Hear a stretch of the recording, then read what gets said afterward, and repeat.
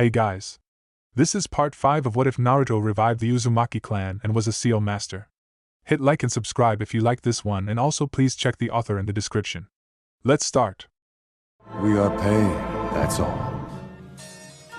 We are God.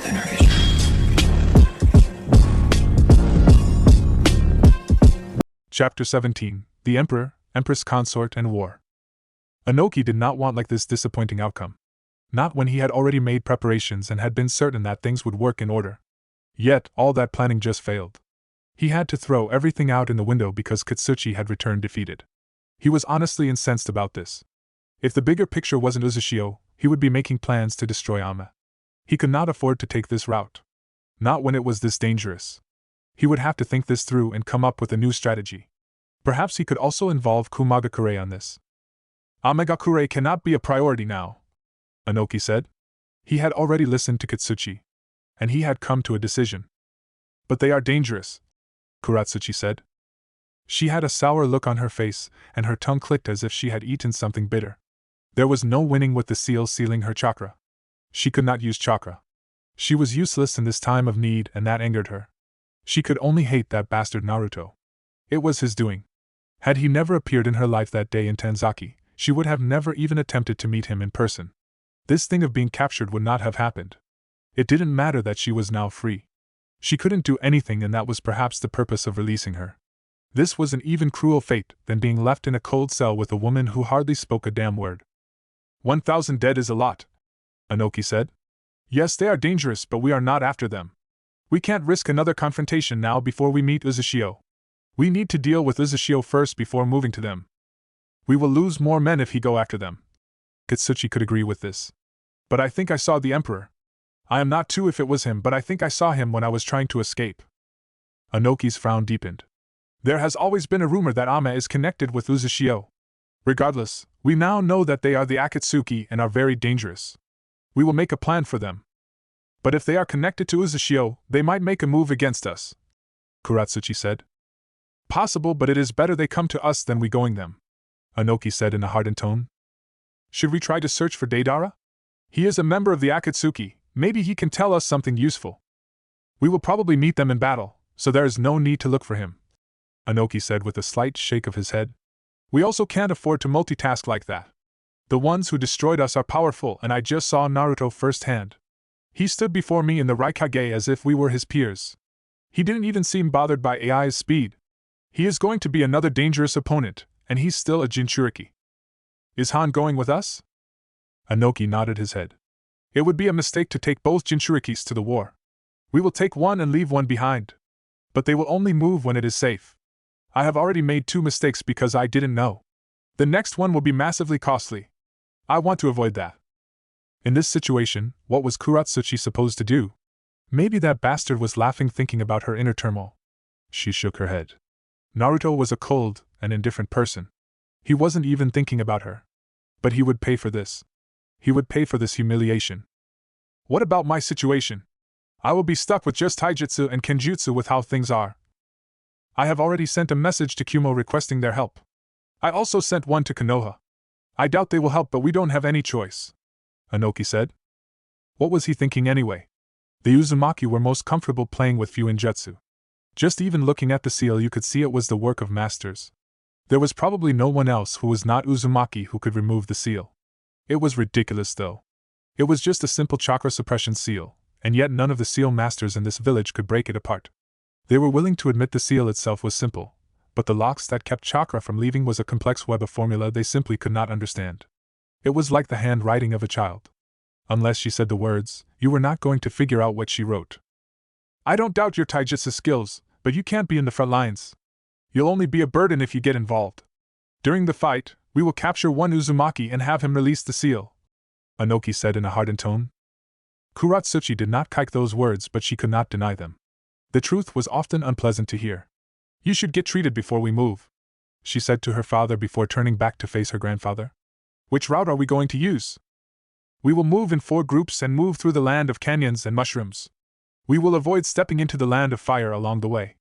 We will camp in the land of hot water and group with Kumo forces before deciding how we move into the wave. Then we will be forced to enter the land of fire. Konoha will not take kindly to a war happening in their own backyard. Although they may not enter to help Uzhio, they may do so because we are matching in their country. Anoki nodded. In the last war, Tsunagake remained neutral, but Kazekage would stand at the borders and threaten all those who tried to enter his country. I hope Konoha does not follow the same path. But they might, out of self-preservation. They cannot remain still while we are moving in their country and so close to them. No reasonable person would just sit still while people were fighting in the back of their house. Even if Konoha might not enter, they will likely march out just to be on the safe side, a warning to everyone fighting that they are not to think about going to another direction. With long histories between the nations, a confrontation was likely if the camps got close enough. And then Konoha would be fighting them. Kumo included. It certainly would not be fighting Uzhio. They were the aggressors. We will have to talk to the Godaima the moment she does something, Anoki said in a stern tone. But our men must be reminded that they ought not to provoke Konoha. Indeed, the last war ended because of the Yondaime Hokage, but it does not mean we can win this time. We don't even have a reason to fight them. Kuratsuchi agreed to this. Yet, she remained useless. Had she been 100%, she would have been leading the charge. She would have been happy to fight in the front lines. But now she had nothing. She could not do much. Should we send a few skilled people to try to infiltrate Uzhio? At this stage, they will surely be stretched thinking about war. Anoki nodded. That could work in our favor, he said. Remind everyone that they must absolutely avoid those two Akatsuki members. Everyone will just be slaughtered if they encounter them. Tsunagake. It was finally happening. The war was really happening. Gaara had entertained the idea that with things moving slowly, perhaps it might not happen after all. It had been naive thinking from him. Of course, they were going to fight.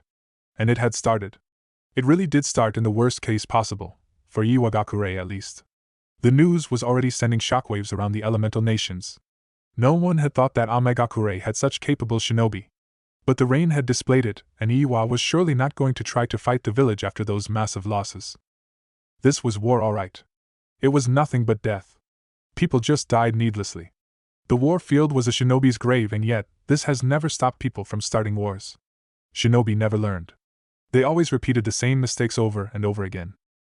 But at least Gaara now knew why Naruto was confident he could win against both Kumo and Iwa. If two people working with him could cause that much damage within a couple of moments, what more could he, the Emperor, do?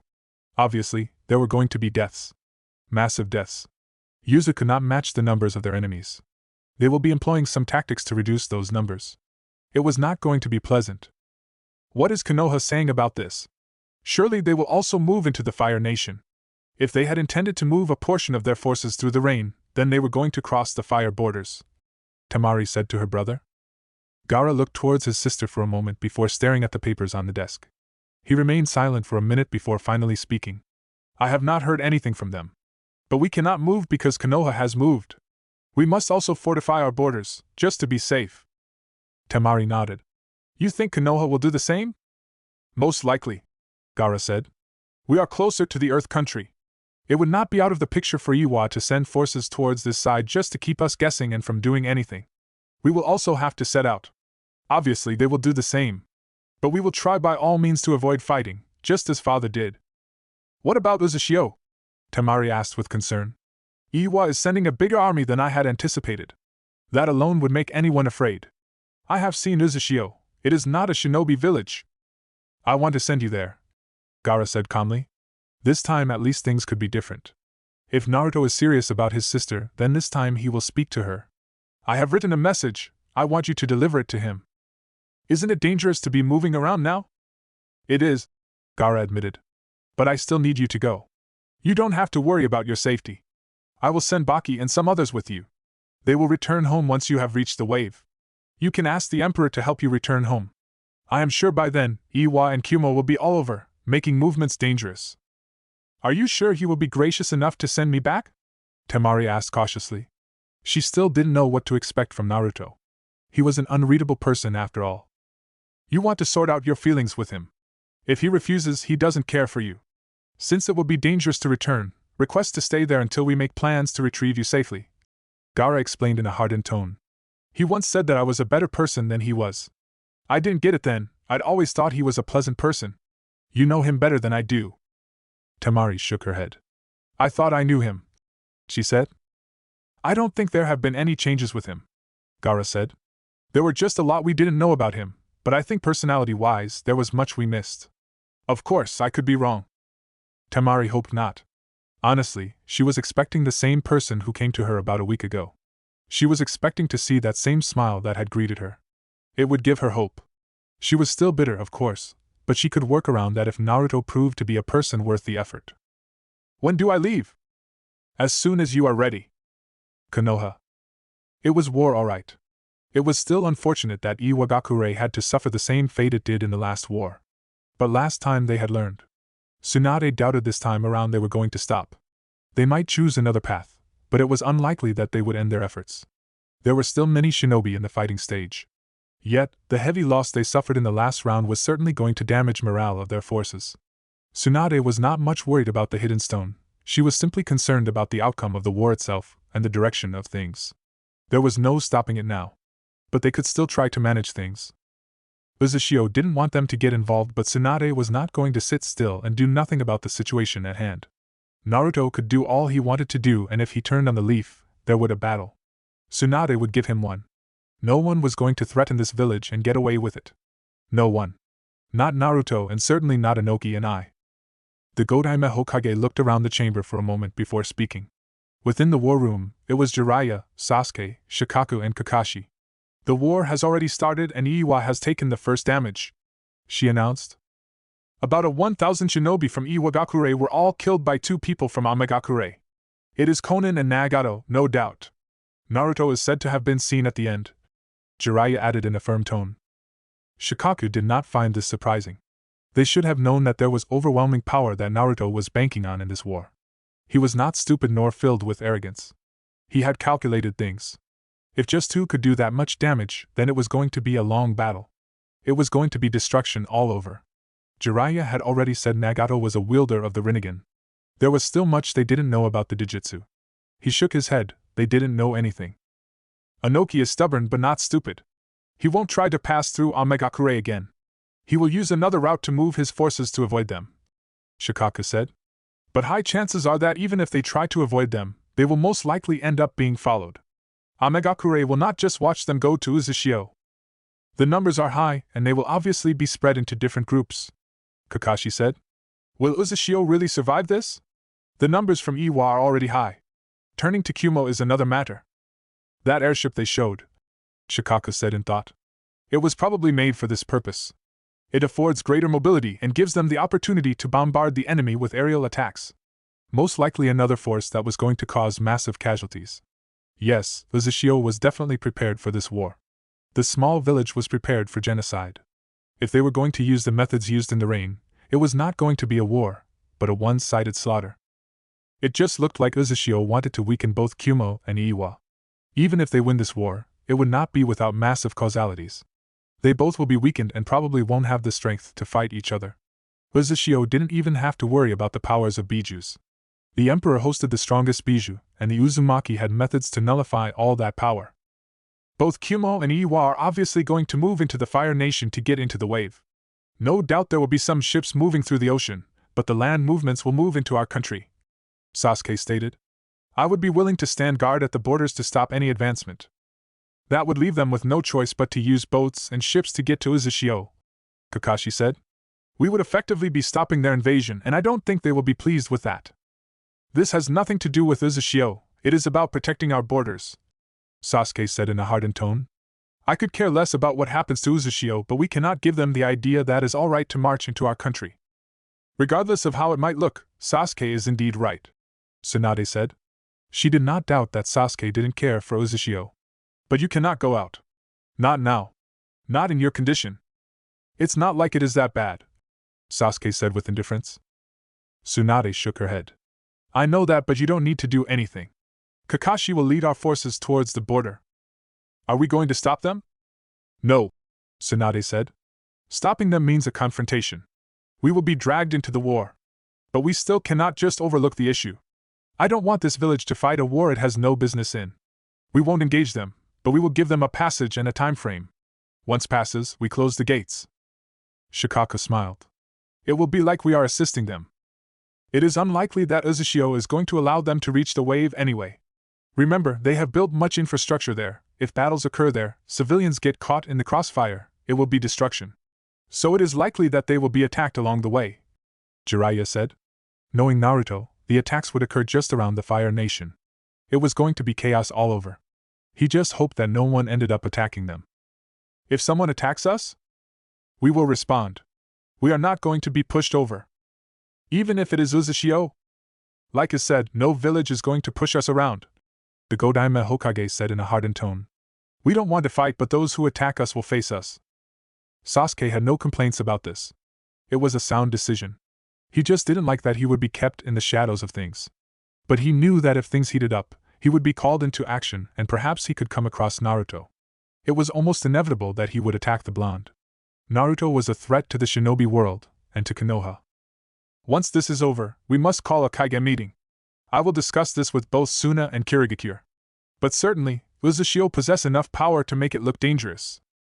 That is under the assumption that they survive this war, Shikaka said. Tsunade smiled. Whether Naruto wants to or not, but we are not going to allow Uzhio to destroy it again. We let it happen before, we won't let it happen again. Although we will do nothing now, we will be keeping a close eye on things. The moment it becomes dangerous, we will step in.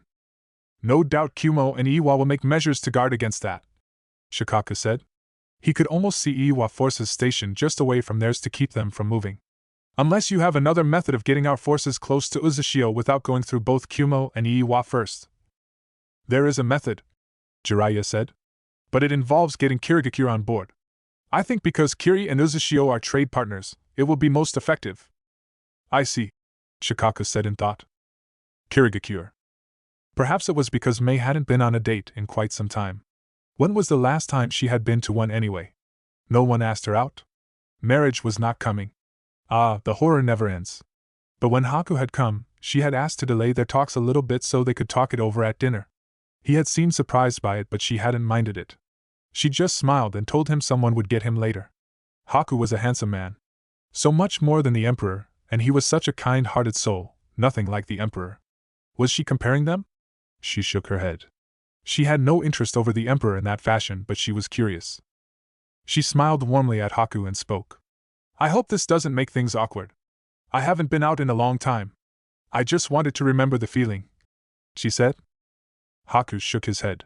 Had he ever been out with a woman? Never. Not when he was with Zabuza, not when he was in Yuzu. Naruto has been pushing him to make a personal life. He has just never found the time. No, that was not it. He has just never been interested in forming those kinds of relationships. It is fine, he said calmly. But I am certain Naruto won't be pleased about it, he added smiling. The Emperor had expressed interest in the Mizukage. It was a surprise that he hadn't hit on her already. Mei raised an eyebrow at this. What makes you say that? Well, the first time we came here, he asked personal questions and seemed rather interested in you. Though knowing him, it could be just for the canal pleasure. Is he a pervert? Haku laughed before shaking his head. No, he said. He is just particular about what he likes and rarely does he not act on his likes. Interesting, Mei said in thought. So tell me about him? What kind of person is he? I know he is cold and rational, but that can't be all that is to him. One hardly knows what is in his mind. I don't think anyone knows what he is thinking, Haku said with a shake of his head. Cold, yes, he can be most of the time. But it's not that he can't speak honestly and share warm moments. He has those moments, just not a lot of them. He seems cold because he ignores feelings and rationalizes. I think I am there to make him see those emotions he ignores. So, he is not completely a cold-hearted emperor, Mei said. And what about you? How did you get to serve him when you are so kind? You don't refer him as the emperor but just his name, which suggests you are close to him. In a way, yes, Haku said with a nod. I speak for him, I represent him. He said to me, what you say is what I say. Anyone disrespects you, they disrespect me. As how I got to work for him, well, he chose me for my kindness. And if I flirt with you, am I flirting with the emperor? I don't think that applies, Haku said calmly. He put on a smile though. Shall we talk business?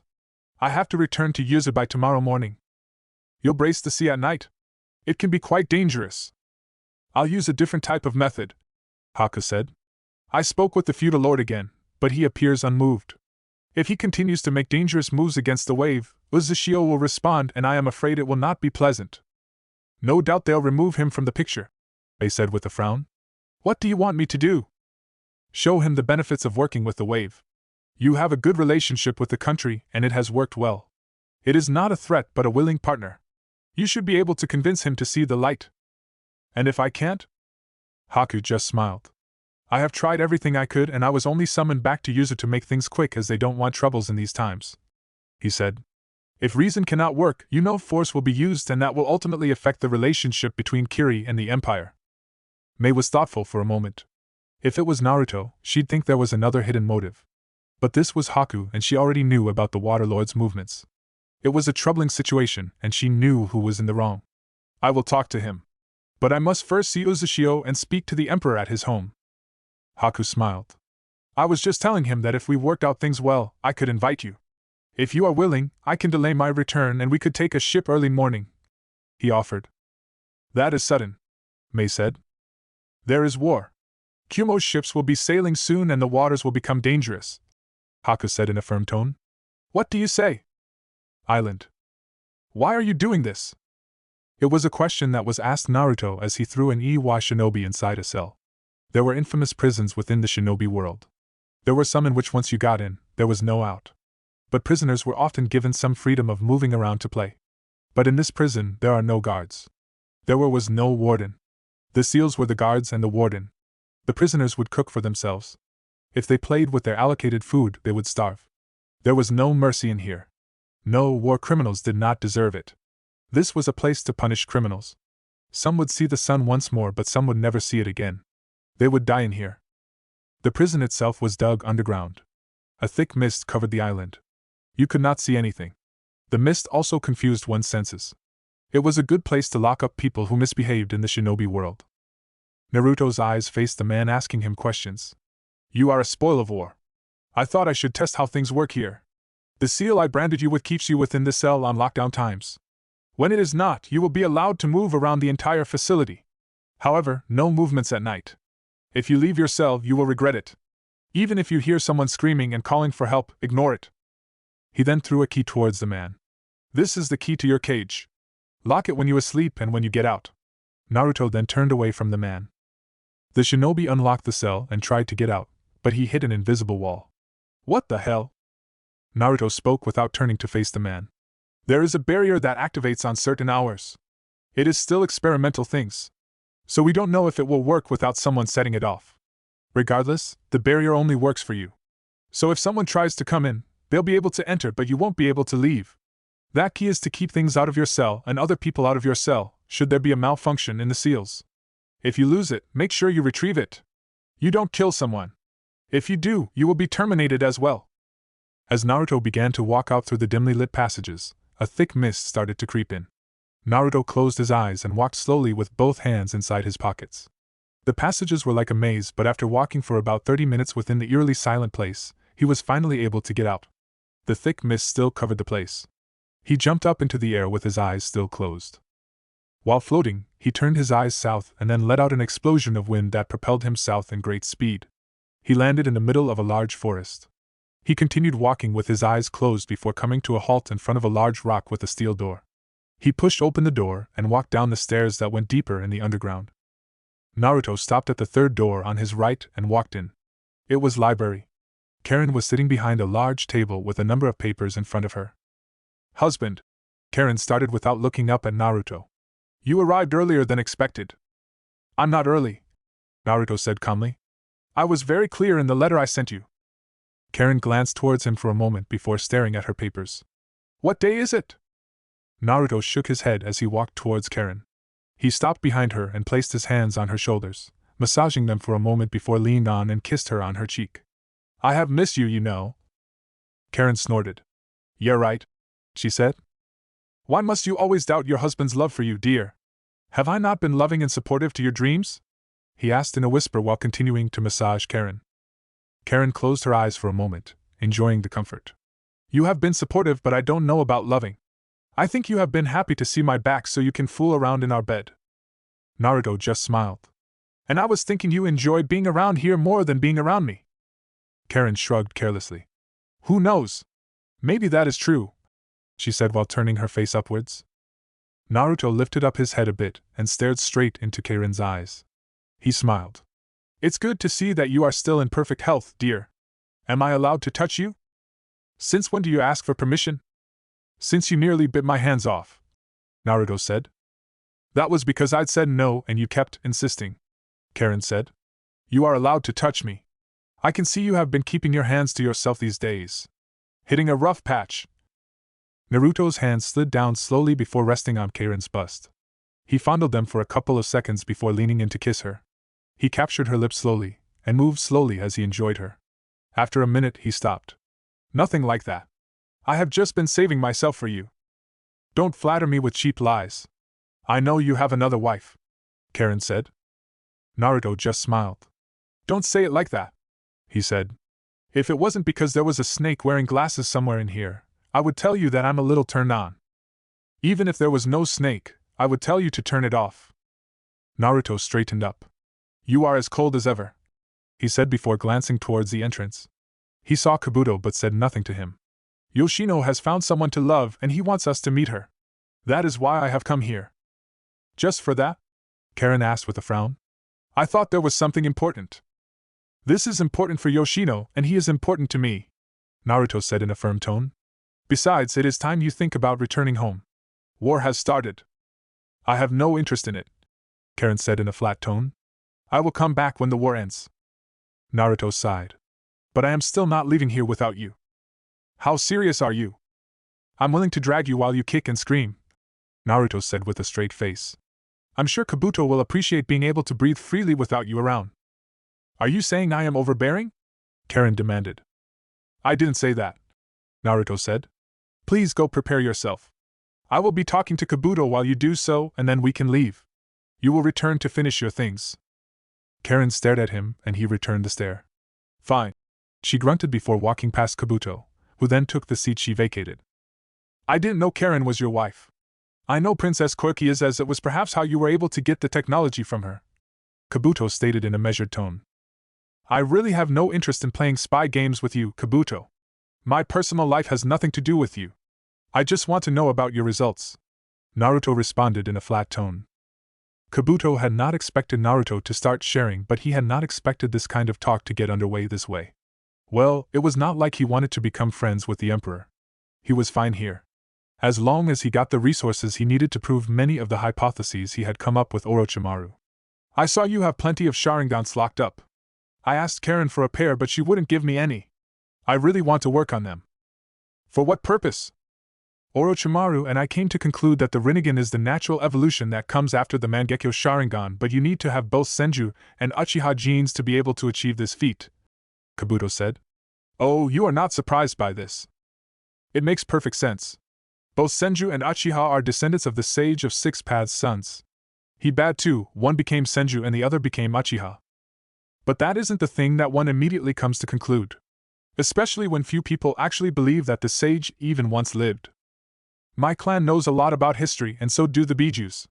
Who first came up with the art of sealing? It was the sage. We are also relatives of the Senju.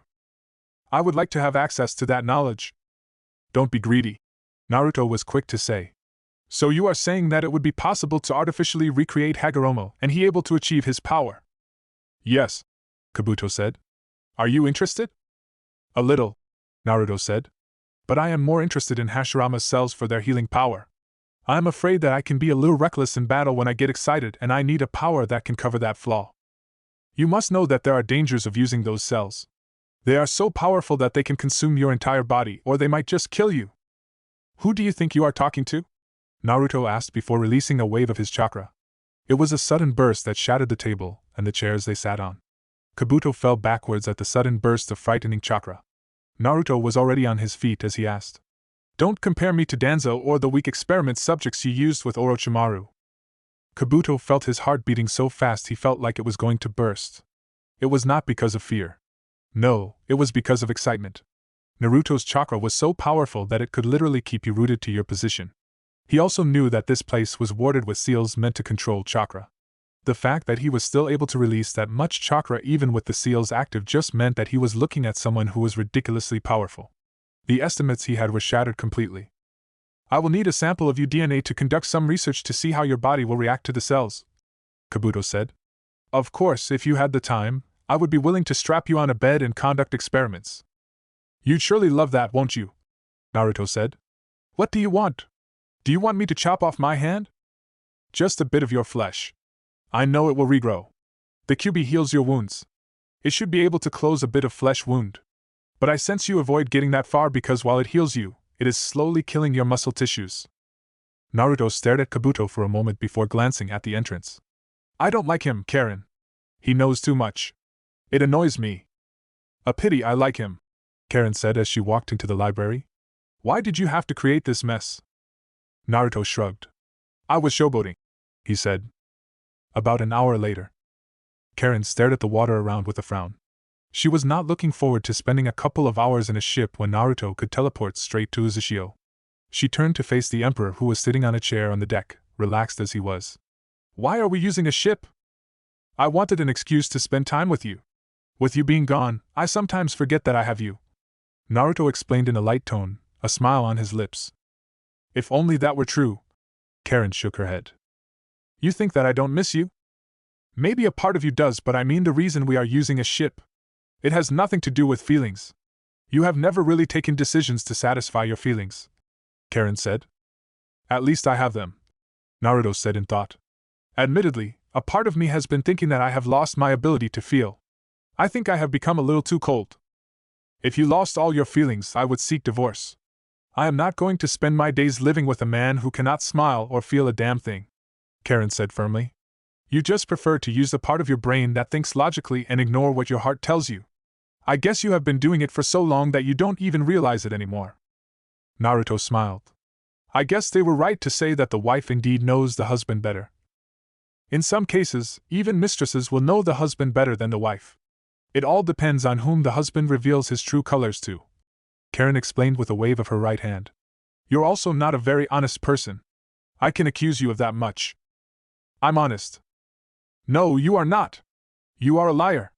You may not necessarily go on telling people lies, but it is what you don't say that makes you a liar. You hide things and say something else. You let people believe things that are not true and allow people to have perceptions of you that are based on false conclusions, Karen said with a stare. I pity Tamari. You said you didn't know anything about her. Naoki keeps me informed, Karen said. Then, why are you questioning yourself? Naruto Uzumaki has always been confident and never doubted himself. That has not changed, Naruto said with a shake of his head. At some point in your life, you just look at your heart and see where you stand. I have done many things in my life, but now I am getting into a crucial stage.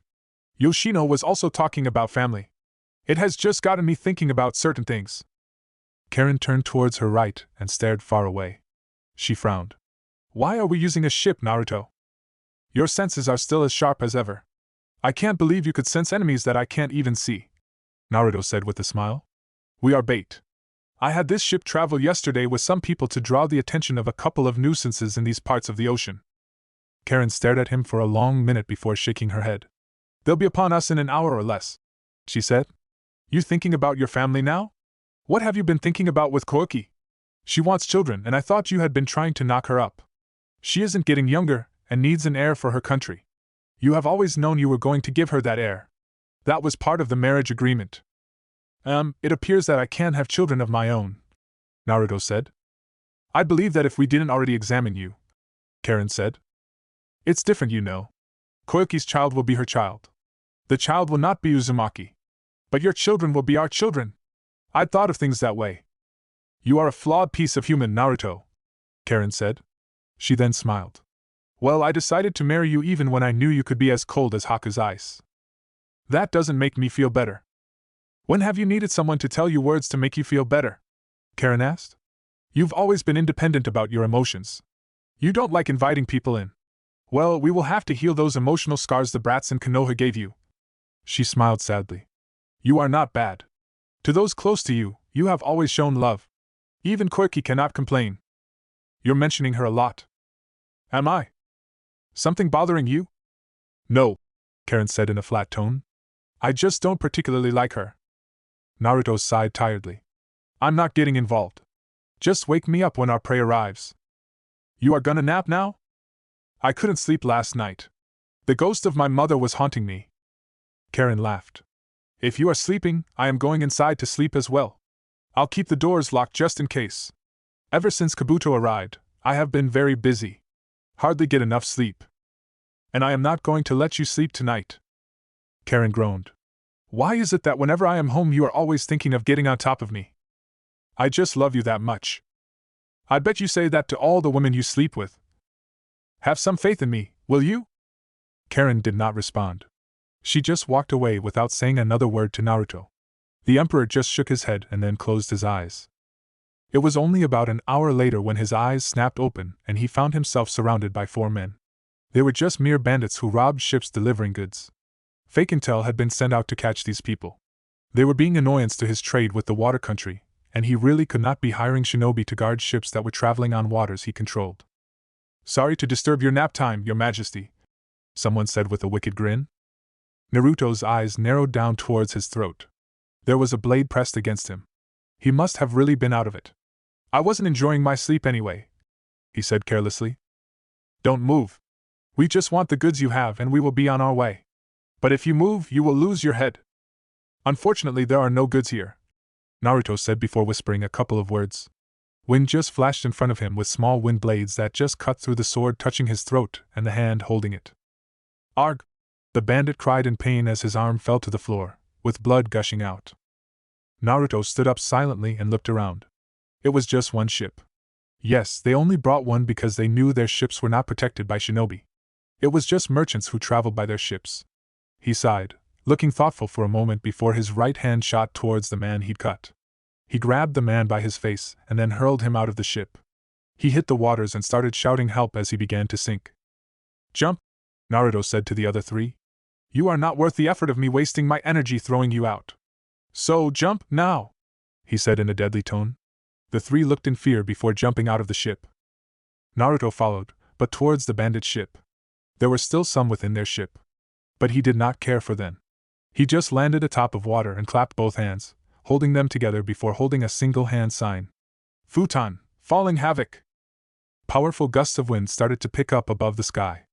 Naruto jumped into his ship as the water started to become violent, hitting the ships. A tornado formed just above the bandit ship.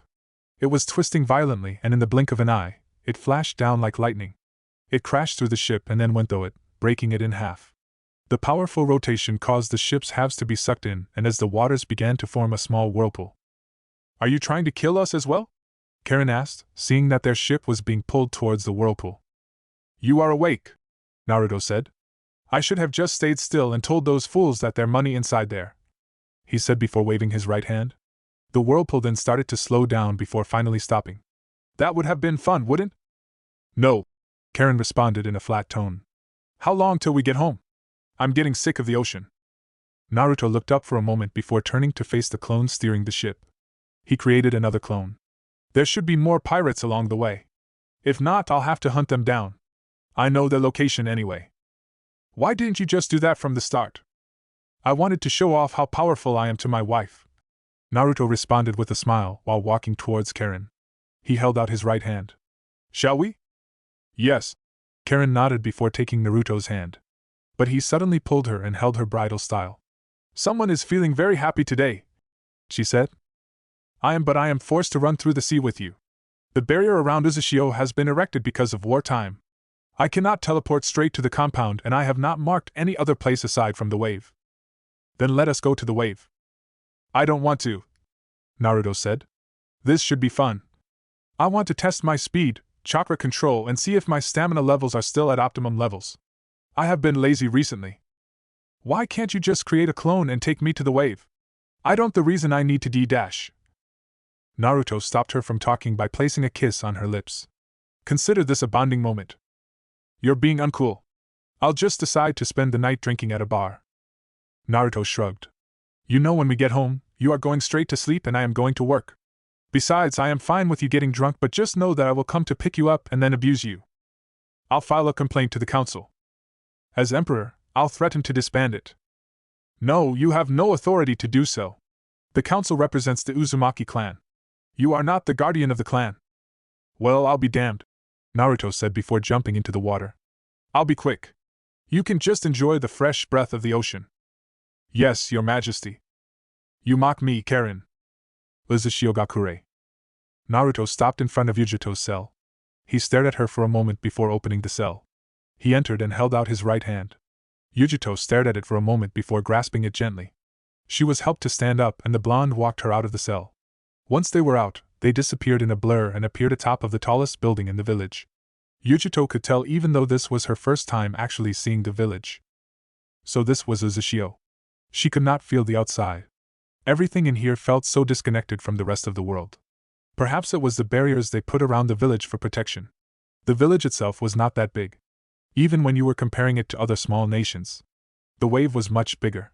Perhaps the Uzumaki didn't want to mix with other people and preferred to stay secluded like this.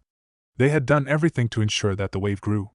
It may not be a shinobi country, but the wave had a lot of people. It was becoming powerful, and its gold was not shinobi but its trade and economy. Any village allied to it would certainly have big benefits. Yujito closed her eyes and breathed in the fresh air of the outside. God, she had missed the sun. She had missed the light. She missed everything about being outside. Being a prisoner was not fun. But who could she blame for this? She was a kunoichi who failed her mission and this was the result. When will it end though? Things were certainly heating outside. She was not going to see anything. She was not going to protect Kumagakure.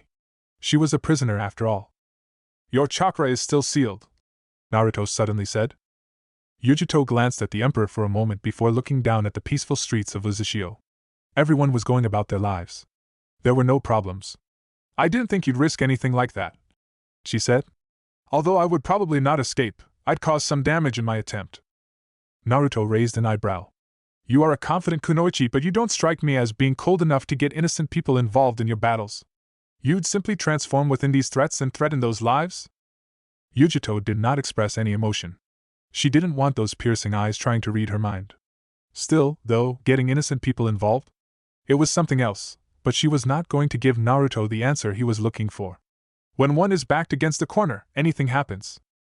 True, but there should be limits, Naruto said. You simply cannot act in the same manner as to the woman I released. She is a cold-hearted woman who not hesitate to kill innocent people for her freedom. I don't find that hard to believe, Yujito said. There was something seriously wrong with Kuratsuchi. Her hatred for Naruto was also something unhealthy. Why am I out here? Naruto settled down and motioned for Yujito to do the same. I just thought of giving you some time to get a breather. That aside, I have a proposal for you. You'll probably reject it, but I am still going to propose it. Yujito frowned.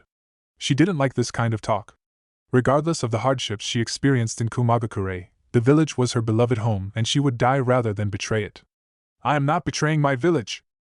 Naruto smiled. Shinobi and their loyalty towards their villages, he said, shaking his head.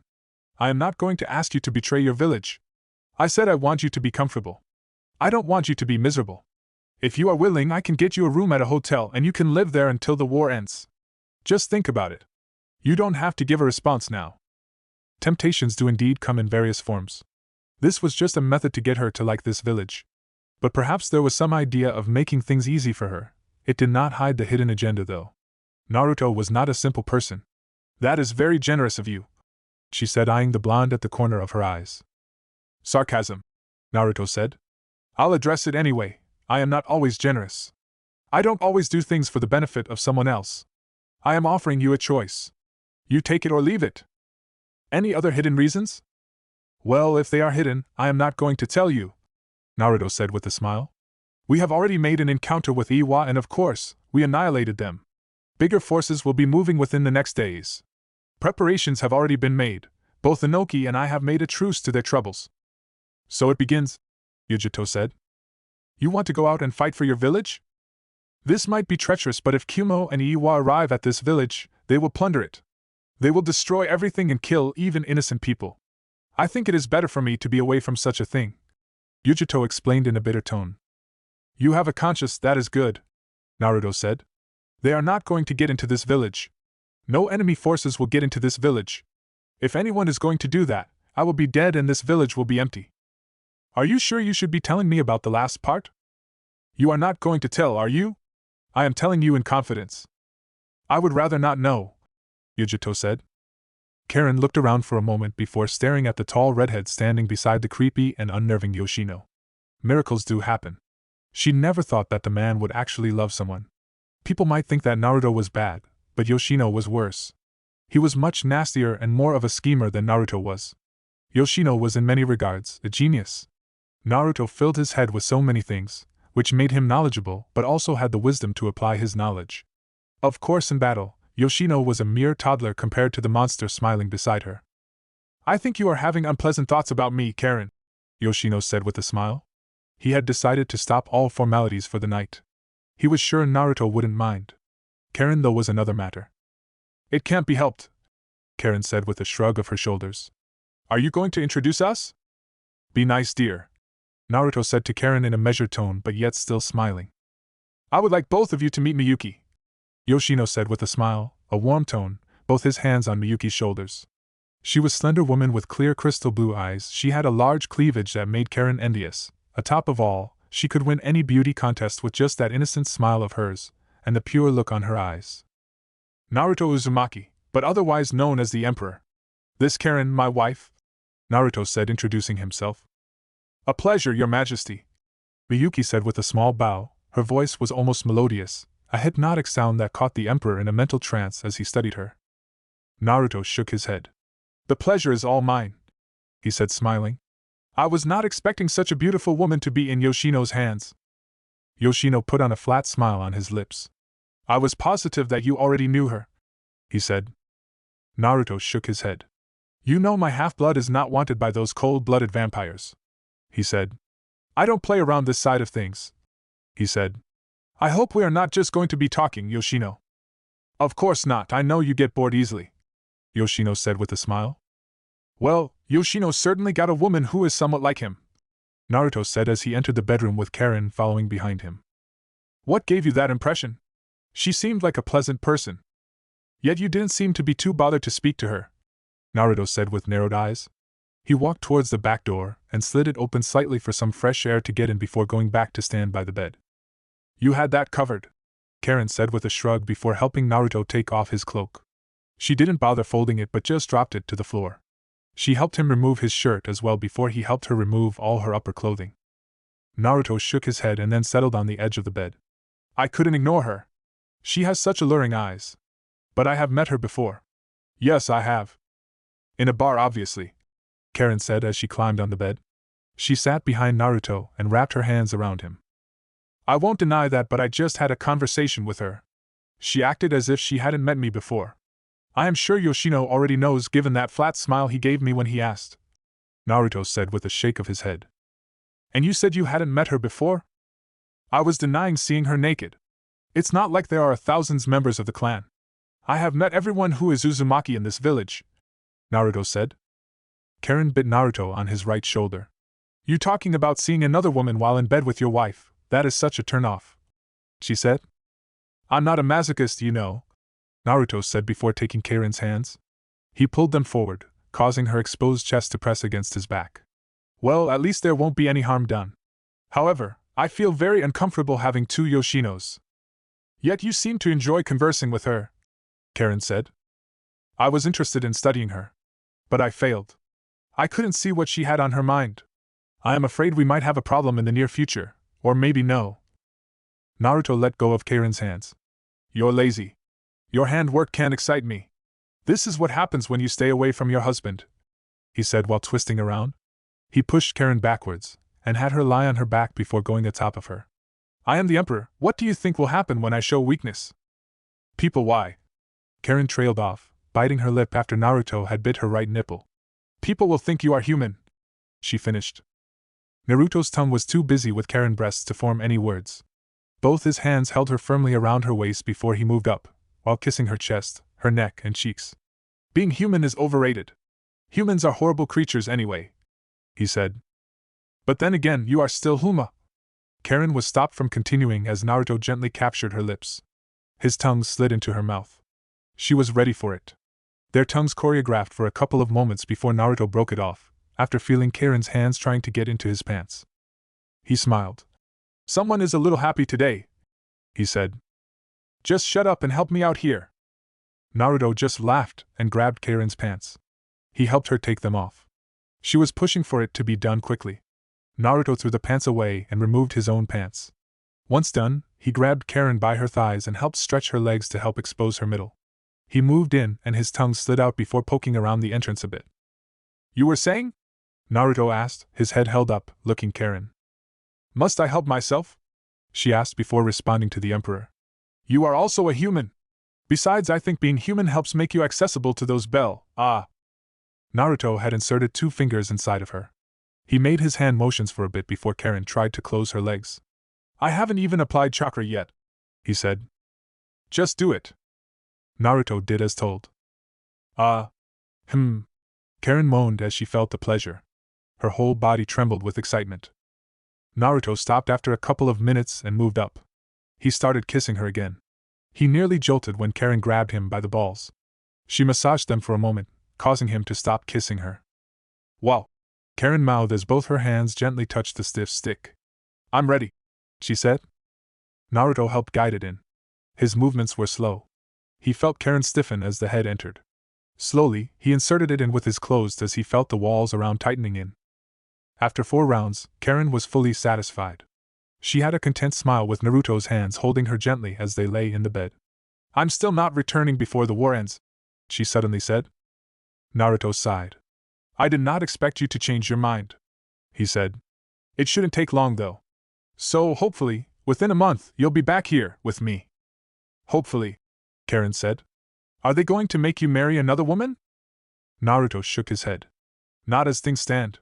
We'll see once things settle down. But I doubt it. It's not my duty to increase the numbers anyway, and you don't want a lot of children. I'm the one who has to carry them for 9 months. If you can carry one for me, then we can talk. I got married to a difficult woman, Naruto said. Are we going to take a shower? Let us. I can't sleep like this, Karen said. But let us stay like this for a little while longer. Don't fall asleep then. The following day, Naruto was sitting on the sofa inside his office while reading a scroll. There were a couple of them lined up on the small table in front of him. Karen was sitting behind his desk, looking through papers with a focused look on her face.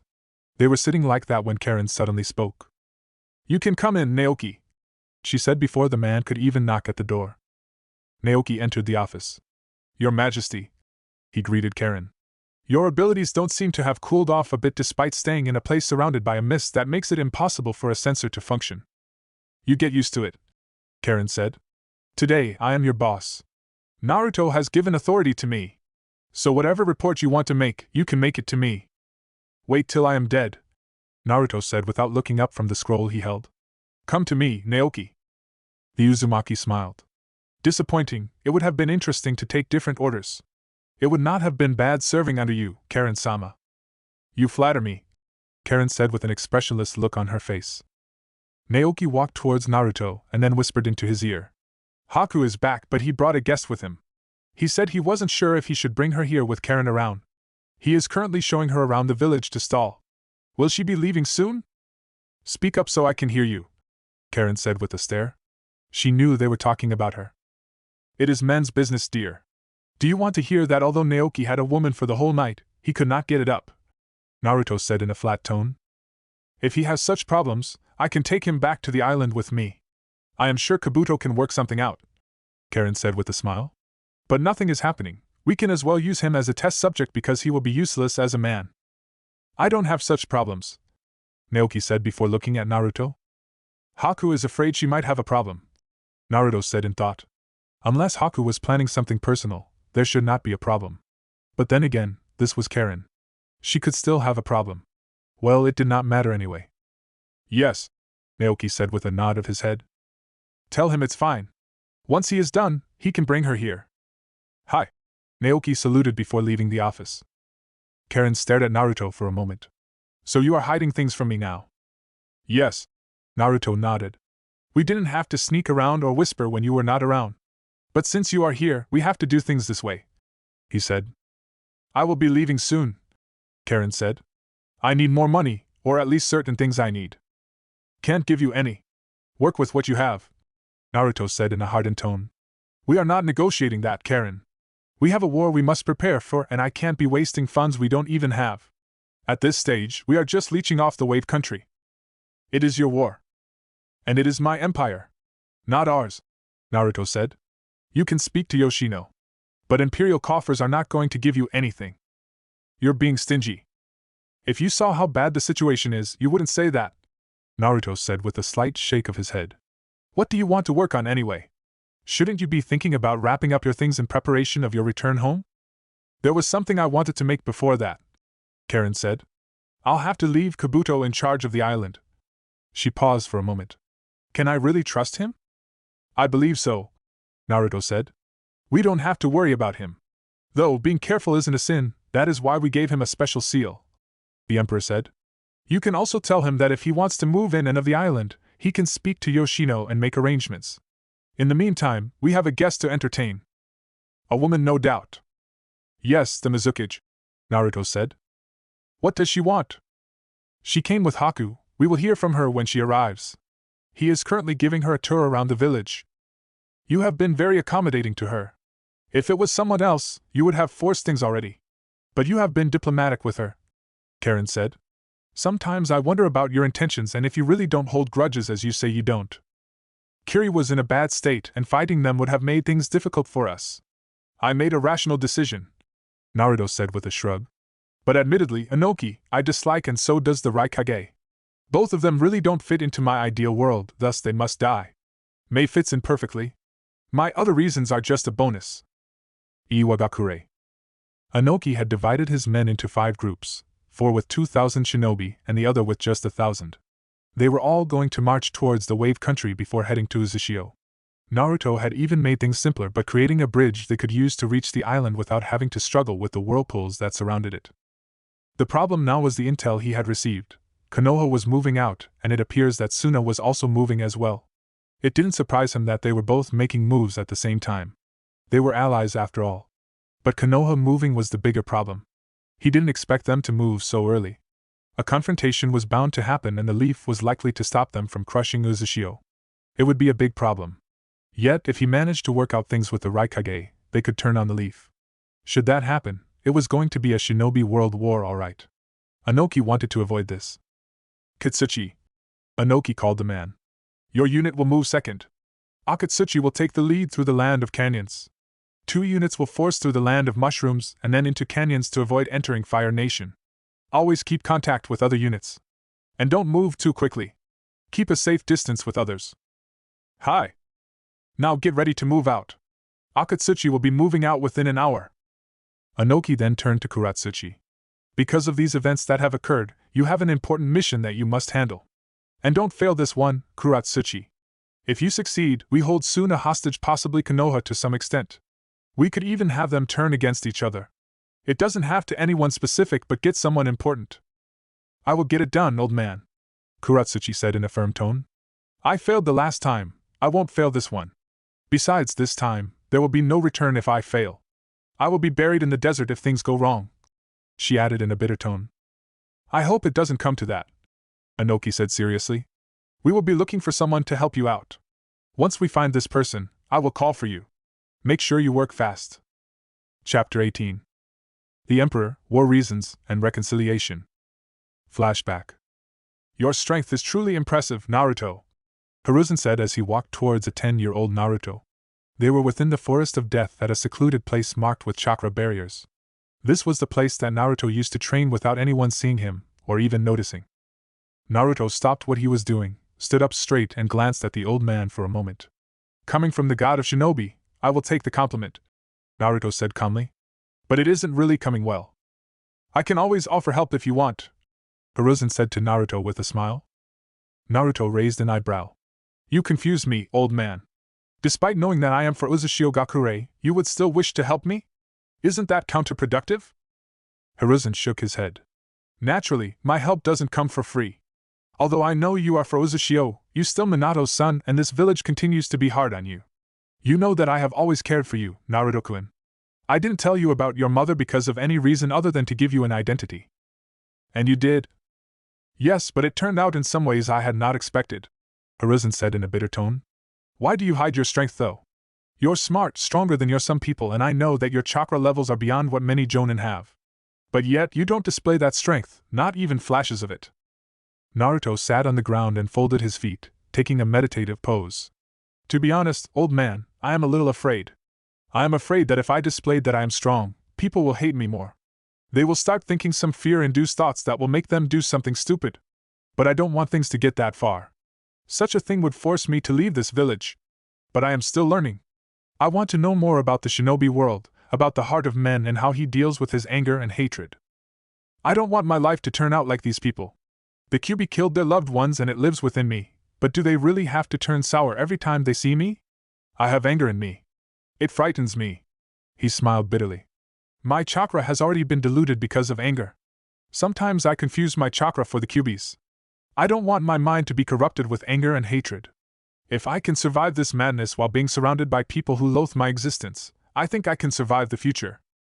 What kind of future are you bracing yourself for, Naruto? A future that compels me to be calm for the greater good despite raging emotions that want me to destroy everything that stands before me. Naruto said. When those kids sent me to the forest of death to be killed, I was angry when I realized that it was their very intention to get me killed. The abuse at the orphanage and the voice of the Kyuubi whispering darkly, hate them repeatedly nearly made me plot something sinister. But I stopped myself. The world rejects me. Do I also reject it? Do I become what it calls me? The Sandaime Hokage just smiled. There are many ways to look at things, Naruto-kun. You must always be open to look at things in all angles if you are going to try to understand how people work. How you think is not the same as how I think. The outcome of the thinking towards you is the same, hatred, but reasons are not similar. You will find that many people know that you're not the Kyuubi but just a child, but because they are not willing to let go of that hatred, they refuse the truth. I am not going to push you into anything, but know this, the moment they let go of their hatred, they will stop rejecting your existence.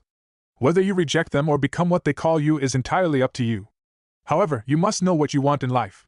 Do you think what they are doing is wrong? Are you just going to become like them? Because of them, I learned to throw away my hatred. I don't want to end up becoming like these people, Naruto said with a slight shake of his head. You are the god of shinobi, what do you say to a sparring session? With you? I think you are a little too young and I am too old, Hiruzen said. Naruto smiled. Old man, one thing I have realized despite everything, it has been that you care for me. You know me and the Uzumaki, I have no problem in revealing how far my training has taken me through the secrets of the Kage Bunshin. I will show this to you, but I am likely to keep my portions of my memory of the skills I have gained so far sealed away until the day I leave Konoha. Did you just say secrets of the Kage Bunshin? Hiruzen asked with a stare. Who taught you that jutsu? Nobody, Naruto said with a wave of his right hand. I'm not a genius like some people, but I am not just thinking about seals when I sit motionlessly. I also think that the hand signs I saw, I think about what makes a jutsu, I think about the chakra concentration in my system when I release a jutsu. This helps me see things clearly. Time I have, chakra I have, so learning all basic elements will not be impossible for me, as it was not for you. And when Mei entered Naruto's office, her eyes went straight towards the redhead sitting behind the desk. The desk faced the entrance. It was the first thing you saw once stepping inside. She turned her eyes towards the right. The emperor was sitting on a sofa, reading something. He didn't seem bothered to even glance towards them. But she knew he was aware of their presence. Mizukage-sama, Haku said, drawing Mei's attention away from her thoughts. This is Karen Uzumaki, Naruto's wife. Mei was surprised. She didn't hide it. This was the first time she was hearing something like that. She has had multiple conversations about Naruto and Uzhio Gakure, but it had never been mentioned that Naruto was actually married. So, he was a husband. It was indeed a surprise. She walked towards the redhead woman and held out her right hand. Mei Terumi. She didn't want anyone to introduce her. A pleasure to meet you, she said with a warm smile. Karen's smile was not so warm, but it was not cold either. The pleasure is mine, Mei-san. Finally I get to meet the woman who has my husband showing consideration for what other people think to the consequences of merciless actions. Mei raised both her brows in surprise. She turned towards Naruto. He still had yet to move. I don't understand, she said. There are reasons why Kirigakure should be Uzushio's enemy, reasons even I can understand. But one thing is certain, and with the inclusion of Haku, that man is impressed about your efforts in Kirigakure. And although he will never admit it, he does not want to destroy what you have worked hard to achieve. Considering that he can be careless and indifferent, I think that is something, she said calmly. That is the first time I hear something like that, Mei said calmly. It is very considerate of him. Karen wondered about that. It could have been done purposefully. Besides, she had her intentions for saying those words. She stood up and walked towards Naruto. I'm going to talk to Yoshino about the money you refused to give me. I'll go do other things thereafter. When I return, we will talk about me leaving, she said, taking the scroll on Naruto's hand. You are not going to join us? Mei asked. Diplomatic talks are not my cup of tea, Karen said with a shake of her head. She then decided to step out of the office through the back door. Mei walked towards the sofas and sat on the one beside where Haku sat. She stared at the Emperor for a moment before speaking. I didn't take you for the kind of person who'd actually settle down and marry. Naruto smiled before turning to face Haku. What things have you been telling her that gave her an unfavorable image of me? I have only said pleasant things about you, Haku said. I just formed my thoughts based on our interactions and your appearance, Mei said. This is a quiet, lovely home you have here. The village itself is very peaceful. It is pity that its emperor is not so peaceful. That wounds me, Naruto said. What are you seeing when looking at me now, Mei? Do you see a man who is full of violence and bad intentions for everyone? Mei shook her head. You look calm and quiet right here. This Naruto is seen now is different from what you have presented whenever you came to Kirigakure. There is always time for everything. I have my moments. Right now, I am at home, enjoying the peace while it lasts, for very soon, I will be gracing the battlefield, Naruto said. He hid his excitement very well. Then again, he was used to hiding things from people. The war had already started. It was really a surprise to see that this village didn't seem like it was preparing for war. Although battles occurred outside the villages, the atmosphere did tell from within. But here, everything looked normal. It was even strange since there was a chance of an invasion. Kumo and Iwa wanted one thing only, and that was the destruction of the Uzumaki clan. These people should be worried, but they didn't show any concerns. You don't look worried. This village doesn't look worried. It is hard to tell if you are really going to war with forces even Kirigakure could not face alone, Mei stated in a serious tone. Not worried? Naruto smiled. It was not a happy smile. When I first came here, these people were living in hiding. They didn't want the outside world to know of their survival. Every day they slept fearing the worst. They were surrounded by powerful enemies who could destroy them, and there was no one to help them. I told them there was a way to get rid of the fear. There was a way to come out of hiding and still be protected. I just wanted to see the Uzumaki rise again. But they would not listen. They were too afraid. And so I warned them. Someone was eventually going to find them, and when that happens, they would be crushed in their fear. The only way to avoid the disaster was to become strong. The elders refused to listen to a child, but the shinobi led by Yoshino listened. They came to me. Their biggest concern was being invaded while they were not ready. There was no question, the moment the enemy heard of their survival, they were going to attack to finish what they started. I told Yoshino and his men my background, about how every day I was surrounded by people who wanted to murder me but could not because of fear. I knew how to survive. I told Yoshino and his men that even though they faced monsters, they could still survive. I was small, fragile, but people hated me so much that they secluded me and murdered me with their eyes. But no one could lift a finger against me. Yoshino listened and was convinced of my words. Of course I was still weak. But I made the vow to become the strongest. I already held the strongest bijou within me anyway. It took some time, but Yoshino convinced the older generation. And we worked on their fears. Their worries. We worked on it so hard and practiced methods of complete survival even if the village is invaded. What you see now is the result of our hard work to make our people feel safe again. Mei fell silent. She could feel sorry for the Uzumaki. To live in fear in your own village, it must have been a horrible experience. Worse, there was nothing they had done to deserve being targeted. Was it really certain that you would be attacked again? When I went to Iwagakure, Inoki said if we were a threat, he would destroy us. What is his definition of a threat? You'd have to go back to the reason we were attacked in the first place.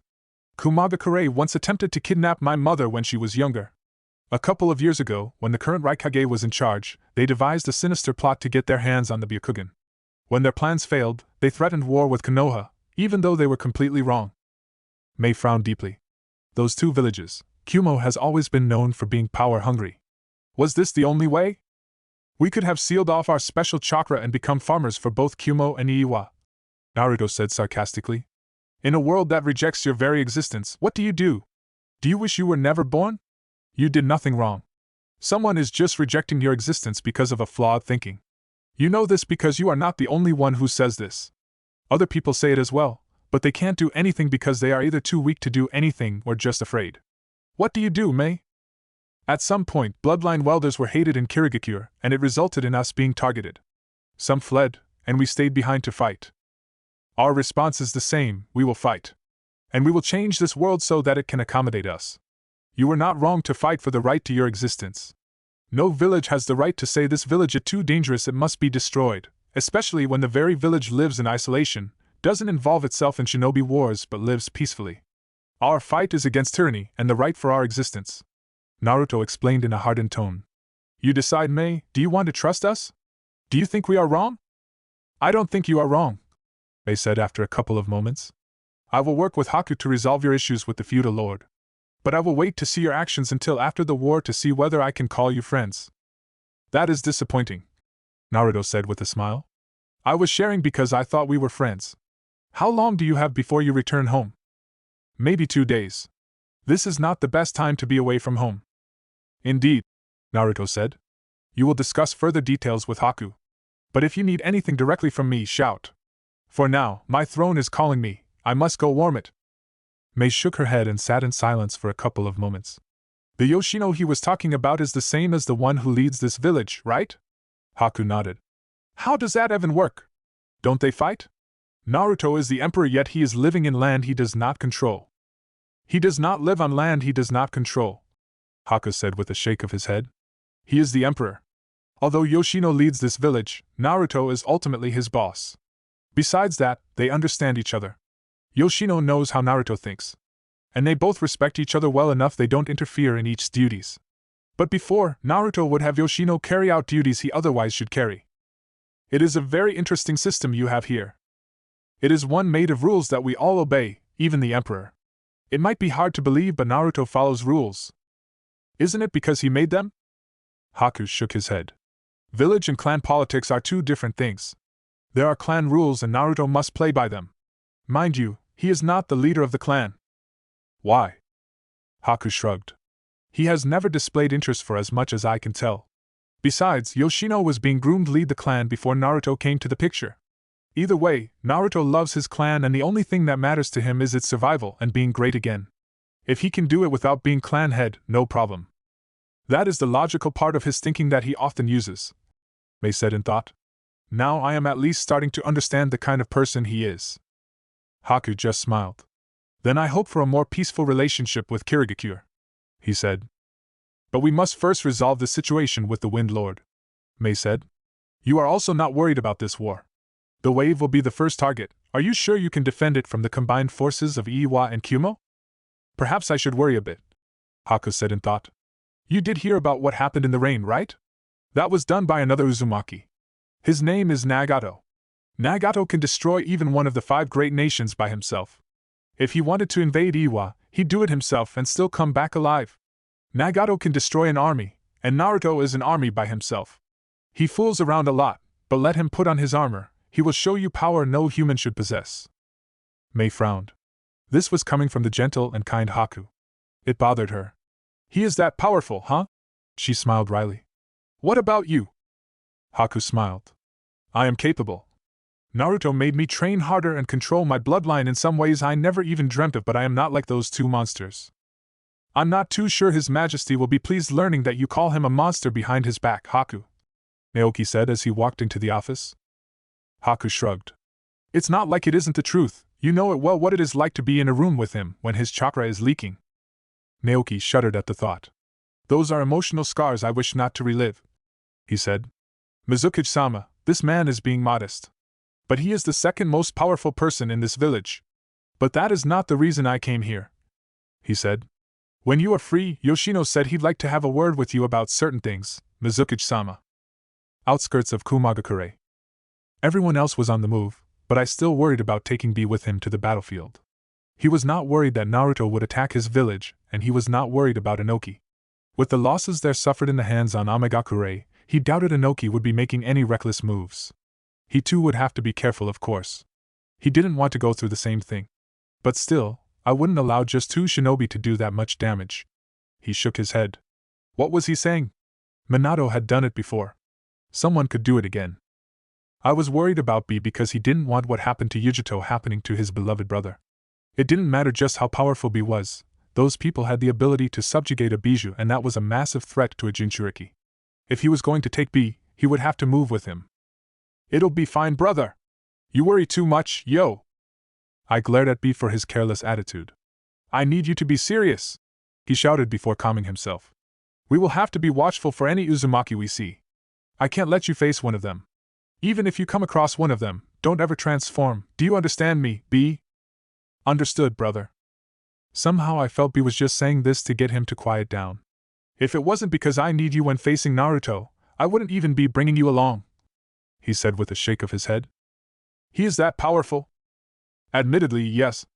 I'm not sure I alone will be enough, I said. B was surprised that his brother would openly admit that. His brother almost never made such an admission. This Naruto was seriously strong. He turned towards C and gave a questioning look. Well, consider this. He played with both Ai-sama and the Tsuchikage without actually being serious. Not even a little. His chakra pool is humanly impossible. I got sickened just by trying to measure it, because it is also very sinister. I swear you think you are experiencing the power of the Kyuubi itself. And he didn't use his Biju's power. I'm sure he doesn't need it given the amount of chakra he has. The blonde didn't even blink when facing up to AI's speed.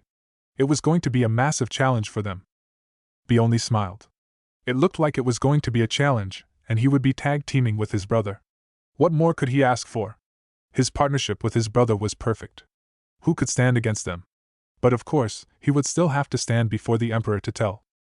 Let us move out, I said. But we must still be considerate of Amegakure. No doubt they will enter the battlefield. If that happens, we will be working with the Tsuchikage's forces to engage them. But we might decide to go after them first if they prove to be a problem. They will be a problem to Iwa's forces, C corrected. I could tell where C was going with his choice of words. This was war, all right. He was thinking about having Iwa's forces weakened in this war while they preserved their strength. It was such a cold move to the people they were heading into war with as partners. But it was still war. Later, Naori appeared beside Naruto, who was resting on the throne, and then leaned over to whisper. Kumagakure has started moving. There are 8,000 of them coming through land, Your Majesty. You also have the 9,000 strong from Iwagakure. The numbers were truly something frightening. Naruto had to sit up straight as everything finally settled down. It was now a reality. They were truly going to face those numbers. This was the war he had so dearly prepared himself to fight. The airship was not to be used for now, it was for later times in case there was an emergency. What he was staring at was a massive tsunami, and history has always been written by the giant force of nature. Would things change this time? Would be able to withstand its mighty strength? Uzhio Gakure depended on him to succeed. If the wave defeated him, it was over for his people. He would have brought them out of the hiding place just so they could be killed. History would judge him. Naruto would never forgive himself if caused something like that happened to his people. How many attacks have we planned so far? Naruto asked. You have a solo one, and another one that is proposed for you and Nagato. We have also planned to lay the traps once we learn of their path, Naori said. You were supposed to attack the first time the moment they cross into the land of water, where Kumo Shinobi will no doubt stop there to wait for Iwa. They will also not easily move into the Fire Nation because Konoha is waiting. But if we attack right, they may surrender before reaching the Fire Nation. Naruto started in a thoughtful tone. Go get Haku for me. I don't want to summon him in case he is busy with something, but we are going to launch a surprise attack. We can be as barbaric as we can be.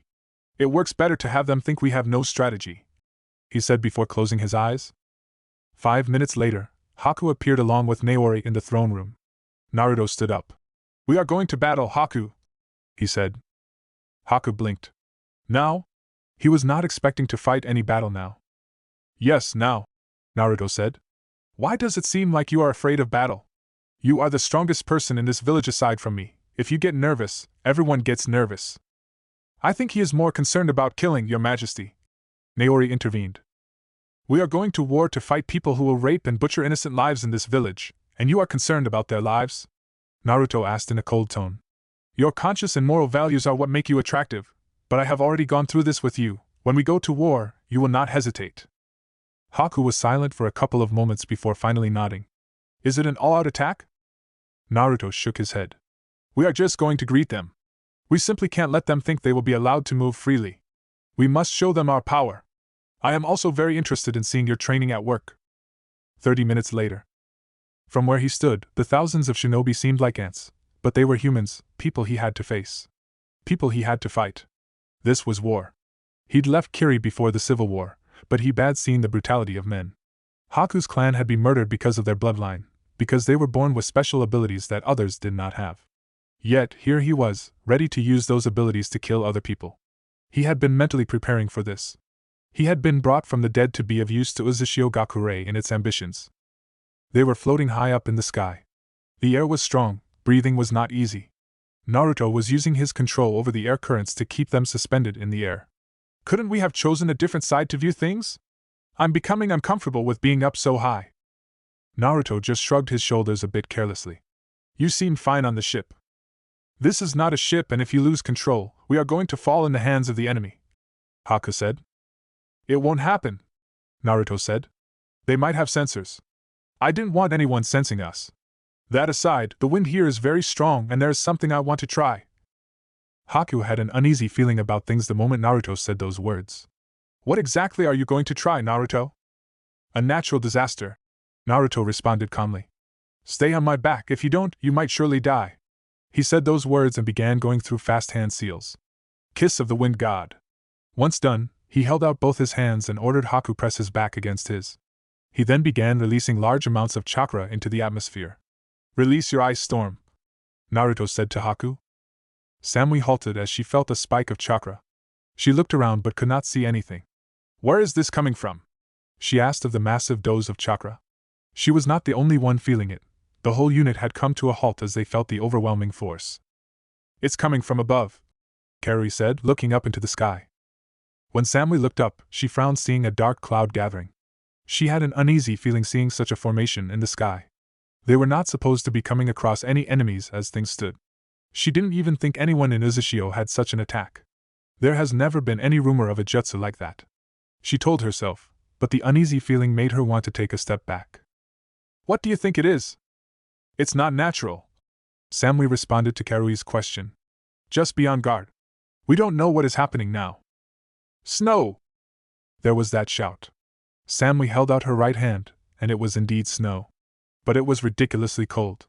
She had been in snowy conditions before. A drop of snow did not produce this much cold. The air became thick as a cold breeze washed over the unit along with drops of snow. It took only a moment for something to warm her heart when the breeze started to rotate. Everyone, get out of here! She gave the order, but only those close to her heard her. The winds were starting to make a blowing sound. Even though she called for people to get out, she remained rooted to her spot, eyes above her, as she watched something form. It was a tornado. It had started slowly, but the moment the winds above started spinning, everything just went out of order. The dark cloud was spinning in speeds her eyes could not track. It was pipeline that started to form from below the surface towards the cloud. It turned everything into chaos when the blowing winds started rotating in furious speeds. The speeds were so powerful and fast that the dust it picked up was moving in such speed that it was able to hit some man and pierce through their flesh. When this started happening, the others began to run away. The tornado finally took its form, violently twisting as it kissed the ground. As it twisted, it did not pull things towards it as a tornado would normally do, it was spitting snow. The ground where it touched was white. Just when they thought they had escaped the danger, the tornado started moving violently. It was violent because it tore through the very ground, lifting up chunks of earth before spitting them out as ice stones in all directions with speeds that made them almost impossible to dodge. Some of the men were unfortunate, as the moving tornado swallowed them. It was hundreds who were swallowed and were spat out as frozen corpses. The tornado finally stopped moving, and the winds began to slow down before finally dispersing. The moment it did, a cloud of snow began to fall from the sky before slamming into the ground like a huge wave. The atmosphere was very cold. They could not stay here and be healthy. Boom! There was a crash of something that fell from the sky. Samui was quick to move. She sensed something familiar. Her men quickly surrounded the area as well. She found Naruto on one knee, inside a large crater with a black-haired person standing behind him. He seemed to have having some difficulty breathing. Samui, Naruto said, recognizing the woman had met when he visited the cloud a couple of years ago. I didn't think that you would be one of the leaders. The movements of the enemy forces were hard to ignore. They were not staying in one position, waiting to be attacked.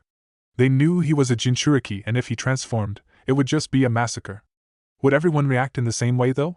No, everyone was going to charge in all at once. They had just surrounded them, forming 7 groups. No matter what happened to the other, they would not attack until the other was finished, a curious formation. But it would only delay the inevitable. Still, they had recovered from his attack very quickly. Samui looked cautiously at the Emperor. Her eyes moved around the remaining shinobi. What was that? Just a welcome jutsu to separate her men? This was dangerous, but could they outrun them? I had not issued any instruction to flee from the Emperor as the Tsuchikage has for his forces to flee from the Amagakure group that destroyed the first group he had called out to war. Are you going to stop because it is me? She asked, her tone flat, yet still ridiculously hoping that he would say yes. He was keeping Yujito alive, maybe he wanted her, and as her friend, her status would factor into that conversation. You are not good at jokes, Naruto said. Say I depart from here, would you go back to the cloud? I don't give the instructions. Naruto did not offer a response, he simply darted towards Samui. There were several men behind her, Naruto did not mind them. As he grew closer, he jumped up slightly about the ground and stretched out his right hand, attempting to grab Samui by her face. His hand never reached her, she leaned back slightly. And 2 shinobi flashed below the Emperor. They did quick hand seals and released a powerful burst of lightning towards him, but it never reached him. A mirror of ice formed between him and the jutsu. The mirror completely halted the jutsu. Simultaneously, Omo flashed to the Emperor's right side. He was holding a sword with both hands and swung it in a downward slash, trying to cut the outstretched hand. Haku appeared behind the cloud Nin, his right leg flashing through the air before his foot connected with the man's head from the left side. The kick sent him flying to the side. Both Naruto and Haku retreated quickly before landing a distant away. I wish you wouldn't lunge to the enemy so stupidly. You are insulting me, Naruto said, eyeing Haku with a look. The ice user shrugged. You are needlessly putting yourself at risk and making me work hard to protect you. It is training. There is nothing that trains a shinobi's instincts better than real battle, Naruto responded calmly. This doesn't look like it is going to be easy, Oma said, massaging his temple after being kicked by Haku. I could have been hit hard and then he would have moved closer. It would have been the end of me. I wouldn't have cried if you ended. Carrie was quick to respond. No one would miss you either, Oma was quick to say in a flat tone. That's enough, you two, Samui interrupted the banter. We are dealing with a Jinchuriki, one hosting a bijou more powerful than the Hachibi. So it is hopeless, Oma summed it up. We can't afford to fight here. We need to back away. Ai-sama will understand. I have seen him fight before. Fighting here would just result in massive casualties. Samui didn't want that under her watch. She was going to get things ready. She was going to make sure that people live. If Naruto transformed, there would be nothing she could do. They are not just going to let us leave like that, Carrie said. Samui nodded. You two lead the others to retreat back into the lightning. We will regroup there, she said. I should be the one to stay behind. There is no need on playing hero. Samui was quick to stay. If you stay behind, they will surely kill you. I have no intentions of dying. But we need a plan, she said before turning around to look for someone. Haku looked towards his right side, sensing movement. A large boulder was rooted from the ground and started to charge towards him. The same was happening on Naruto's side. While he created a mirror to block the boulder, Naruto lunged towards it and slammed his right fist into it, shattering it within a second of his fist connecting with it. Haku pushed the boulder away and it slammed onto the ground. Before he could even blink, multiple smoke screens exploded, covering them in smoke. They could still locate each other. And regrouped. His back was pressed against Naruto's as he spoke. You feel that? Yes, the groups are moving, Naruto responded. A retreat. Should we chase them? Naruto shook his head. That first attack killed enough. Besides, we were not here to kill them but to welcome them. If we got them to retreat back into the lightning, this is a bonus, he said. Haku did not say anything but just waited for the smoke to clear. There were only 2 men remaining in sight. The others were mere shadows. How caring of you, Naruto said to Samui. I will give Yujito a message. I am sure she will be happy that her friend is in good health. What do you plan to do with her? You didn't come to the cloud that day to fight against a fellow Jinchuriki. There would have never been a need to even take us out, Samui said with a stare. Naruto smiled. Speculation, he said. Haku, we leave. Well, that went well, Naruto said as he walked towards his throne. Haku stared at Naruto for a long minute before speaking. I knew your control over wind was majestic, but that was just unnatural. Naruto waved his right hand. I'm not doing it again. It consumes too much chakra for my liking. If I am using natural energy it could be fine, but it also drains my stamina. I have no need for jutsu that leaves me vulnerable like that. You know how long it takes for me to replenish chakra. And I thought you had us leave before I could fight because you did not want to end up killing Samui. She is Yujito's friend, is she not? If you ended up killing her, you would have failed with her, Haku said. That factored in the decision, Naruto said. But you are not complaining, are you? Of course not, Haku said. For a welcome message, I think they received it. We just have to think about how we handle them for real next time when you fight, he added. In 2 days I shall leave for battle, Naruto said. It will be then that we will lay our traps, begin our true assault on their forces. If the assaults fail to get them to surrender, we would not complain if by the time they try to cross the fire border the combined army is a little over 3,000, we would have done well. It would still require a lot of effort, and Naruto unleashing the power of the Kyuubi to make things happen. But if they did manage to keep this up, they could hold on things. Even if it is only the 3,000, we have to assume that the Kages will no doubt try to hold you back while the army moves. If that happens, the wave will be in trouble. No doubt. That was they had to be careful. He also had to move with care because if something happened to him, Yuzu would not have the confidence to survive. Just in case, the airship must be prepared. And you must deal with the unit moving through the sea. If any army moves towards a wave, no matter how brutally, the ship must be used. We will summon Guren and the other Uzumaki. You will lead this group to act as the last line of defense. If the worst occurs, destroy the bridge, unleash the Sanbai. This will make it easier to pick them apart. If we remove Guren from sound, what happens to it?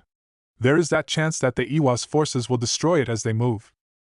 I will call Deidara and Sasori, Naruto said in thought. For destruction, they are best suited. Following day. Throne room. Karen stared at the expressionless look on Naruto's face. His eyes were sharp, not fully opened. He looked a different person when sitting on the throne. Everything you say you know about him can be thrown out of the window. That is what just made dealing with him a bothersome task. Karen really preferred being away than playing wife, but she could not avoid this situation forever. She had known what she was getting herself into when she agreed to marry this person. She sighed before asking, "What has gotten you lost in thought this time?" she asked while standing in front of him. Naruto's eyes narrowed as he responded. "Just thinking about my younger days in the Hidden Leaf," he said. It always unnerved her when he looked at her like that. But Karen didn't show it. The younger days? Well, he has often admitted that he was a very sentimental person. But still, what a disturbing childhood he had in the Leaf. Which part specifically? The part where I was always alone. I am surrounded by people who don't hate me but actually love me, and yet, if I am around the village, I spend most of my time alone, staring into nothing and cut off from the rest of the village. I am feeling a little unfulfilled. You can always go to the bar, Karen suggested. Be serious, Karen. She sighed. Can't take a joke, she mumbled. I will return soon. But you still have people you can be with. You just choose not to be with them. A choice, yes, perhaps this feeling is just a lone part of me that is misbehaving.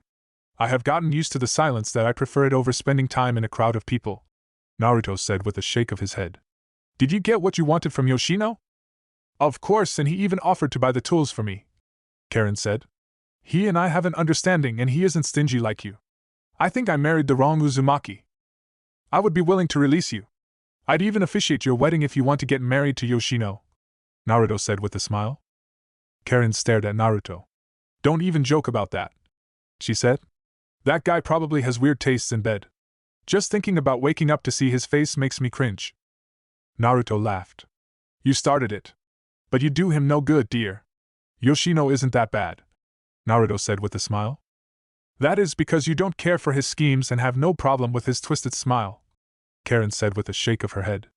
In any case, he has provided for me. And now I can leave and go back to work. Remember, once the war is over you return home. I don't have to come to fetch you, Naruto said in a hardened tone. So you are just going to leave just like that? Yes, Karen said. You are not touching me. I think you might be having an affair with Kabuto. Ha! Karen laughed with sarcasm. That guy probably gets turned on by his experiments. Naruto smiled. He blinked for a moment. We have a guest. Or at least I have a guest. It is good she is coming here while you are still around, he said before responding to Karen. Well, he has twisted urges to cut things and study them. Who is coming? Count from 1 to 20. You know I can't sense anything with the barriers around the throne room, and don't treat me like a child, Karen said before turning to face the entrance. It was not the Mizukage. She was still around, but if it was her, Naruto would not have said those words. After 2 minutes, Naoki walked into the throne room with Tamari. The blonde stared towards the throne. There he was, sitting on the throne, head resting on the palm of his right left hand. A smile on his lips. But there was someone standing beside him. A woman. Redhead, glasses, hands on her waist. She seemed to have been waiting impatiently. Tamari's heart raced a bit. Your Majesty, I have brought Tamari. She has a message from the Godaime Kazekage, Naoki said in a measured tone. While his face was directed towards Tamari, Naruto's eyes moved towards Naoki. No doubt you brought her without saying anything so that she can see Karen, he said without a smile. But you did well. His eyes narrowed towards Karen. Because we are going to war, he will be your guard from today. When you leave, go with him. Naoki blinked. Your Majesty, you want me to spend my time in that island? What will I do there? You'll be protecting me. You think that is not worth your efforts? Of course not, Naoki was quick to say. You have just never needed protection before. Of course, he is just playing with you because of your need to do things for your amusement, Karen said while moving towards Tamari. She stopped beside Naoki and spoke once more. On a serious note, you have been chosen to be my guard when I return. Husband wants me to play an active role in the Empire. I will be moving around, you will be with me. Got a problem with it? No, Naoki said with a shake of his head. Who will take my position? No one, Karen said. Haku and Naori will do just fine. If you want to complain to someone, go speak to your elders. They are the ones who requested your services and husband approved. Karen then stopped in front of Tamari. She smiled. Karen Uzumaki, this is my house and that person sitting on that throne is my husband, she said. I would like to have a chat with you, but I must run before that man forces me to stay. But hopefully, I will see you again soon. She turned to Naoki. You are taking me to the island. Tamari waited until the two had left before giving Naruto a questioning look. He just stood up silently and walked down towards her. Follow me, he said in quiet tone. Tamari just followed the blonde in silence. They walked for a minute until they reached what she assumed was his office. He sat on the sofa and motioned for her to sit across him. You need anything? She shook her head. No, she said. Not even once you bother telling me that you are married? And that was some way of letting the cat of the bag. There was anger in Tamari's tone. But that was to be expected. He probably would not have told her if she had come when Karen was away. But Naoki had forced things. Does it bother you that I am married? Tamari glared at the blonde. Was he seriously asking her that question? He was married. He had a wife and he was still making moves on her? The cheating bastard. Had he no shame at all? But what was that reaction from his wife? It looked like she knew about things and was reminding her of her place. Had she not been shocked at the husband part, she would have said something to that woman. Of course I have a problem. But you and I are not doing anything. And when we were doing something, I was not married. Is that supposed to make me feel better? Tamari demanded. No, Naruto said with a wave of his right hand. I was just telling you the situation as it is and as it was. Yes, I am married. I had never mentioned it because it never came to mind. Tamari was angry. You are married and you would forget your wife? Is that the kind of person you are?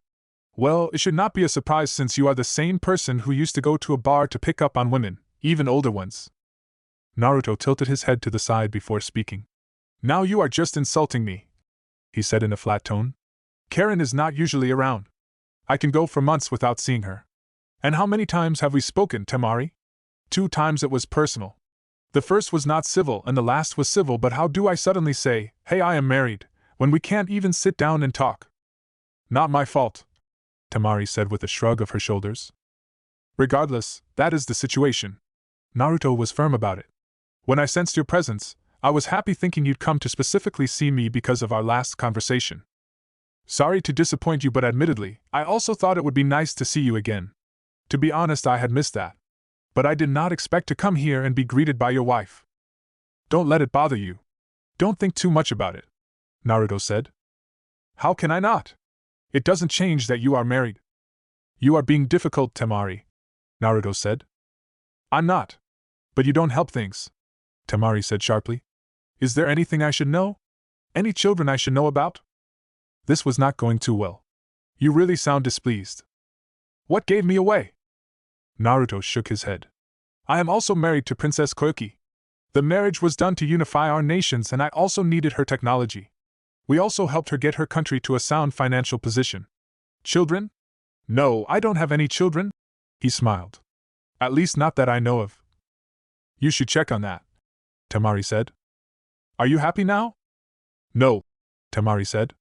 I have mixed feelings about this. I don't know what to think about it. We can just get to business. I will think about this later when I am calm. Naruto nodded. Best it be so, he said. Naoki said you have a message from your brother, can I have it?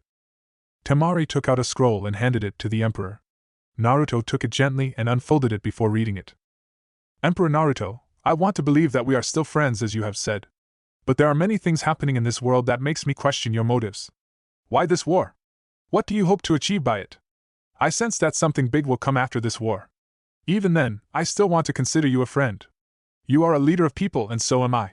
We are friends. I would like that friendship to exist even between our two nations. I know what you said to Shikamaru and to my sister, but this is a plea from a friend. I can understand your reasoning with Konoha, but we have done nothing. As a friend, if you still cannot change your mind, please tell me why. I would also like to know the reasons for your actions. In this case, I ask not as Kazekage but as a friend. I have also sent my sister because I want you to resolve your issues with her. I love my sister and wish her happiness. If her happiness is with you, I can accept that. But even if you are a friend, I will not forgive you if you are purposefully hurting her. I do not believe you are that cruel nevertheless. Even so, please resolve it. Sabaka no Gaara. Naruto had an amused look on his face. Gaara would probably try to kill him if Tamari returned home crying.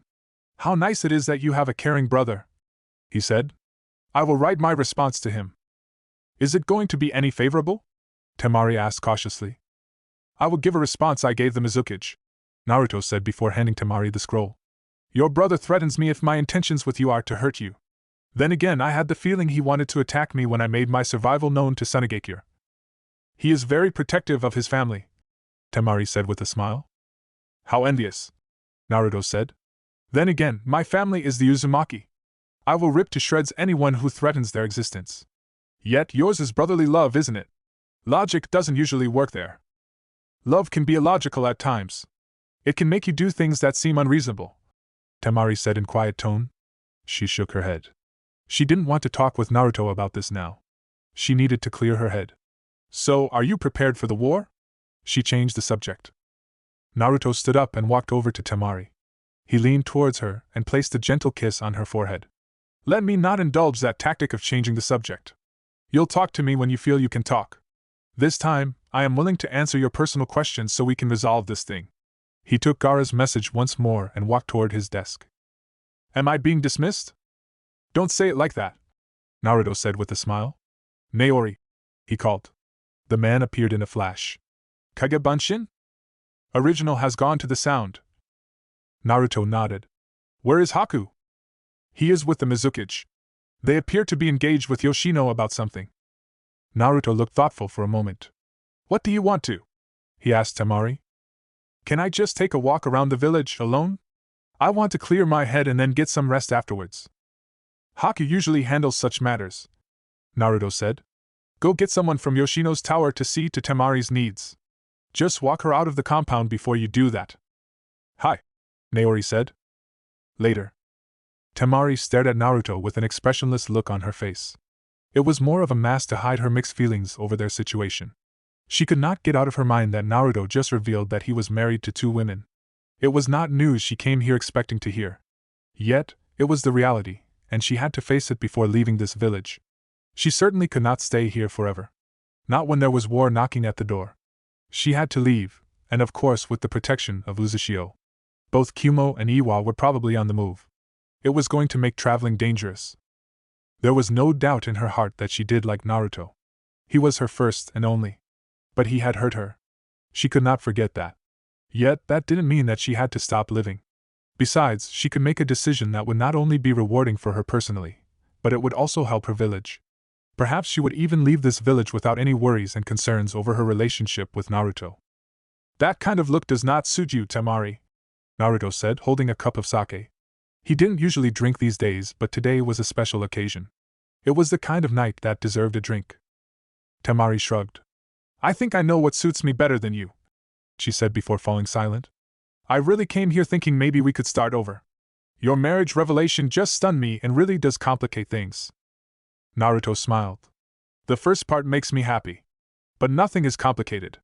If you are concerned about having Karen glare at you whenever you are around, you should not worry about it. If it is about the fact that you'd have to share me with another woman, you need not panic. It is a situation that we can all learn to manage. The important part is whether you will be happy or not with the decision you'll be forced to make. If you cannot be happy with it, then although it pains to me say it, you should not decide to be around me. Tamari shook her head. If it is about happiness, I don't think I will be miserable. But we are just speaking now, and it would honestly sadden me if I don't give it a try. I don't want to have regrets in my life. So yes, I am willing to have a relationship with you despite your situation. What kind of relationship? Canal for the physical pleasures? Romance for all that love offers? Tamari stared. Are you trying to make beg? Because if you are, I don't have a problem walking out of that door right now, she said in a flat tone. You won't be able to leave the compound. All exits are locked. No one gets in or out. Ignoring you isn't a problem. Naruto smiled. Are you sure about that, dear? He said, standing up from where he sat. He placed his cup on the table in front of him and walked over to Tamari. He placed both hands on her shoulders and smelled her hair. You smell good. You have that smell of someone who came here expecting something, he said. Tamari folded her hands across her chest. From who, you?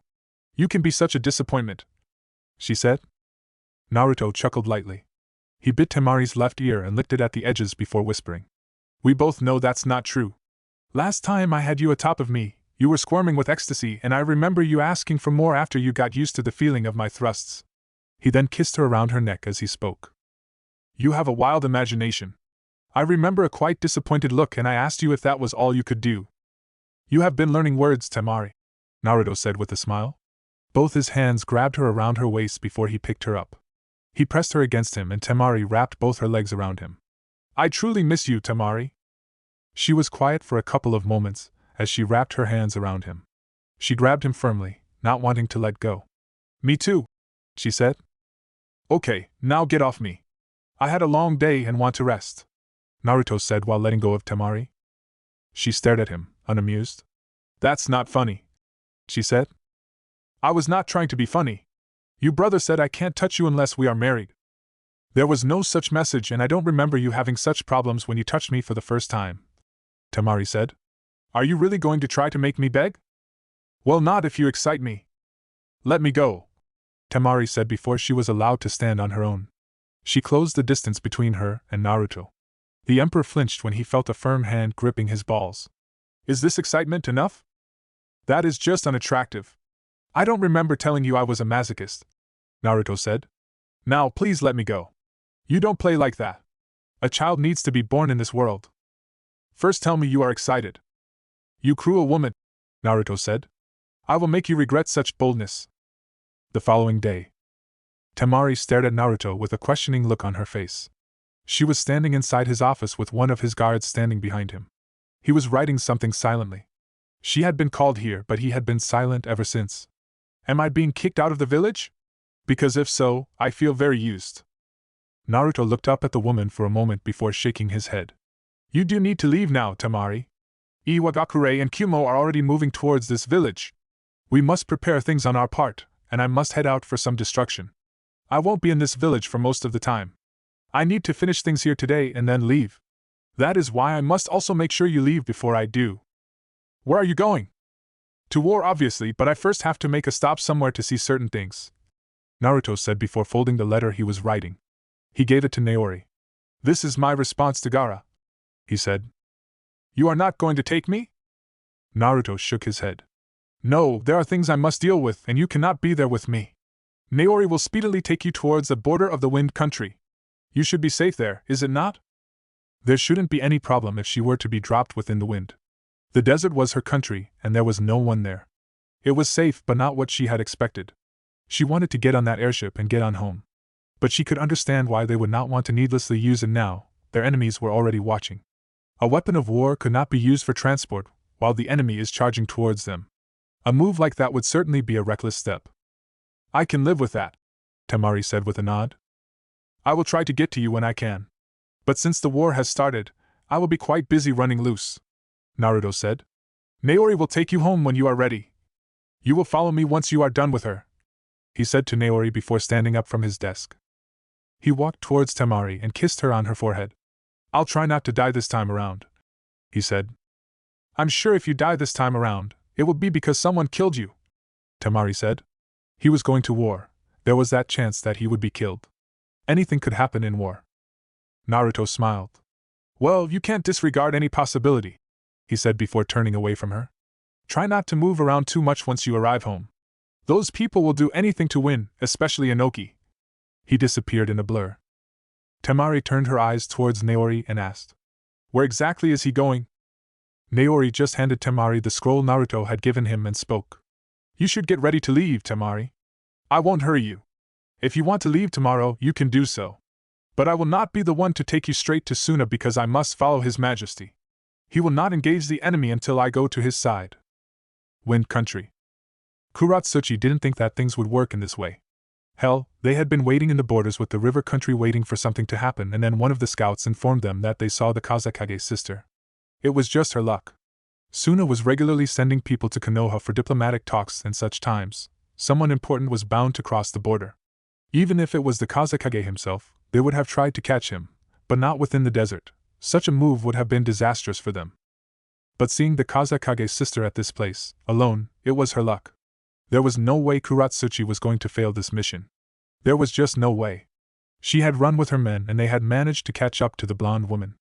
She was an even bigger bonus since she was truly loved by her brother and seemed to have some connection with that bastard emperor. If possible, we would like to get this over without a struggle, Kuratsuchi said with a smile on her lips. We don't want to harm you, we just want you to come to us. Tamari held out her fan with narrowed eyes. Who could have thought that things would turn out like this? She should have insisted that Naori take her to Suna, but he had said that Naruto was going straight to battle and he wanted to be closer to the emperor to perform his duties. She understood that much, but to think this would be waiting for her. If she thought that Naruto was a cold-hearted bastard who really did not care for her, she would think that he knew this was going to happen and yet let her go through this situation. Iwagakure, she said. Suna has no war with Iwa, why are you doing this? We cannot talk unless you surrender to us, Kuratsuchi said. If you insist on fighting us, I am afraid you will get hurt. You will have to hurt me to take me, Tamari said in a hardened tone. I will not be surrendering to you. Chapter 19. The Emperor, a Massacre and an Invasion. Naruto was sitting on a large boulder, observing the movements of shinobi from Kumagakure. They were moving in similar fashion to Iwa's forces. There were 2,000 of them in front of him, traveling in a clear terrain. Because the numbers were too big, they were moving at an open area, or perhaps he was standing a good distance from the force. Perhaps they were avoiding a place with threes because they didn't want to face an ambush or set off traps. He would have set some up if their movement had been clear from the beginning. Still, there was still many of them. This was just one unit, there were still 4 more units. Well, the one in the ocean would be easy to pick apart. He was not here to observe them. There was a war happening. This was war. He had no time for mercy here. He had come here to slaughter some men. If he said he'd come for a battle, he would have been lying. There would be no real battle. He was just going to release his weapons. The enemy was too big to fight. Even if the Raikage was killed, they would not stop. Wars did not stop because a Kage died. It stopped because those in charge moved to end things or because the other party could no longer move. Naruto's eyes flashed behind him for a moment. Naori, he said. You are late. Something occurred on my way back and I was forced to observe. Naori responded. But I came as quickly as I could. What happened? Naruto asked. If it isn't important, we can forget it. There is much to be done here. He had 2,000 enemy forces to get rid of. Naori pondered for a moment before responding. Iwagakure took Tamari. Kuratsuchi was leading the charge. Although her chakra is sealed, she is still capable with taijutsu. Naruto didn't express any emotion. It was a move he was not expecting from the stone. It was a dirty move meant to spur Suna into action. Gaara was probably going to declare war on Suna, but because they have his sister, his movements would be restricted. Damn that Inoki. Naruto would not have thought Kuratsuchi would end up taking such a mission. Then again, she probably ran towards the wind to complete the job over her past failure. She was also willing to do anything to save Iwagakure. It was a pity that she had decided to make such a move. and he had thought that she could live a long life. Maybe she could still do so, albeit miserably. What was he to do about this? He could just storm into Iwa and lay siege on the village. It was not part of the plan. But so was Iwa's action. They were probably trying to guard against Suna entering the fray. Konoha was already moving. If something happened, Suna would be the first to attack Iwa's rear. Still, the village had done nothing to threaten this move. Then again, when did you need to do anything for Inoki to make a move against you? You just watched? Naruto asked silently. Naori considered his options carefully before responding. Yes, he said. At that point, I didn't want to risk anything. I would have gotten involved if there was a chance that they would kill her. But it is highly unlikely. They probably won't even do any harm to her. Naruto nodded and fell silent for more than a minute. What do they hope to achieve? I do not know, Your Majesty. We will move to secure her. I won't mind leveling the village if it is what it takes to get her, Naruto said in a calm tone. Naruto was way too calm for Naori's liking. He knew the Emperor cared for Tamari. He should have reacted in anger. No, he was most pissed off. The shinobi he was going to face would be at the receiving end of that anger, or maybe not. He was not going to step closer to the battlefield. He would observe from a good distance. He did not want to get hit by friendly fire. I did take measures to ensure that the Kazekage knows about this. He most probably will behead to Konoha, Naori said. Naruto nodded before standing up. We will discuss this and our cause of action when we return to Yuzu. For now, I must deal with this situation, he said. Which strategy should we use here? Recklessness or play it safe? He shook his head. I don't feel like playing it safe. Watch my back. Yes, Your Majesty. And then the blonde emperor was gone. He appeared above the moving army from Kumagakure. He was floating above the sky, seemingly standing stop of a small tornado that was spinning quietly in the air. Hey, the air just got a little heavy. It feels strange. There is something up there, a shinobi shouted as the army came to a halt, seeing the form of the emperor. It's the emperor! The moment those words were said, the small tornado started to turn into a violent rotation of wind. Within a minute, surrounded Naruto and spinning furiously in the air. The tornado then started falling downwards in speed. Boom! The furious winds crashed at the heart of the army in speed. When it crashed into the ground, it picked up massive amounts of debris. The spinning winds pulled in a number of shinobi before hurling them around. Some were unfortunate as the winds tore them apart before dying down after a few minutes. When it cleared, Naruto was standing still inside a large crater, a number of shinobi lying dead around him. Come, Naruto said to the shinobi closest to him. And they did come. He bent backwards slightly to avoid a lightning-encased sword that flashed just above his face. While still in that motion, Naruto gathered chakra around his fingertip. Wind bullet! He released a powerful bullet that slammed into the chest of the man above him. The man yelped painfully when the jutsu connected with his chest. There was so much force that there was the sound of bones breaking before the man was sent flying upwards. Lightning style, Thunder Serpent! It was not just a serpent in name. Lightning took the shape of a large snake running through the ground towards him. Naruto didn't stay still. He jumped into the air to avoiding the jutsu. But when I took the air, the jutsu raised its head, following him. He twisted in midair along with gusts of wind and then he was gone. He flashed just above the shinobi who had released the lightning jutsu. His body was upside down. He slapped 2 explosive tags on the man's shoulders before grabbing hold of them as balance. Wind tornado! Naruto twisted around while still in that position. A small tornado started to pick up as he twisted around. The shinobi around them cleared the way to avoid getting caught. When an explosion occurred within the rising tornado, it suddenly disappeared, but there was no sign of Naruto. Where'd he go? Behind you! Before the shinobi could react, Naruto slapped an explosive tag on the man's back while pushing him forward slightly to get him off balance. He then jumped up slightly while twisted around before slamming his foot through the man's back. When the kick connected, the man rocked off like bullet, being sent flying towards a group of shinobi. They managed to catch him, but the moment they did so, the explosive tag on the man's back went off. It turned into a resounding explosion of flames formed a large mushroom. These elemental explosive tags are quite effective, Naruto said in a calm tone, watching the flames. Meanwhile, Naruto held his hands together while being shinobi lunged towards him. Futon, decapitating wind! In a flash, Naruto released hundreds of wind-twisting wind blades. The speeds of the blades made it difficult for the shinobi to avoid them. They couldn't even see them. When the blades hit their targets, they didn't just leave them with cuts, they cut through them. Lightning style, Thunder Flash! A flash of lightning from the sky rushed towards Naruto from above. The blonde didn't even look up. He just closed his eyes before disappearing along gusts of winds. The lightning jutsu hit where he stood, causing the ground to explode. Did you get him? No, he escaped before the J-dash. The shinobi was cut off from finishing speaking. Naruto suddenly appeared in front of him. The blonde grabbed the man his throat and picked him up. That was your jutsu? He asked. Before the man could respond, four shinobi charged towards Naruto's back with their swords stabbing forward. They intended to stab him through his back. Naruto responded by twisting around, using the man he held as a shield. The four swords stabbed through the man he held, piercing through his body. Naruto's right hand moved in speed as he removed his wind sword his back. He held it just behind him. Two shinobi flashed just behind him, crashing their swords towards his back. The swords clashed with his sword. Too crowded, Naruto said to himself before winds started gathering around him.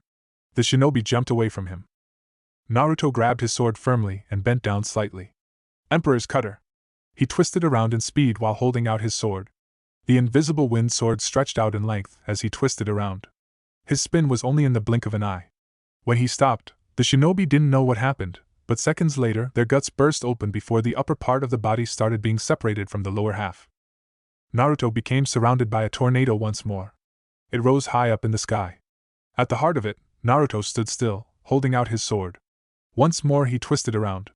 The tornado started moving around in speed, heading towards the groups of shinobi. Naruto's extended sword was stretched out. As the tornado moved, he cut through anything in the path. Stay away from the tornado! There is some kind of invisible wind sword! One adept sensor shouted after seeing some of his fellow shinobi being cut in half without even noticing it. When the shinobi decided to run away from him, Naruto stopped moving around. He came to an abrupt halt and held a single-hand seal. He put away his wind sword and took out the lightning one. He waited for a moment until he was once more surrounded, but they did not want to get close to him because of what happened last time. Naruto did not mind it. He didn't need them to get close. He released a burst of his chakra. The chakra was clearly visible as it washed over a large area. The man could clearly see chakra floating in the atmosphere. It formed like small clouds. He stabbed the lightning sword on the ground. Lightning burst! Nothing happened at first. But static started to form around the air. Everyone, get out of here! Too late. Another wave of Naruto's chakra released a huge amount of lightning. The entire surrounding became an electrical field. Everyone caught within the vicinity of the field screamed in pain as electricity coursed through their bodies. One by one, they started falling down the ground. It took about 2 minutes for the electricity to completely disappear. When it did, Naruto pulled out his sword from the ground and put it back on its sheath once more. He pulled out his wind sword. You bastard! He ducked under a swing from a huge sword that came from behind. As he was going down, another shinobi flashed just below him, a kunai pointed towards his chest. Naruto blocked the kunai by putting his sword just in front of him. He then disappeared in a blur. When he landed down the ground, 5 men jumped from behind him. He only did a single twist, and they all fell down the ground, in halves. Naruto was forced to jump into the air when lightning burst from the ground below him. A man flashed above him as he was still airborne. The man slammed a punch towards his chest, but Naruto blocked it with his sword. He was, however, sent crashing into the ground because he had no balance. Naruto crashed on both feet and was quick to stand up. A kunoichi flashed in front of him, stabbing a kunai with an explosive tag towards his chest. Naruto's feet moved graciously as he took a single step backwards before twisting around anti-clockwise. He avoided the kunai while also stabbing the woman through her chest. He grabbed the kunai with his free hand and threw it into sky. The woman grabbed his sword with both hands. The moment she did so, Naruto felt multiple projectiles flying his way. How noble! To sacrifice yourself for the greater good of everyone, Naruto said calmly. Gusts of wind just picked up around him and repelled the projectiles. Naruto turned around to face the kunoichi. Without even saying anything, he slammed his right foot into her gut so brutally she was sent flying upwards like a bullet. He swiped his sword, removing the blood on it before sheathing it. Naruto jumped up to the ground, legs folded as someone burst from below. Simultaneously, 2 shinobi jumped with him as if they had been expecting him to make the movement. Both flanked his sides, flashing kicks towards his upper body. Naruto avoided the kicks falling back, his body falling into a horizontal position while he stretched out both his legs. His eyes watched the 2 kicks collided in just above his face. Water style, water gun! A shinobi below him released a stream of water from his mouth. The water jutsu blasted towards Naruto's back. The moment it collided with the Emperor, the two flanking his sides, with the jutsu pushing him into the air, the two held out their hands and grabbed him by the shoulders, both releasing lightning that shocked Naruto with so much power that the water on his body produced steam. They then tried to push him down in speed. But the moment they let him go, Naruto flipped before he could hit the ground. He was not able to fully regain his balance, had literally crashed down, on his knees. He was forced to once more go on the defensive by folding his hands across his face when someone landed in front of him with just their left foot, the right picking up wind as it sped toward his face. The kick slammed into his defense, and forced him to slide backwards while still on his knees due to the power behind the kick. When the momentum stopped, small amount of debris still floating around the sides, Naruto fell back once more while stretching out both his hands. A second later, two shinobi appeared on sides, twisting around. They tried to kick him on the sides of his chest. But Naruto's outstretched hands caught both kicks. Before they could try to do anything, Naruto quickly stood up, taking the man along with him. He spun around clockwise before hurling both shinobi towards their friends. 6 shinobi jumped in to catch the two men, and the moment they did, 2 massive explosions of flames tore through the ground, enveloping the 8 men while others jumped to safety. The flames that were formed by the explosion created a large ball of flames that continued to burn for a couple of moments. When it finally died down, there were no remains of the shinobi caught within it. The Kumo shinobi charged towards the Emperor once more. Naruto handled both his swords, the wind with his right hand and the lightning with his left. When it came to being sharp, wind was much sharper and then darted towards the incoming enemy. 2 moved ahead of the group, holding lightning in case swords. They flanked his sides.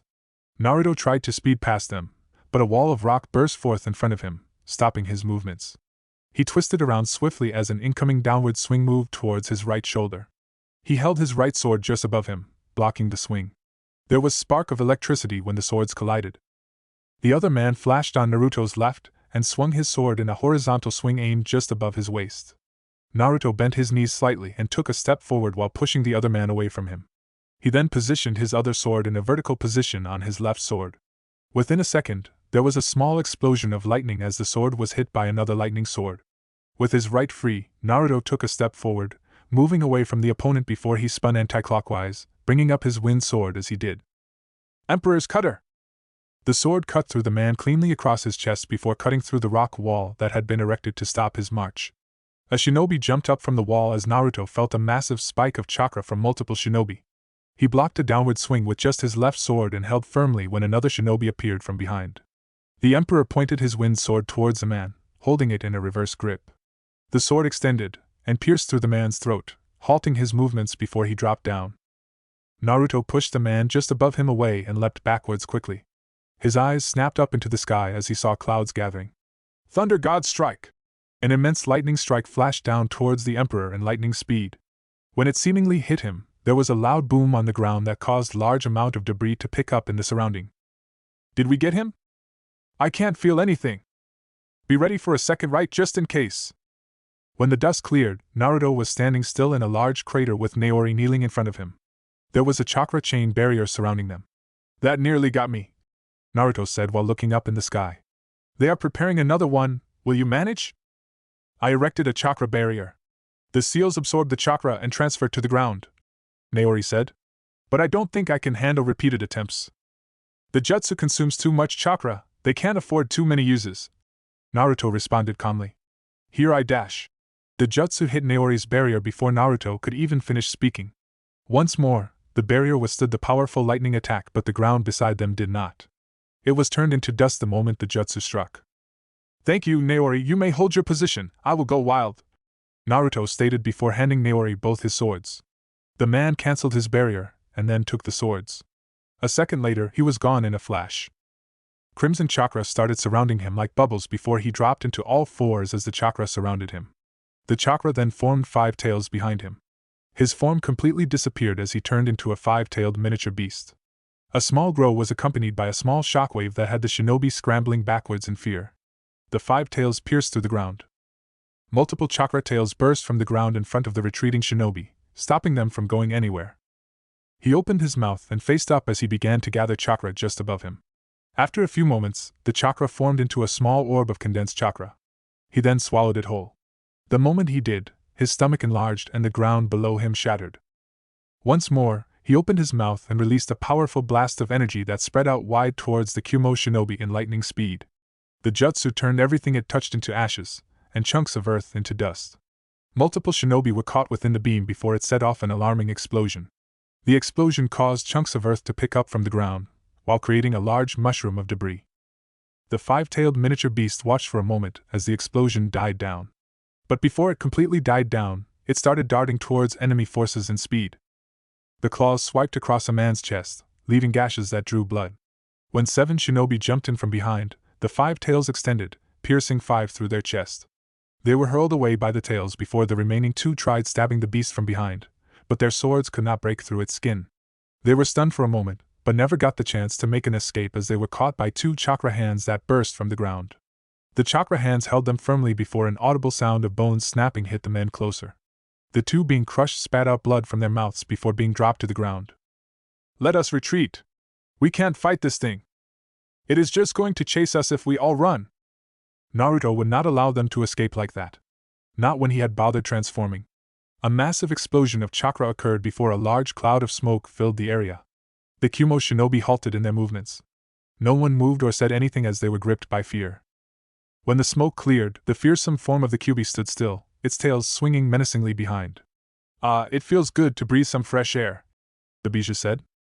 Inside the mindscape, Naruto was sitting in a meditative position, holding his hands together. He was not within the familiar cell in a clear surrounding that seemed like an empty space. "I have only permitted this because it is the only way your form can get out. If you do anything I don't approve, I will suppress you and then separate you from your chakra before getting a more cruel seal to hold you." Kurama didn't respond to this. It took a giant step forward before lunging towards the many shinobi who by now were trying to escape. The Bijou swatted its right paw, slamming into the ground. Multiple shinobi screamed as the Bijou's paw peeled chunks of earth from the ground, hitting many shinobi. Those who flew into the air took an unfortunate turn as the Bijou raised its right paw and slammed them away. The Bijou then took more steps forward and then waved its tails in one powerful swing that caused violent winds to pick up. It was like a crushing storm that hit behind it, moving in speed before slamming into hundreds of Kumo shinobi. Despite its massive size, it leapt into the air, jumping backwards before beginning to charge a Bijudama. "Scatter!" one shinobi shouted, knowing if they moved in one group, they would only get killed. Kurama did not mind that they scattered. He only condensed his Bijudama and then swallowed it as Naruto had done earlier. His paws burrowed into the ground and he released a powerful beam of destructive energy. But unlike Naruto's, his was not just once off. He did a 180-degree spin while releasing the jutsu, targeting the scattered shinobi. All around the Bijou, there was just chaos, debris flying over into the air. It did not get to enjoy the view as Naruto forced it back. The blonde landed down and looked around for a moment. "Not attractive, but it will do," he said before disappearing. He appeared a distance away from the battleground that had left nature needing some reorganization due to the Kyuubi's power. Naori appeared beside him as they walked within the trees of the land of hot waters. "That was quite the battle, Your Majesty," he said.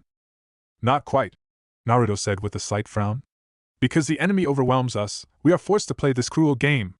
I don't enjoy it, but we must crush as many as we can before we face the leaders.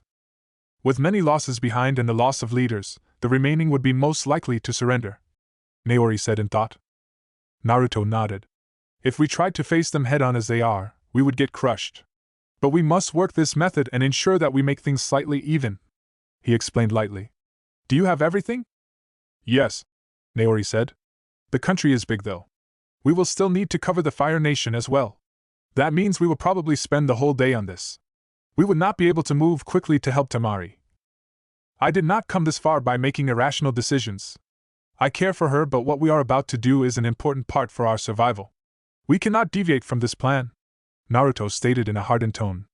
"We may still not use this if they end up surrendering, but we must be ready for anything." Iwagakure. Tamari was defiant. She was not going to say anything she didn't have to say. She was not going to betray Suna or Uzhio. Even if they asked Konoha, there would be nothing coming out of her mouth that would please them. This was a stupid decision to make though. Naruto could do such things. But then again, when Naruto took Kuratsuchi prisoner, she had been trying to kill him.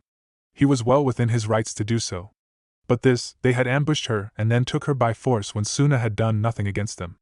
Her brother was not going to be pleased, much less the emperor. Tamari wondered what he would do when he does find out about this. She shook her head. Could make a guess. But ultimately, she would not stay in this village for too long. She was going to be freed. Konoha was also going to join the cause. Perhaps those two alone wouldn't successfully invade Iwa as it already has Kumo has an ally, but they would have earned two enemies. Her brother was specifically not going to forgive this transgression. If you still release me now, there shouldn't be any problems. Tamari tried to reason with Kuratsuchi. It would be a pity if all the great nations were taken to war because she was caught. Kuratsuchi just grinned. She was pleased that she at least managed this job. She had failed the last one. This just gave her the confidence she had lost. You are not going anywhere until my grandfather says otherwise, she said. Do you even understand what you have done? Yes, your brother will be very angry. But his anger doesn't frighten us. We just want Suna to stop the movement of its forces across the borders. There is the thought that we might end up fighting Kumo once Uzhio falls. We don't want any of you taking advantage of the situation. Kuratsuchi explained lightly. As I said, we have no intentions to harm you. Tamari shook her head. It didn't matter if they had no intentions to harm her. The fact was that they had made this reckless move. Perhaps it would lessen the pain, but there would be pain. Have you considered that Konoha might have more reasons than ever to get involved in the war? If we told the Leaf that we will kill you should Konoha get involved, do you think your brother will allow Konoha to fight? Kuratsuchi asked. Tamari almost spat out. It was a dirty move. Her beloved brother wouldn't do anything to risk her life. He would certainly plead with Konoha to stop. But what if Konoha does not and they end up killing her? Suna would not only end up at war with Iwa, but its relationship with Konoha would be ruined. Whoever came up with this plan was a corrupted piece of trash. They wanted to put fire between allies just to ensure that they did not get together against them. The fact that they even believed that Suna could launch an attack just proved these people were paranoid to some extent. So that is your goal. She smiled bitterly. I have to admit, it's a brilliant strategy. Your grandfather might be most infamous for his stubbornness, but he certainly is wise at plotting things. Well, he has been alive for long, Kuratsuchi said proudly. Since you understand things, will you quiet down while I prepare a message to both Konoha and Suna? You are not going anywhere, and they are not going to come here and risk your life. Besides, if they charge, both Kumo and Iwa forces might as well invade the Hidden Leaf. Kuratsuchi wouldn't mind to see that happen. Konoha has always been seen as the top village. The Fire Nation has always been the most powerful. But if Konoha was destroyed, Iwa would no doubt become the strongest, and it would make things easy for them. They would not have to worry and business would flock here. They would grow this village and maybe that old man would decide to throw in the towel and let her become the Tsukage. Perhaps they might not, Tamari said. Her relationship with Naruto has always been something of a secret. People didn't know she was involved with the Emperor. The fact that Uzhio was not allied to Suna made it even hard to conclude. But what about Uzhio Gakure? What about them? Don't they have a bigger problem to worry about? As we speak, an overwhelming force is marching towards them. They are outnumbered. Do you think they will spare one to save you? What would one shinobi even do? If I remember correctly, two shinobi dealt you a major blow in just a handful of minutes, Tamari said. But they are not going to come here. If it is those in Amegakure, we have people watching. The moment they move towards this village, one unit is rushing over to Ame to lay waste to it, Kuratsuchi said with a smile. See, we have thought about this. But you are not closer to Uzhio, and I seem to recall that the Emperor covers a big distance in the blink of an eye. What if he comes here? Kuratsuchi looked thoughtful for a moment. It has been rumored that you have some connection with him. What are you? His lover? No, that cold-hearted bastard is incapable of loving. She stood up and walked towards Tamari. But if he does come here, I'll just hold a kunai on your throat and tell him to go back home. Tamari laughed. It was a bitter laugh. You just called him a cold-hearted bastard. Do you think a cold-hearted bastard who is incapable of loving will bow to that demand? He'll probably tell you to hurry it up and kill me. Kuratsuchi frowned for a second. Well, since you may end up dying, I might as well help myself in making you suffer as I was made to suffer when I was held up in Uzhio. And then when your brother asks why, we blame the Emperor. We might even add that he let you be captured so that you can get involved. You'd have to be alive to say that. What is that supposed to mean? With I.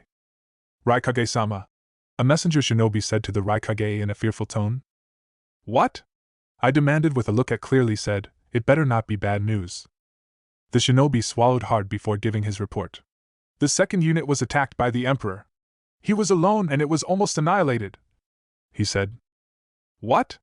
The Raikage grabbed the shinobi by his shirt, glaring into his eyes. Are you sure this information is accurate? How can he fight 2,000 men and nearly cripple them all? That was the feat of past Kages. But then again, shinobi from the Hidden Leaf have always been ridiculously strong. I watched everything, Raikage-sama, the shinobi said. I dropped the man to the ground and glared at the empty space ahead. Why did it look like things were just getting difficult with each passing moment? Never mind that, he had lost men and he was laughing and he was shinobi for being weak after they had faced their own challenge. They were dealing with truly powerful people and it would not end well for them if they were not careful. He just hoped that there would not be any attack like this again because it would surely impact his shinobi negatively. Whenever Naruto appears, they were likely to just give up. There was nothing more useless than a shinobi without the will to fight. But what was he to do about this? If this was Naruto's strategy, he was going to lose many men before he even arrives in the Wave Country. Tell the other units to inform me as soon as Naruto appears before them. They must stall. B and I will face him. Hi, Raikage-sama. The man disappeared after responding to the Raikage. 9 is as strong as you feared, brother, B said. But with our combo, 9 will be stung by our double lariat, yo! Yeah, with B, who could defeat them? Konoha. Gaara took giant steps towards the office of the Hokage. He was not a happy person, far from it. If the Tsuchikage could stand in front of him, he would turn the old man into a shower of blood. Perhaps he was thinking those bloody thoughts that once made him infamous with Suna's people. He did have that record. It was threatening to come out once more because of his anger over what Iwagakure did. His beloved sister. She had nothing to do with their war, and yet they had touched her. He was not going to blame Uzhio for not dropping her off at the village. Sure, if such a thing had been done, this would not have happened. But this was not a time of ifs. He had only come here because there was no other ally he could speak with other than Konoha. He could try with Uzhio, but the village had a much bigger problem. Konoha was more or less in the same boat, and whatever was going to happen because of Iwa have just done would include both villages. When Gaara walked into the Hokage's office, he found the Godaime sitting with Shikaku and her assistant. I'm so glad you could make it so quickly, Gaara, Tsunade said with a small smile. Gaara walked towards the window and looked down at the quiet streets of Konoha. Suna was not quiet. The village was busy with activities. His sister needed to be returned home as soon as possible. I traveled without much rest. I don't know what those people are even doing to my sister. His voice was just dead of any emotion as he spoke. I doubt they will harm her, Shikaku said in thought. There is much to lose for Iwagakure if they do something like that. I figured as much, Gaara said silently. He glanced at the Godaime for a moment before speaking once more. What do you suppose is the reason for this move? Suna is not at war with Iwagakure and we have not threatened the village in any way. Sometimes I don't know why Inoki does what he does. But if you look back, Iwa has a history of invading other nations if they think it will help them in some way. They also have no qualms destroying others if they perceive them as a threat, Tsunade said with a slight shake of her head. But the reason for this move is nothing but sinister. She was at least glad that the Kazekage was calm. For as long as she has known him, he has always been calm, never losing his calmness even in tough situations. But she could feel the anger from him. He was rightfully angry. Tsunade would not be pleased either. And Tamari was his only sister. He was sure as hell not going to let Inoki get away with this one. It is possible that this action was taken because they heard that we were mobilizing our forces. The Uzumaki appear to be much of a threat than first thought. So they want to focus solely on destroying it. However, if Konoha stands at the borders of the Fire Nation, there is likely going to be a confrontation with the forces. Konoha does not have a good history with both the Cloud and Rock. Should a confrontation occur, you would most likely try to come to our aid if we asked. What is the best solution to keep this from happening? I asked myself, but when Iwagakure made that move, I thought it was a good move. If they hold her hostage and threaten to kill her if we do something, we will be put in a difficult position. Tamari is not our kunoichi, we may be tempted to fight if we are forced. If they kill Tamari because of that, Sun and Konoha will likely fight. When that happens, Inoki can request aid from the Raikage in fighting us, Shikaku explained with caution. Gaara was silent for a couple of moments before responding. But there is a massive miscalculation that will prove costly to Iwagakure, Shikaku said. Naruto's relationship with Tamari is something that they did not account for. If we are correct, Naruto has more reasons to invade Iwagakure, Tsunade said. Gaara nodded his head in agreement. This was a tricky situation. She was actually coming from Uzhio when she was ambushed. I had sent her to deal with certain issues with the Emperor. If things worked out well, then we will hear from him, he said. I cannot let this slide, however. I will not let Kazekage get away with this. Neither will Konoha, Tsunade said in a hardened tone. We know the agenda here is to make a rift between our two villages. We simply cannot allow Inoki to do as he pleases. There will have to be consequences for this transgression. Konoha will use every bit of its power to make things happen. The Fire Lord is also not happy that both Cloud and Rock plan to invade the Fire Country on their path towards Uzhio. He will also help apply pressure on the two nations. For now, I am calling an emergency summit with all the Kages here in the Fire Nation before things become chaotic in the war. We will sort out this issue and apply the means we must apply to make him pay. Will he agree to it? We have to make him agree to it, Tsunade said in a hardened tone. We will have to use Naruto to make it happen. What do you think he will do anyway? If he does something, it will convince Inoki to attend the summit. And we won't have to do anything. I will know what he will do when I hear from him. He has not said anything. But I am certain he already knows, Gaara said. Are we certain that he will do something? Shikaka asked cautiously. Will he even come here? Cloud and Rock are already marching, and any lapse in his part, both the wave and Uzhio will fall. We don't know. We don't know if he will even come to me, Gaara said calmly. That is why I came here. I wanted to let you know my thoughts and see if we agree on a course of action. Uzhio Gakure. Naruto settled on his throne silently with Naori standing beside him. He wanted to deal with the Iwagakure issue. There was no telling what Kuratsuchi was doing to Tamari. Either way, this was not going to be the end of the road for Tamari. There was no doubt about that. Naruto would handle the situation without the assistance of Suna or the Leaf. It was perhaps his fault that Tamari had been taken. He should have ensured that she was home. No, it did not matter anymore. He just had to retrieve her from those people, even if it meant laying waste to the stone. It was unfortunate though. If there had been a plan from the start to do this, Naruto would have just had Nagato do it. He would have done it better. It could not be helped. They needed a quick fix to the situation. He could send someone to deal with it, but this was Tamari. He would handle it himself. Besides, he had a bone to pick with Kuratsuchi. To think that he had bothered letting her live. But this was just the case about things in this world. Nothing ever went according to plan. Surprises did try to blindside you every now and then. Naoki appeared in the room along with Haku and Mei. The man left the two and walked towards him. The Kazekage is at Konoha. It would be good to make an impression on him by going there to talk to him. Naruto's eyes shifted towards Naoki before responding. Since when do I care about impressions? Especially to Gaara? Naoki smiled. You usually don't, he said with a nod of his head. But Gaara is Tamari's brother, and he cares much about his sister. It would be best to have in good terms with him, as your relationship with him may affect your relationship with her. We are also not trusted, Naori added in thought. In this situation, some people would even suggest that we planned for this to happen. That would not be out of the question. But you cannot do anything about people's suspicions, Naruto said with a slight shrug. I was planning on seeing him, but not in Konoha. It can't be helped. I guess I will use the opportunity to talk to someone, he said in thought. I will return once I finish speaking to him. We will talk about how my actions will affect our overall strategy and future plans. We simply cannot act without thinking clearly. It would ruin everything I have been working hard to create. Of course, Naori said with a nod. I will ensure that Noroi and Guren are here by the time you return from Konoha. Naruto nodded and turned his attention towards Haku and Mei. He stood up from his throne and walked towards the two before offering a smile to the latter. I must apologize for keeping you waiting, but we have a bit of a situation here and it demands my full attention. Mei waved her right hand. It is fine, she said. They were at war and she had already overstayed her visit anyway. I am told that you are leaving. Yes, but I wanted to have a word with you before I do so. I can see there is a lot to deal with, but I just need a couple of moments, Mei said. We can speak as I go to my ship. Naruto nodded. He needed to rush to Konoha. But the teleportation marks were already placed. He would be there soon enough.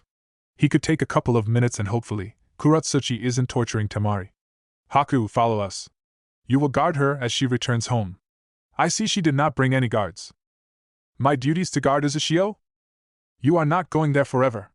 Naoki will come to fetch you later, Naruto said calmly. Shall we? Mei turned around and started walking alongside Naruto with Haku just behind them. Although Haku has been talking to the Water Daimyo, I have received word that he has gone on to contact Lightning and Earth Daimyos. How unfortunate, Naruto said calmly. Then he is after the Wave Country. That is a scenario I did not consider. Feudal lords are truly problematic, he said with a slight shake of his head. Then you have no problem with us handling things in any way we see fit, no? Not now, Mei said. I will immediately head out to see him after landing in Kiri. No doubt he will try to force Kiri to join the war. If that happens, I will handle him. You don't have to get involved. Naruto glanced at the woman for a moment as they exited his compound. The streets were as peaceful as ever. It was truly hard to see that these people were aware that an overwhelming force was marching towards them. Haku will be with you. Not physically, of course. He has other duties that require his abilities. But I will trust you will handle this issue. Thank you, Mei said. What is happening? Iwagakure decided to kidnap Tamari for some sinister motive that has the possibility of seeing the sand clashing with leaf, Naruto said in a measured tone. The same woman who came here? Naruto nodded. What is she to you? Naruto could feel Mei's eyes on him without blinking. Love, you could say, he said, but did not add anything to it, and was not planning to add to it. It has changed the dynamics of things because now those villages are involved. I have to go see them before retrieving Tamari from Iwa's clutches. It complicates things because it does not look like I will do it cleanly. Mei was silent for a couple of moments while studying Naruto. You don't look really angry, but you are, aren't you? Naruto smiled. You can tell? I don't feel any intent from you. Then again, you seem to think logically at most times. Thinking like that helps you control your emotions, Mei said in thought. What would happen if you let your emotions show? Anger? Hatred? Naruto smiled. It was a flat smile. Nothing but chaos. I just got back from a battle. But I managed to control my anger then. I am afraid I am losing grip of it though. Wait, you were fighting? Naruto nodded. I had my second encounter with cloud forces. Buried a bunch of them before retreating. There are many of them, we must reduce their numbers. He shook his head. You have my word that Uzhio will not interfere when you handle your daimyo. However, should you fail to contain it, we will handle it with force. Of course, Mei said. She had confidence that she would deal with it. Good luck in trying to retrieve Tamari. You should wish luck to Iwagakure, Naruto said before disappearing along gusts of winds. Mei turned to Haku and spoke. He is not a happy camper, is he? Does he really care that much for that woman? He does care for her, but I think he is most incensed with Kuratsuchi. She was held captive here. But he released her. And now this, Haku said with a shake of his head. He is likely going to kill her even though he had planned on having her as Tsuchikage after the war. Mei narrowed her eyes. What are you suggesting by that? Haku smiled innocently. I said too much? He said. Hidden Leaf. The Kazekage was sitting at a karaku ramen along with Jiraiya. He had come here because he had been told that Naruto frequented this place when he had been a shinobi of this village. The blonde emperor was not the person occupying his thoughts nevertheless. Gaara was more concerned about the safety of his sister more than anything. Just sitting here made him feel like he was failing her. The fact that he didn't know the exact condition she was in is what worried him. He was not going to wait for the Kage summit before making if nothing was happening. He was going to send people into Iwagakure to see if they can retrieve her. It didn't matter if they had to kill someone to get it done. It didn't matter if Iwa would cry foul and seek war with him afterwards. The fact was that the village had crossed a line that should never be crossed. He glanced at Jiraiya for a moment before staring at the bowl before him. How long until Kakashi arrives at the border? 2 or 3 days, Jiraiya said in thought. They are not moving that quickly on account of the enemy's movements. Besides, it would be best to preserve energy as we don't know what will happen when they encounter them.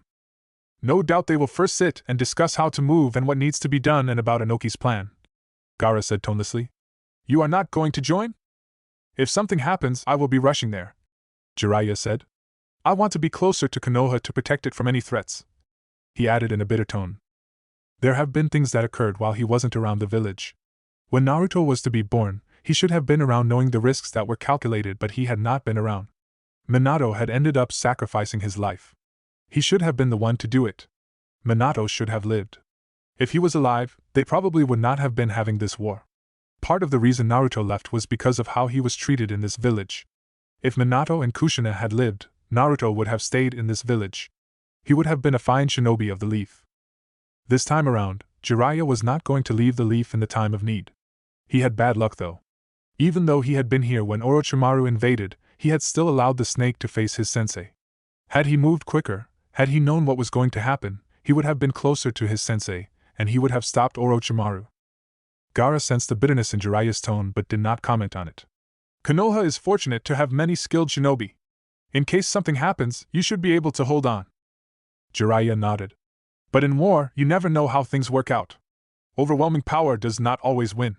Strategy does matter. Even if Naruto has overwhelming power, if Kumo and Stone plays this well, they could use their numbers to make Yuza suffer. If it is about holding Naruto back while their forces attack, would it matter? Naruto can teleport, can't he? He can, but his jutsu doesn't work like Minato's. However, it seems it was not made for battle. It was made to remove barriers and distance. I believe that is what he used to travel between Konoha and Uzhio without anyone noticing. Jiraiya said. In war, he would still need to travel. But we don't know how things will work out. Gaara nodded. Nobody knew. Anything could happen. Inoki had just proved that you really needed to watch your back or something unexpected was going to catch you off guard. I am, Naruto suddenly said, already sitting down beside Jiraiya. You know my order, keep them coming. Ayam nearly jumped off her feet when Naruto suddenly spoke. She hadn't seen him sit down. It was just his voice that suddenly shook her. She placed her hand on her heart and then smiled. Naruto, don't scare me like that, she exclaimed. She blinked once as something clicked. Oh, sorry. I forget you are now His Majesty, she said. Naruto smiled. Who would have thought that the lonely kid who walked around this village with a dark cloud over his head would one day become the emperor? Well, I had always known you'd be someone great, Ayam said with a large smile on her lips. And you did mention it once or twice. I did. It must have been a rare slip of the tongue, Naruto said with a thoughtful look on his face. Ayam laughed. You know you never do that, she said. No matter what, I could never get you to say anything you did not want, she said. But I know why you once said those other words, she said. I hadn't made an offer then, but let me make you an offer. If you want to expand your business, I would be willing to help you open ramen stands in my empire. As long as you make the same quality ramen as here, Naruto said. I'll think about that, Ayam said before telling him she was going to get his order ready. You are still a master of stealth, I see, Jiraiya said. I only sensed a change of the breeze, he said. But still entering here freely, it seems? Naruto shrugged. I did not leave Konoha as an enemy or having done something wrong to it. I just played dead for a while. Konoha has never been my enemy either. I just don't care for it and don't want it in my war, he explained. Besides, I have not come here willingly. The situation forces me to be here. Predictably, Jiraiya said. Naruto glanced at Gaara for a moment before speaking to him. Kazekage, he said. Emperor, Gaara acknowledged with a nod of his head. Tell me what happened. My sister was in your village before this happened. You didn't know this was going to happen? Naruto didn't look at Gaara when he responded. His response didn't come immediately either. You have not heard, it seems, he said. Heard what? Jiraiya asked with narrowed eyes. He didn't think this was one of Naruto's ploys to control the conversation and divert them away from what Gaara was asking. He didn't think the blonde would do that though. Just yesterday, I attacked 2,000 men from the cloud and buried them. Not all of them, of course, but I disabled about 90% of them before retreating, Naruto said in thought. It was before this battle that I was told of what happened. But we could not return home immediately. I had to prepare the field for battle before going back home. The land was vast, and I could not just send an army of clones to do it as it would alert the enemy. This activity ended up taking too much time. I only returned to use it today. I didn't think you of all people would actually think of laying traps, Jiraiya said. You may hide it, but you really do enjoy fighting. Against strong opponents, Naruto corrected. But this is not about my pleasure. The survival of the Uzumaki clan is at stake here, and I honestly cannot risk anything. I know the enemy is large, that is why strategy is important. Didn't you always say that even a stronger shinobi can be defeated by someone weaker? It isn't the number of jutsu but the use and effectiveness thereof that determines victory. I have power, but that alone is not enough. Strategy is also important. At least you learned something from me. Naruto shrugged. Don't get ahead of yourself. I learned this from the Sandaime Hokage, he said. You could have just allowed me to have the victory, Jiraiya said. I'm not that kind, Naruto said before responding to Gaara. I did not know anything about it. If I had even known that there was such a plan, I would have had Naori accompany Tamari through the desert. But doing so would have meant that he would have not been able to join me in battle. Gaara nodded, accepting Naruto's words. Then where do you stand with my sister? Part of the reason he had even sent her to Uzhio was because he really wanted her to solve her issues with Naruto. If they had solved their issues, then expected Naruto to do something. Naruto smiled as I.M. brought his order. He said his silent thanks and dug in. This is still good, he mused before responding to Gaara. I'm on her side, Naruto said. I was very disturbed when I was informed of her situation. It was really difficult to tell if Naruto was really angry. There was nothing in his tone that suggested otherwise. There was nothing in Gaara's face that said he was angry, but his tone gave away the anger. Yet with the Emperor, there was nothing. It is really hard to tell. Naruto turned his eyes to face Gaara, but he did not say anything, not until a couple of minutes passed anyway. He first enjoyed his ramen before responding. You will know that I am displeased soon enough. Tamari, I will retrieve, but I thought I should just give you a warning to what I will do, and I also wanted to know what you have decided to do. Of course, I would still need to discuss things to see where it leads us. Jiraiya narrowed his eyes. What are you planning to do, Naruto? I know Tamari is currently being held at Iwagakure. They have secured the village and put on one of their Jinchuriki as a guard, but I am still going to go there and ask for her to be returned. Are you planning to send your airship? No doubt it was created as a weapon. Naruto shook his head. In a case where there is a Jinchuriki, I cannot take it unless forced. It would just become a shooting target, he said. There are means. But Tamari will be retrieved at the end of the day. What have you planned? A Kage summit? Yes, Gaara said. But I also wanted to see Shinobi to Iwagakure to try to retrieve her, he added. Both I and Inoki are most likely to reject a call for a summit at this stage.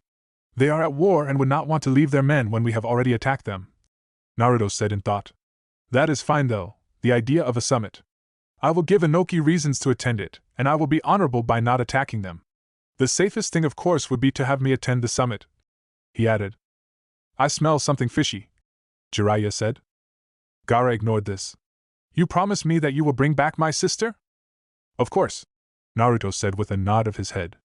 As Emperor, my word should mean much more, especially a promise. If I just went around saying things, my words would not have value. Then I will hear from you, Gaara said. The place and time for the summit has already been selected. By tomorrow, the summons should reach all Kages. I think both I and Inoki will object to your presence since you are not a Kage and they both hate you. Naruto shrugged. I could care less about their petty feelings, he said indifferently. He took out money and placed it down before taking his bowl.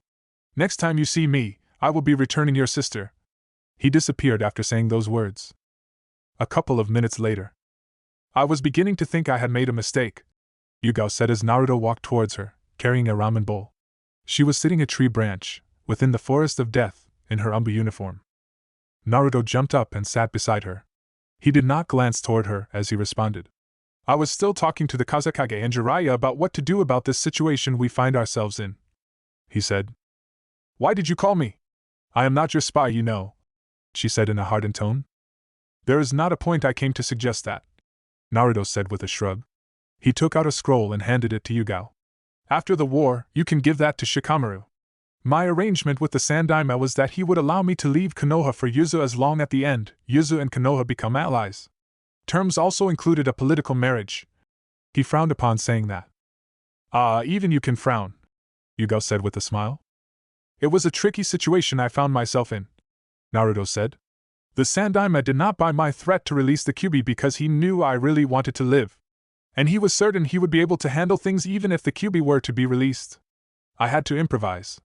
Good thing he cared for me and thought deeply about what was best for Konoha. But you don't. Not even a little, Naruto said. But I made the arrangement with the Sandaime Hokage. I cannot break away from that. Besides, he had measures put to ensure I don't break from the arrangement. That he did, Yugao said. I'll still continue to oversee things until everything is in place. My people will speak to you from now on, Naruto said. Oh, please do tell Kurenai that I will come for my genjutsu lessons. I did ask for the lessons before. Is that whom you are targeting? Of course not, Naruto said. But she would not be a bad choice. I always figured if the Sandaime selected someone, it would be you. I wouldn't have agreed to it. Naruto glanced at the Umbu with a raised eyebrow. Do you find any that unattractive? Her response had come too quickly. I am not going to fall for it by answering that question. You obviously have something lined up in case I answer any other way, Yugao said calmly. I will give Kurina your message. I am not sure she will be too thrilled though. It doesn't matter, Naruto said. Yugao stared at his form for a moment before speaking. You chose to die not only because it provided you cover. I mean, if you are dead, Konoha had no reasons to look for you. If you had just left and gone to Yuzu, you would have been forced to reveal your agreement with the Sandaime before you were close to reaching your goal. Dying made sure you did not reveal anything and you never became an enemy of Konoha. Technically, you are still a Konoha shinobi. Your return from the dead changed that status. Konoha never declared you a rogue shinobi. Now that is a wild thought, don't you think? Keep telling yourself that, Yugao said. What was it that the Sandaime had on you that forced you to agree on terms you obviously don't like? Naruto was silent for a couple of moments before responding. He didn't buy my threats but also made a threat to me. A threat he could carry out and one that would destroy everything. He just had to open his mouth, he said. And you're not the only one who knew about this. He told me this in case I decided to have you killed upon his death. No doubt you would have done so, Yugao said. And you think I'd agree to marry you when I know you wouldn't blink trying to kill me? I thought you were not entertaining that thought, Yugao, Naruto said. Did the Sandaime perhaps try to get you to agree to it before he died? Who knows? Yugao said. Then who is the other person? Don't know. I have tirelessly looked but I did not find anyone. I once thought it was Itachi given that he did speak to the old man but that turned out to be false. And I bothered quickening his death, Naruto said with a shake of his head. Keep the scroll safe and only Shikamaru must know its contents. Why Shikamaru? A Nara was chosen to oversee things, Naruto said. Perhaps the Sandaime also let slip of some things to Shikaku, which is why he decided to send Shikamaru to Uzhio without Tsunade knowing. Amegakure. Naruto looked through the village hidden in rain from the tallest tower. He always found it fascinating whenever he came to this village. Amegakure was indeed a unique village. There was no village that was like it. Today was also a good day as the god of this village was allowing the villagers to have a bit of the sun. But the moment he went out, the rain would return. It was pleasant now that it was not always raining. Nagato didn't have to always feel like someone was out there. He had Uzhio to watch his back. This village was still on lockout though, just as Uzhio was. But once the war was done and dusted, it would be open for all. Amegakure was overall a very peaceful village. It was a pity that people often used the rain as a battlefield. Then again, the bigger nations never allowed battles to occur close to their villages in fears of things spilling into their gates. Civilians would be caught. But when it came to civilians of other villages, they did not care. The great nations were truly careless. The land of hot waters would be turned into another battlefield now. But what would they do about it? They just had to keep their gates locked and hope that things don't last long. Naruto was sitting at his favored location with his back pressed against the wall. Naori and Noroi were already in the village, just looking around. They were not needed with him here. Are going for another battle? Nagato asked as he walked towards the blonde with Konan slowly behind him. Naruto glanced at the man for a moment before looking at the peaceful streets. But it's not against the numbers we are facing in battle. I am going to invade Iwagakure, he said. Nagato raised an eyebrow. Something had to have happened because they had decided against an invasion on these villages. They would defeat them in battle rather than invading them. It would have been much simpler to just invade, but that would not have helped their cause. Has something happened? Naruto nodded but did not immediately respond. He looked at Konan for a second before speaking. Iwagakure has the Kazekage's sister. I have to retrieve her. It won't be a full-blown invasion. But I will face a Jinchuriki. If you are going to invade, won't they decide to move out while you are fighting? Konan asked calmly. They would not wait for him to finish fighting. They would even have the chance to kill her while he was busy fighting. Diversion, Naruto said with a shake of his head. It will affect our situation in Iwagakure, but it cannot be helped. Nagato did not like this, but they must have thought this through before deciding to make a move. Naruto wasn't the one to make decisions without thinking first. Why have they done this? What is the end goal? And why are you doing it? She has nothing to do with the Empire's goals. We don't have to act because of that. Naruto smiled. That is a good argument. Tamari indeed has no value to our goals. We could let her be and it would not affect us in any way. Suna would blame Iwa, he said calmly. But aside from it being personal with me, there was a calculated move behind this. Iwagakure wants to make Suna and Konoha fight while keeping them out of the battle. It would be bad for us if those two fought. For now, things work well when they are a civil. It is even better now since my attack in Iiwa has both Konoha and Suna agreeing. I will not be putting the civilians in danger. If we can take advantage of the situation, we can get those two to support any consequence Iiwa has to face for its actions. Nagato nodded. As expected, Naruto had thought about things. He wasn't just acting recklessly. Both Cloud and Stone should be meeting soon. We should make a move once more before they do. That is part of the reason I stopped by here. Their numbers are still too large. Both you and I will attack. We will reduce their numbers before they meet, Naruto said. Konan will stay behind to watch over Amagakure in case there is any movement. If it is too much, with my mobility, I will move to intercept. Is this acceptable? Yes, Nagato said with a nod of his head. Konoha is planning to force both Inoki and I into a Kage summit. Our actions will convince them to go to the summit to take a breather and think through things over their losses, Naruto said. You plan to use the summit to lay the seed for what is about to come after the war? Konan asked. It won't make difference with both Inoki and I, as they are surely going to die in this war. But their guards will be alive and will witness everything. Even if the guards die, it does not matter because this will be to contain the other three, Naruto said in a measured tone. He then stood up. Be ready for when I return. I assured Konoha that we would not attack during the summit. So want to make an attack before? Naruto smiled. We have to. Their numbers are honestly frightening to us. We must use our power effectively to stop things from becoming dangerous for us. If they enter the Fire Nation and get close to the wave in their current numbers, the wave will fall. We will not be able to defend it. For this reason, we must use this means. And you are also excited about the idea of fighting alongside Nagato, Konan said with a stare. Guilty, Naruto said. I won't be long, he said before jumping from the balcony. He did need to fetch Naori and Noroi before leaving the village. It would not end well for Tamari if he did not take those two.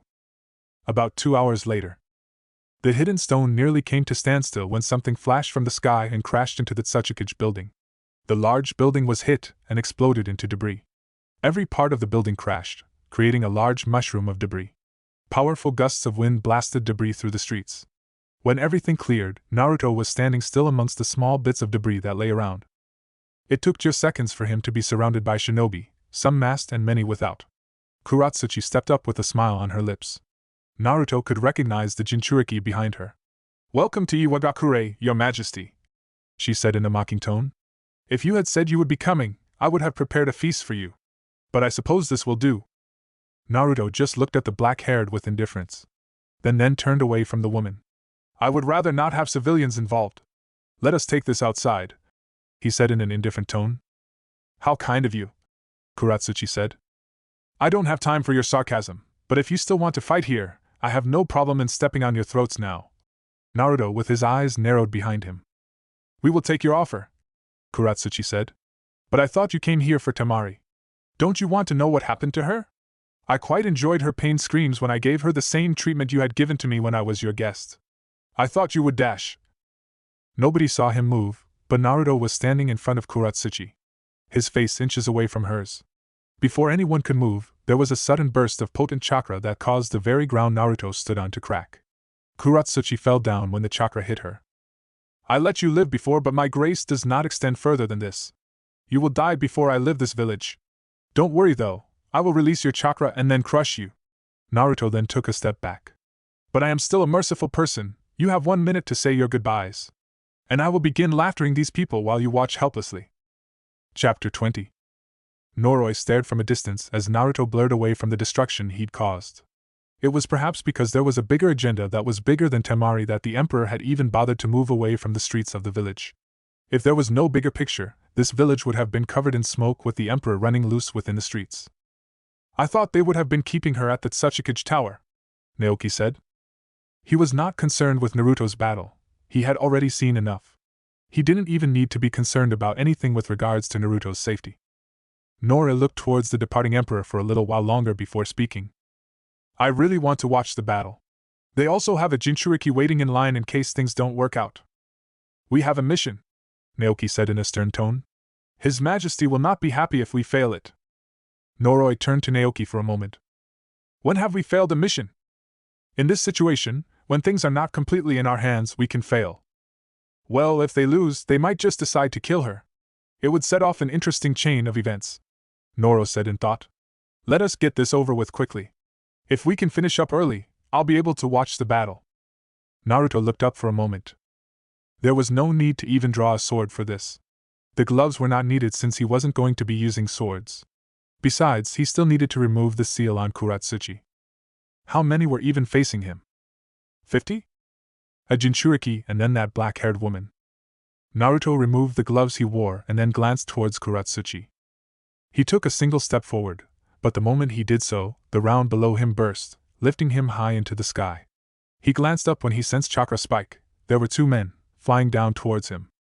Doton, Kengan no Jutsu! Both encased their right hands in rock before aiming their respective punches towards Naruto. The Emperor channeled chakra into his leg muscles and bent his left knees slightly. He covered his right leg with wind chakra before aiming towards the incoming rock punches. When his foot crashed into the rock punches, they cracked and nearly shattered, but the 2 shinobi increased the weight to strengthen them. The rock formation Naruto stood on shattered from the pressure released when Naruto's kick connected with the punches. It did not shatter completely though. The breakdown forced him down a little, but he managed to balance himself while increasing pressure on the attacks above him to defend. While he was still in the struggle with the 2 shinobi above him, he sensed another shinobi lunging towards him. His eyes narrowed behind slightly. The man was holding a sword with both his hands, swinging it in a horizontal slash aimed towards his back. Naruto waited for a couple of moments while coating his right hand with wind chakra. The moment the man's swing neared him, his right hand was swung in behind. He caught the blade within the palm of his hand and strengthened his grip.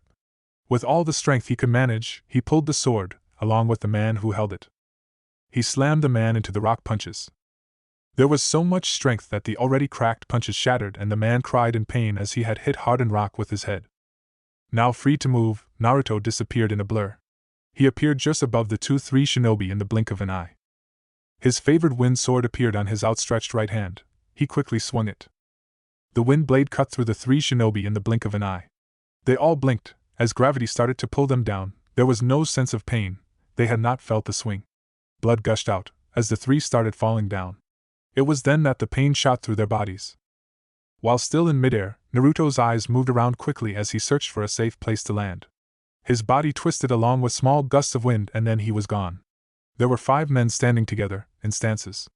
Naruto appeared between them. Before any could respond, he grabbed 2 by their throats and slammed their heads together.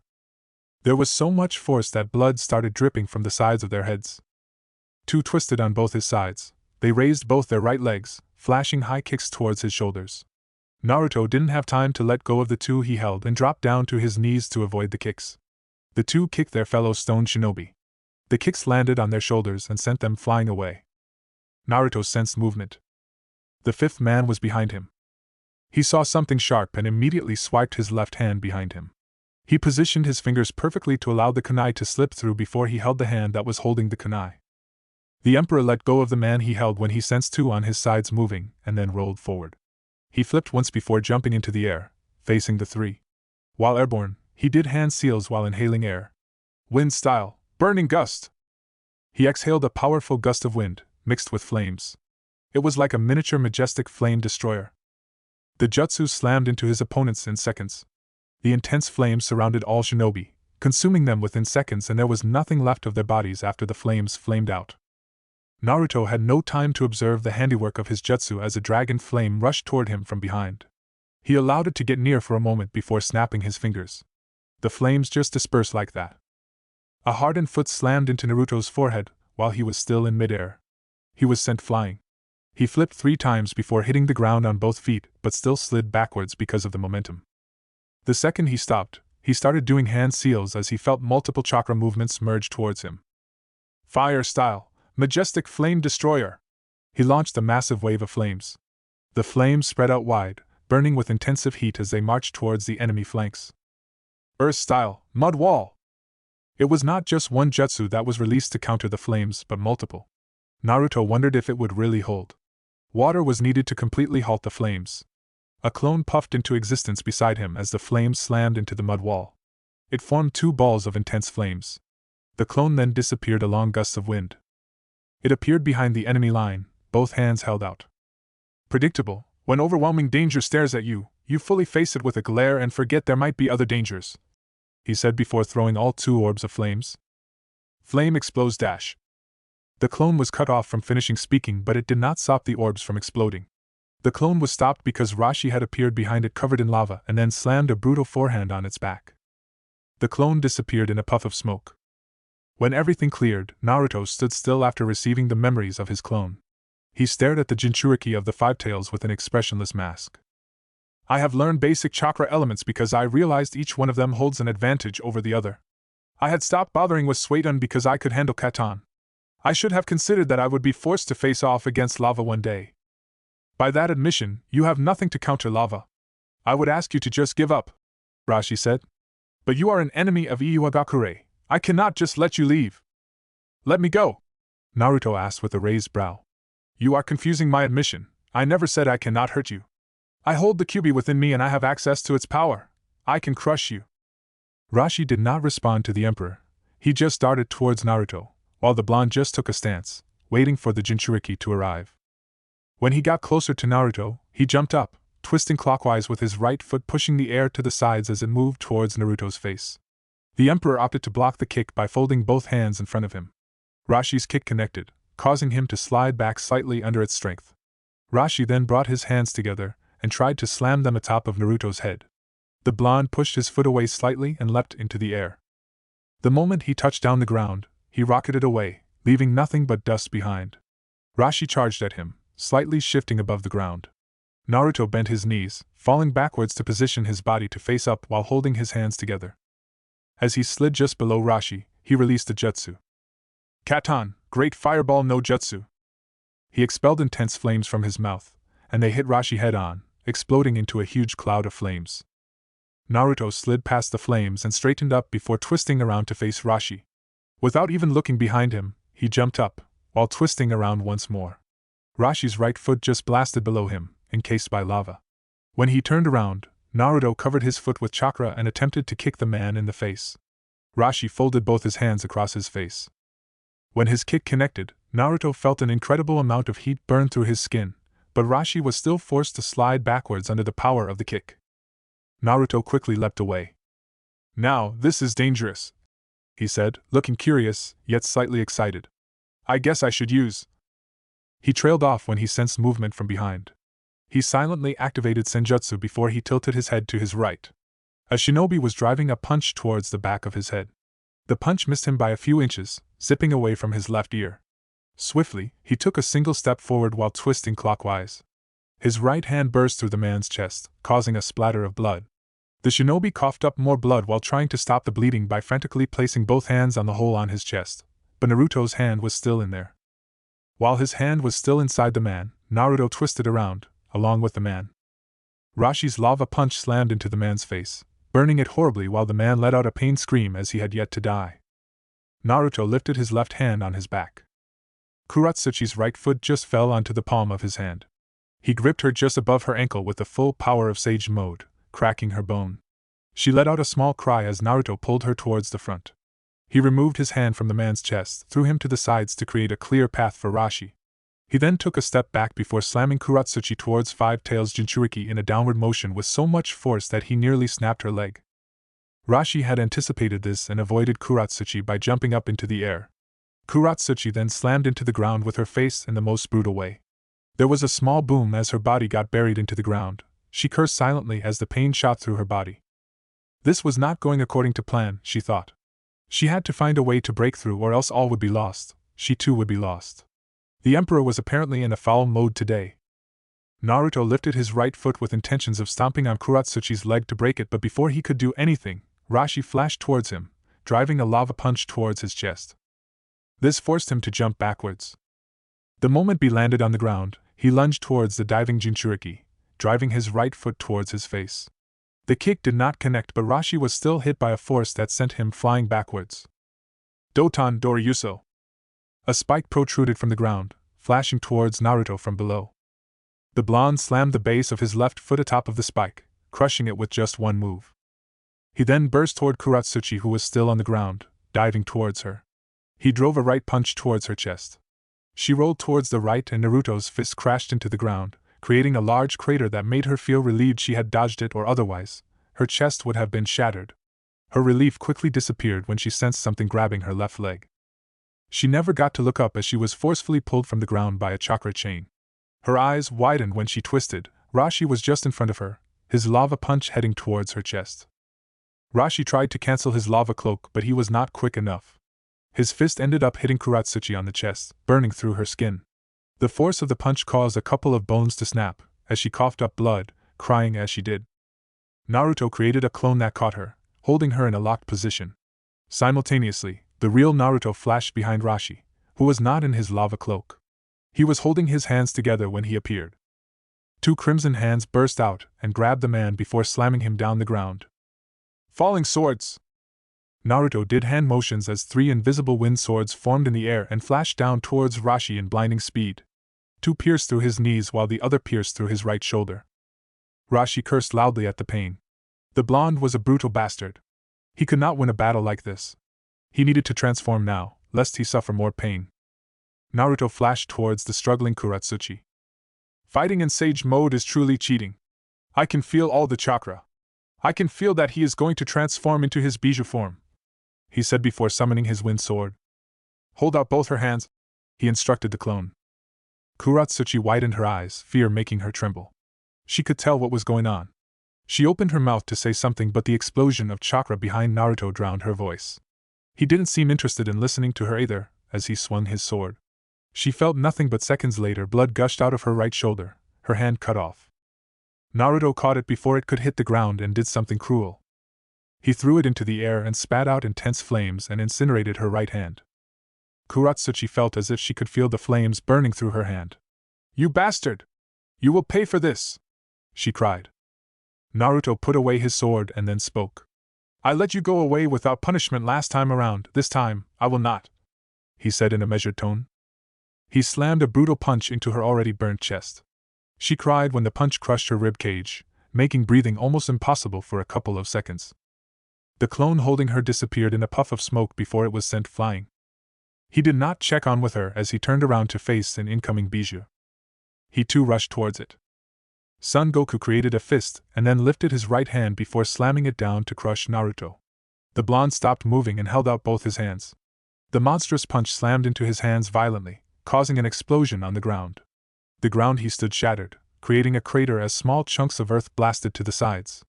But Naruto's defense held on before he pushed more natural energy and pushed the punch away. Son Goku's left hand moved with great speed and swatted the blonde away from the ground, sending him flying towards his right. The Emperor recovered quickly by flipping several times before landing on the ground on one knee. Seeing the Bijou rushing towards him once more, Naruto sped towards it as well. The monstrous fist of the Bijou caused him to increase his speed with chakra, and skip past the punch in the blink of an eye. Son Goku's fist slammed into the ground, and when he lifted his hand, there was no sign of Naruto. The blonde was already behind the Bijou. He grabbed one of its tails with both hands, rooted himself to the ground before pulling. The Bijou was pulled and he tried twisting around a bit slowly to pick up some momentum. When the Bijou allowed him to drag it, he increased his speed, and twisted around once more, lifting the monstrous form into the air, before letting it go. It was hurled a distance away from him, but still managed to land safely on both feet, massive hands slamming onto the ground for support. It lifted its tails and began to charge a Bijudama. Nora and Naori flashed beside Naruto, flanking both his sides. Have you secured the target? Yes, Naori said. Then let us leave. I'm afraid I have had fun for one day and I have tested the physical prowess of Senjutsu to my satisfaction. Are you sure that is it? I think you just don't want to deal with that, Naori said, pointing at the fully charged-tailed beast bomb. Naruto shrugged. I could deflect it if activated my wind armor when in Sage mode. But I want to use this when I go to battle with Nagato to face off enemies. Should it be successful in battle, it will be good to perfect against the Kages. Naruto disappeared from view as Son Goku launched the jutsu he'd been loading. Uzhio. Hospital. Home for the sick and injured. When was the last time Tamari ever found herself chained to the smelly place by orders of whoever was attending her? She could not remember. She had never been so severely injured that it required for her to be taken to a hospital over the past years. But this time, she had not been that injured. Kuratsuchi had played some game with her, but she had not been badly wounded. The pain, though, the woman had dished it out. She had not been looking at her but at Naruto. Her contempt for the Emperor was unmistakable. It was no wonder she tried to assassinate him. Tamari sat up from the bed and looked around the room. She could not feel anything that was happening outside. She didn't even know where she was, yet her heart felt safe. She didn't feel like she needed to escape. She could run through the open window and fight her way if she needed. Her precious fan was leaning against the wall close to the door. She smiled. At least it had not been lost. She wanted to go out of the bed and get it, but the doors slowly opened without warning. Her eyes remained glued to it, waiting forever to see who was stepping within. The Emperor stepped into the room. She managed a small smile seeing his face. "I didn't think that the first person I would see would be you," she said. "If it was you, I expected it to be in your place." Naruto shared Tamari's smile and sat down on the small stool placed on the left side of the bed. She didn't have any bandages. It was only precautionary measures to even bring her here. "I can leave and bring back the person you wanted to see," he offered in a light tone. Tamari shook her head slightly. "This is fine." Naruto took her right hand and held it gently. His smile widened slightly before he spoke once more. "I am truly glad you are well, Tamari. I had been worried over your safety. Though I was certain nothing would be done to you, I did worry about your safety." Tamari stared into Naruto's eyes. She had never seen them so human, so alive.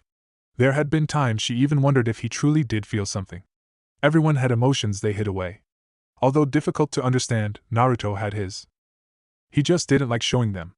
He was showing them to her. She felt happy. She felt something in her heart moving.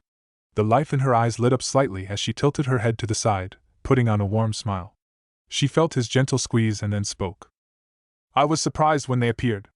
But you must know that I am not a weak person," she then said in a hardened tone. "Your strength as a kunoichi has never been part of my thinking. I never thought about that despite having sparred with you a couple of times. I have always thought of you as my Tamari." Tamari raised an eyebrow. "Since when did I become yours?" "Since I stripped you naked in Konoha," Naruto said. "You were fun then, easily embarrassed, inexperienced. Forgive me for not having the same experience as a man who frequents bars to get laid." Tamari huffed, glaring at Naruto. Now, Naruto stated in a slow tone, yet the smile on his lips did not disappear. "There is no need to bring up the past. You started it," Tamari said. "Perhaps I should lock the door, close the windows, and then strip. You seem to behave quite obediently when I don't have any clothes." As he was saying that, he stood up and started trying to remove his upper clothing. "What the hell are you doing? This is a hospital." Naruto just put on an amused look before sitting down. "Don't you know? Forbidden and rebellious pleasures are quite enjoyable. No wonder you visit bars," Tamari said with a shake of her head. "How is my brother?" "Fine," Naruto said. "He is in Konoha at the moment. I will take you to him. He is your brother, you should be with family, and I have to war to fight," he said calmly. "You need not worry though. Iwagakure will not achieve their target." He offered her a smile.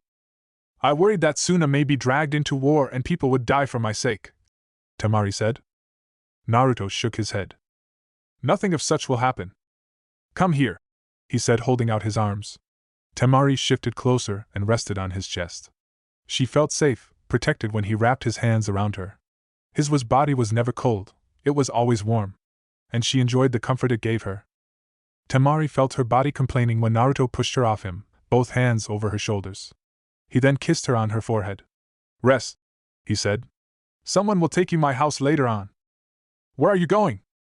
"To war," Naruto said. Land of Canyons. When was the last time he set out of Amegakure so frequently? Nagato could not remember. He had regained much of his mobility, but he had never quite enjoyed it, as he had been working hard to try to make Ame great. The paths always did the fighting for him. It was the safest method to ensure his survival. Ever since they got rid of Madara, his focus has seemed to strengthen. Either way, they were now moving towards peace. The great nations would no longer be able to impose their will on other nations. It was more or less going in the same path as he had planned, but this going through the more peaceful means. He eyed Naruto, who was sitting beside him on a tree branch. Nagato eyed his swinging feet for a moment. Below him, Haku was standing still with 3 of his paths. He had nearly killed Yoshino when he first came into the village. But the man had said he only wanted to talk. Naruto had been summoned and they talked. He smiled slightly. Yahiko would have truly been disappointed with his loss of sight. He had great power, and Yahiko had warned him about listening to Madara but had done so. He stopped following the path they had chosen and allowed his pain to lead the way. Yet, Konan had followed him all the way. The dream had not changed, the method had. How certain are we that the cycle of hatred will really end after this? Naruto shook his head. That was just Jiraiya's childish dream and naive way of thinking. As long as people live and continue to think differently, there will be conflicts. People will hate each other. But the hatred is not what brings about wars. Our own war with these villages has not been brought because we hate. We want to change the system. The cores of the shinobi world are what makes wars. And we are going to destroy it. Of course, we need to do it in a way that means we will not be targeted for hatred.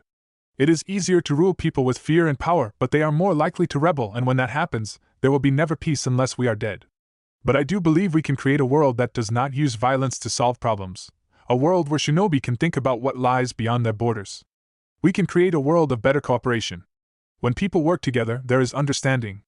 Problems will arise, but understanding should mitigate the threat of wars. Then this must succeed at all costs, Nagato said. We must first win this war, Naruto said. We are currently sandwiched between two units. The unit on the right has a Jinchuriki. We will eliminate the Jinchuriki to put a dent on their morale before we massacre the unit on the left. I will remain hidden, Nagato said. The target is just the Jinchuriki then. Naruto nodded. They already know you. So no doubt the moment they see us, they will bring the big guns to fight. The Jinchuriki will transform to deal with you. We will deal with it quickly and then retreat, he said. We will retreat using one of my summonses, Nagato said calmly before jumping down the ground. Shall we? An hour later. The trees obstructed the view of the shinobi moving through the ground. If a battle ensued here, it would not be a favorable situation for them given the location. Iwa's forces were not even used to fighting within the trees. They preferred their barren and rocky land of the Earth Country. Kirin knew that Kumo's forces had been twice attacked, the second unit had been nearly annihilated. He knew that it was only a matter of time before they too were attacked. The plan was simple, and it was scattering around to avoid getting caught in the wide-scale jutsus their enemies were using. Worried? A shinobi asked, running beside him under the green trees of the land of canyons. Kira looked to the side. Shinobi were running at full force behind him, with Han along. They looked focused. They had to be careful so not to do anything to piss off the leader of this country. They had been warned that should they do anything that is in breach of the agreement, there would be major problems. A little, Kiru admitted. The news we have been hearing has not been pleasant. The Emperor released the Kyuubi in his last battle and there were massive casualties for our ally. We have Han-san with us. Hopefully that will be enough, Kira said. He doubted it. The Kyuubi was still the strongest Bijou. Han had more experience, but if he transformed, it would quickly give them a chance to move away from any attack before joining their ally. Halt! Kira shouted after running for a while. Han had moved quickly. He could sense powerful chakra signatures just ahead. Scouts!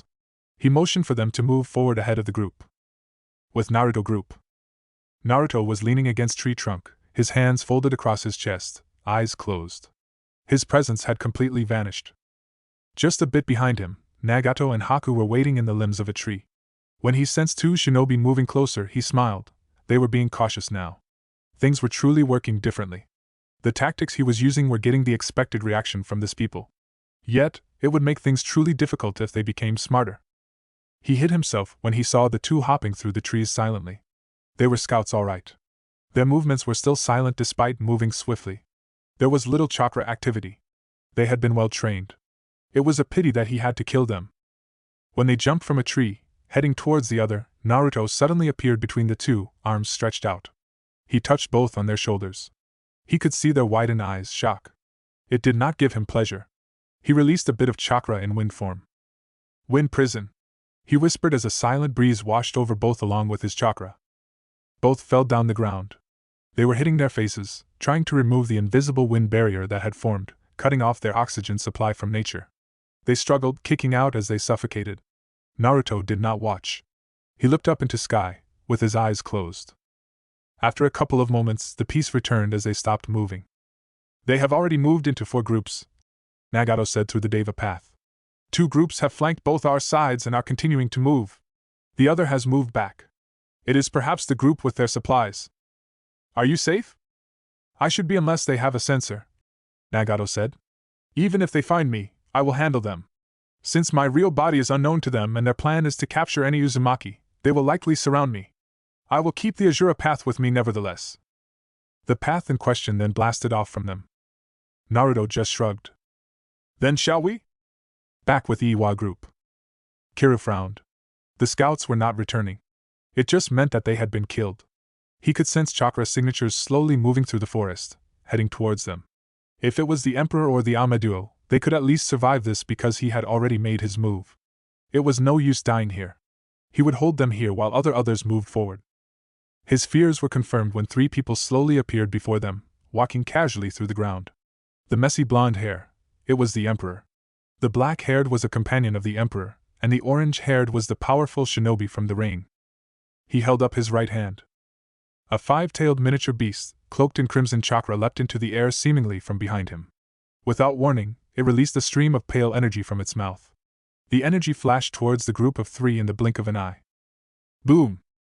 There was a huge explosion that occurred when the jutsu seemingly hit the 3. The explosion was so powerful that it uprooted the surrounding trees, causing large amounts of debris to pick up into the air.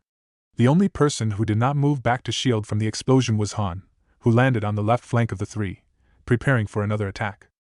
When the debris cleared, the 3 were standing in the middle of a sizable crater. Naruto and Haku were positioned behind Deva Path, which had both its arms held out, palms facing the direction of where the jutsu had come from. "I think they are trying to kill us," Naruto said calmly. "They would have prepared themselves since we announced to them that we were coming," Nagato stated. "If they get us, it is the end," Haku said, facing up. There were multiple projectiles coming from all sides. They were no doubt marked with explosive tags. Already, the enemy had surrounded them. It was hard to fight like this. Naruto clapped both his hands. "Wind tornado," he whispered, giving rise to twisting winds that surrounded them. The rotating winds formed a dome of shield to protect them from the projectiles. When the projectiles hit the tornado, they exploded into multiple explosions that disrupted the flow of the wind, causing it to disperse. Han was already within touching distance by the time the wind dispersed. He was slightly above the ground, the 5 tails now enlarged, and slamming down towards the group. Haku did hand seals. Demonic ice shields! He formed massive layers of mirrors just between them and the massive tails. The tails slammed into the first mirror, shattering it within seconds, and then the next one. When it connected with the third mirror, there was a brief struggle, but the mirror started cracking. Naruto was already in sage mode when he switched on below the Jinchuriki. His right hand grabbed one of its legs and pulled it forcefully before slamming it into the ground on its back. The beast crashed brutally and was buried down the ground. He then stepped away from the Jinchuriki. "You should really use that jutsu, Nagato. This looks like it will be troublesome." Naruto tilted his head to the right to avoid a piercing chakra tail that went past his left ear. Han was already up. He lunged towards him, swiping his claw across his chest. Naruto saw the attack coming and leapt backwards slightly. But while still in midair, a chakra hand burst from the ground and caught his right leg. It hurled him to the sides away from his friends, sending him crashing through trees. In his sage mode, Naruto hit multiple trees, breaking through and forcefully before finally halting a distance away. He touched the ground on one knee and quickly looked up to realize that the Jinchuriki had raced after him. While still on one knee, Naruto folded both his hands just above him. The moment his hands formed the defense, Han slammed a crimson punch on his defense with brutal force that caused the ground to shatter and Naruto to feel pain on his arms. "So you are attacking me because you know I am a Jinchuriki," Naruto said through gritted teeth. Han did not respond but merely released a massive output of chakra before starting to transform. With Naruto freed, he jumped back, but before he could land safely, the Bijou released a steam of boiling mist. Naruto released a breath of relief when a mirror formed in front of him, giving him enough time to escape. With Han fully transforming, the Iwa shinobi had now created some distance. When he landed, he realized they planned on getting them to tire before moving in. They probably knew if they attacked now, they would only get killed. "Chibaku Tensei," Nagato said, holding out both his arms. A black orb moved up into the sky before finally halting. When it halted, he clapped his hands. The ground began to shake before the trees began to be pulled into the sky. The jutsu started pulling everything down the ground into sky. Large chunks of earth peeled off from the ground, going into the sky. The 5 tails felt the ground below it start to shake and jumped to the sides. The ground broke off, rocks pulling into the sky. The Bijou was not able to land down the ground as it started to get pulled itself. A large chunk of rocks slammed on it from below, sending it further into the sky. More rocks began hitting it, covering its body. Naruto jumped from rock to rock before finally stopping inches away from the Deva path where it was safe to stand. He looked up and envied the power of the Rinnegan as the Chibaku Tensei finally took form, with Koku finally captured. It was just a massive rock formation in the sky. Kira looked up wide-eyed at what had just happened. What did he have to do now? They couldn't bring that thing down, and their enemies stood still. Plan B! He shouted. They moved closer to the group of three. The terrain was now damaged. If it was a face, he would say it was defaced. There were no more trees closer to them. He did hand seals and slammed them to ground. The ground where the tree stood burst up, forming a rock formation that took them up to the sky. Naruto looked down for a moment. They wish to burn us alive, he said. The entire rock was surrounded by explosive tags. The kind of explosion that would set off from there would not be pleasant. It would be a chain reaction that would surely make things difficult. I can destroy the... Nagato trailed off when the tags slowly exploded from below to upwards. Can you bring this thing down? Naruto asked, looking at the Chibaku Tensei. Nagato nodded. Let's have it crash on them then, Naruto said, getting hold of both Haku and Nagato. He jumped to the side, floating into the air while still in senjutsu. He suddenly blasted away in a flash before landing on the top of a tree a distance away. Oh! A shinobi exclaimed, looking up into the sky. This is ridiculous. How are supposed to fight against that? It was indeed ridiculous. It was getting dark because the large rock was now crashing down towards them, not just slowly. You did not stop that thing, you ran from it. But would they outrun it? Boom! The ground shook when the large rock slammed down the ground, drowning the many screams of shinobi from Iwa. It crumbled into small pieces of rocks upon crashing down. Han was exposed in his human body, just lying there, broken but alive. A second later, Naruto landed beside him and marveled at the destruction. Boom! There was another explosion a distance away. He looked up to the direction and saw a large mushroom of debris in the air. It was no doubt Nagato once more. And they were not yet done. There was still more to come. He shook his head. This was not really fair. He picked up Han and then disappeared along gusts of wind. What are you going to do with him? Naruto shook his head. I have no plans. But perhaps I can use him as a bargaining chip after the war. We will capture some enemies who we will also use for the same purpose, he said before dropping the man a bit away from him. He knelt down towards the ground and touched it, eyes closed. I know where the fourth group is located. I will deal with it, he said before the ground burst, creating a large rock formation that took him up into the air. What does he plan to do from here? Haku looked up. The fact that Naruto even created a platform to be able to stand meant he needed his concentration levels at peak. He was still in Sage mode and wanted to attack enemy forces a distance away. Planetary Katon Raisin Shuriken. Naruto held up both his arms, palms facing the sky. He formed a massive ball of flames just above him. It was almost as big as one of the Kyuubi's tailed beast balls. The heat was so intense that he started sweating.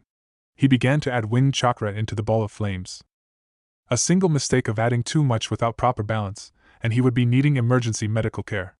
The jutsu was taking too much of his chakra, but it did not matter since he was using natural energy. Blade of wind started to protrude from the ball of flames. When they started spinning, the wind started to pick up around him.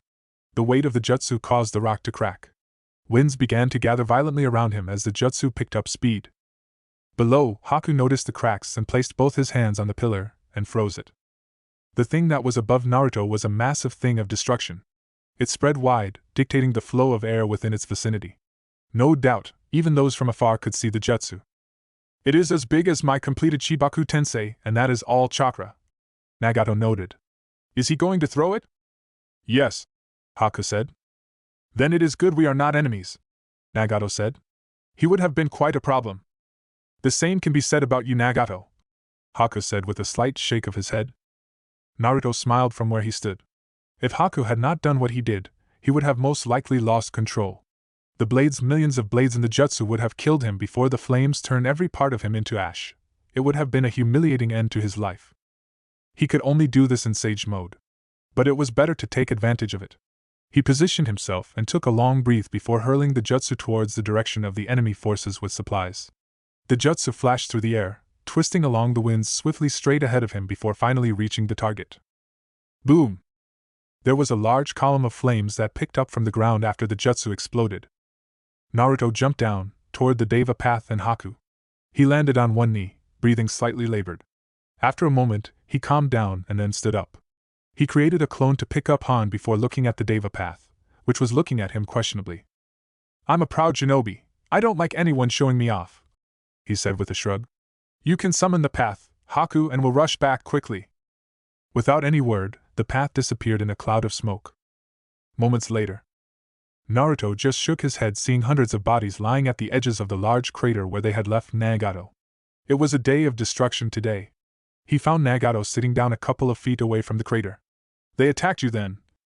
It was impossible to hide when I'm constantly sending chakra to my path, Nagato said. We did more than calculate, he added. Naruto was not complaining. They just got to cut down Iwa forces. Inoki would be more concerned now more than anything. He has already suffered massive losses, and he was still going to suffer. If he was wise, he would just surrender now, as he did in the Third Shinobi World War. But we must still press on. If we can stop things with such attacks, it is still fine, Naruto said in thought. I want them to have much to think about anyway. If we do this, and then go on to eliminate the ones coming by ships to Yuzu, it will make our strength very clear. It is not numbers that matter but pure strength. The great nations have been advocates of expressing their great power. I have no problem in showing them what they have shown to us in the past, Nagato said. Then let us move quickly. The others have already heard the sounds of battle. We should move quickly before they learn anything. What about the people of this land? They gave passage with plans to benefit from our destruction, Haku said. I would have just went there and completely wipe out their village, but you will look at me with an annoying look. I would rather not have that. We will deal with them once we have won this war. You won't fight in the next battle, but I want you in support, as you did before. I need to keep your abilities hidden for now. We might need an ace if things get difficult. If we face a challenge, we retreat. We cannot allow ourselves to be trapped in a long battle that exposes our abilities. If you battle long enough, they know your abilities, and will find ways to counter them. We must not give them time to do that, Naruto said in a firm tone. With Akatsuchi. Akatsuchi frowned, reading the message he held. There were explosions, things in the sky that he had seen along with his men. They were not fighting against normal shinobi. These people were not even humans. The amount of destruction and death they brought was ridiculous. In the last war the Yondaime had been flee on sight, and now there was these. Shinobi would have to be warned to flee from the emperor. But first, they needed to try something to see if it cannot work. He was also worried about the Tsuchikage. At this stage, he should have been protecting the old man. But they were at war. He had to lead. He had to take this mission, or else someone incompetent would take over and just lead them into disaster. Still, who could have thought that things would come to this point? It was just Uzhio they had thought. But Uzhio was a village that housed a monster. Akatsuchi-sama. A scout started, a bit out of breath. Are they coming? Yes, the scout said. This is different from the usual attacks. They usually attack a single unit and retreat, he said in thought before putting on a hardened tone. I have a plan. Listen carefully and deliver my message to the leaders of all groups. Back with Naruto. The terrain was known now no longer one with trees, it was just rocks and boulders. With Sage Mode, Naruto could feel the many chakra signatures that were moving around. Nagato was a sensory type, he could sense it too, to some extent. They have divided into 3 equal forces, Naruto announced. So they know we are coming and are preparing for us, Haku said with a frown. This was not going to be easy. If anything, the thought of the next battle made him slightly nervous, knowing that the enemy had something planned for them. Should we split? Naruto asked. Nagato shook his head. That is probably the intention. It would make things simple for them if we split. Let us continue to the group that is ahead. They have not moved. Naruto nodded. I wonder what kind of surprises they have for us. If they saw what happened, they will not make it easy for us, Nagato said. I will keep my summonses close by for our retreat. Those 2 groups will probably try to block all paths of our escape, he added. Naruto smiled. I have been retreating a lot, he said. But once this day ends, we would have taken a huge step towards victory. Ame will probably not face any more threats, and I doubt they will be willing to bring more shinobi. They are Kages, they will know that if they do that, they'll just be sending their shinobi to their deaths, Nagato said. But it won't matter either way. As long as Ame is not threatened, my people can continue to enjoy their peace. We fought for it, and we will fight for the peace in this world as well. Naruto did not comment. He was much more focused on survival of his clan. If peace was the result of it, then he would not complain. Besides, who did not enjoy being at peace with one's neighbors? After running for a while, the group finally came to a halt. Shinobi stood on large boulders. They had been waiting for them. There were 4 large golems that stood tall on the sides. They did not appear as weak as the golem that had faced him when he battled Inoki. Naruto stretched his muscles and then turned to Nagato. You are going to fight yourself? I'd like to see if I can move well. We don't know what will happen tomorrow. Maybe my paths will be destroyed and I will be forced to enter battle. I must be ready. I thought you always believed that you could not be defeated. There is that, but I am not stupid, Nagato said. They are busy with something, Naruto said. The moment the words left his lips, the ground below them started shifting down. But when he attempted to jump away, rock walls formed on the sides, blocking the path. A large hole formed on the ground, burying them deep within. Looking around in the darkness with his eyes looking up, Naruto spoke. This is Earth Mobile Core. I think, he said. This is not the time to be impressed.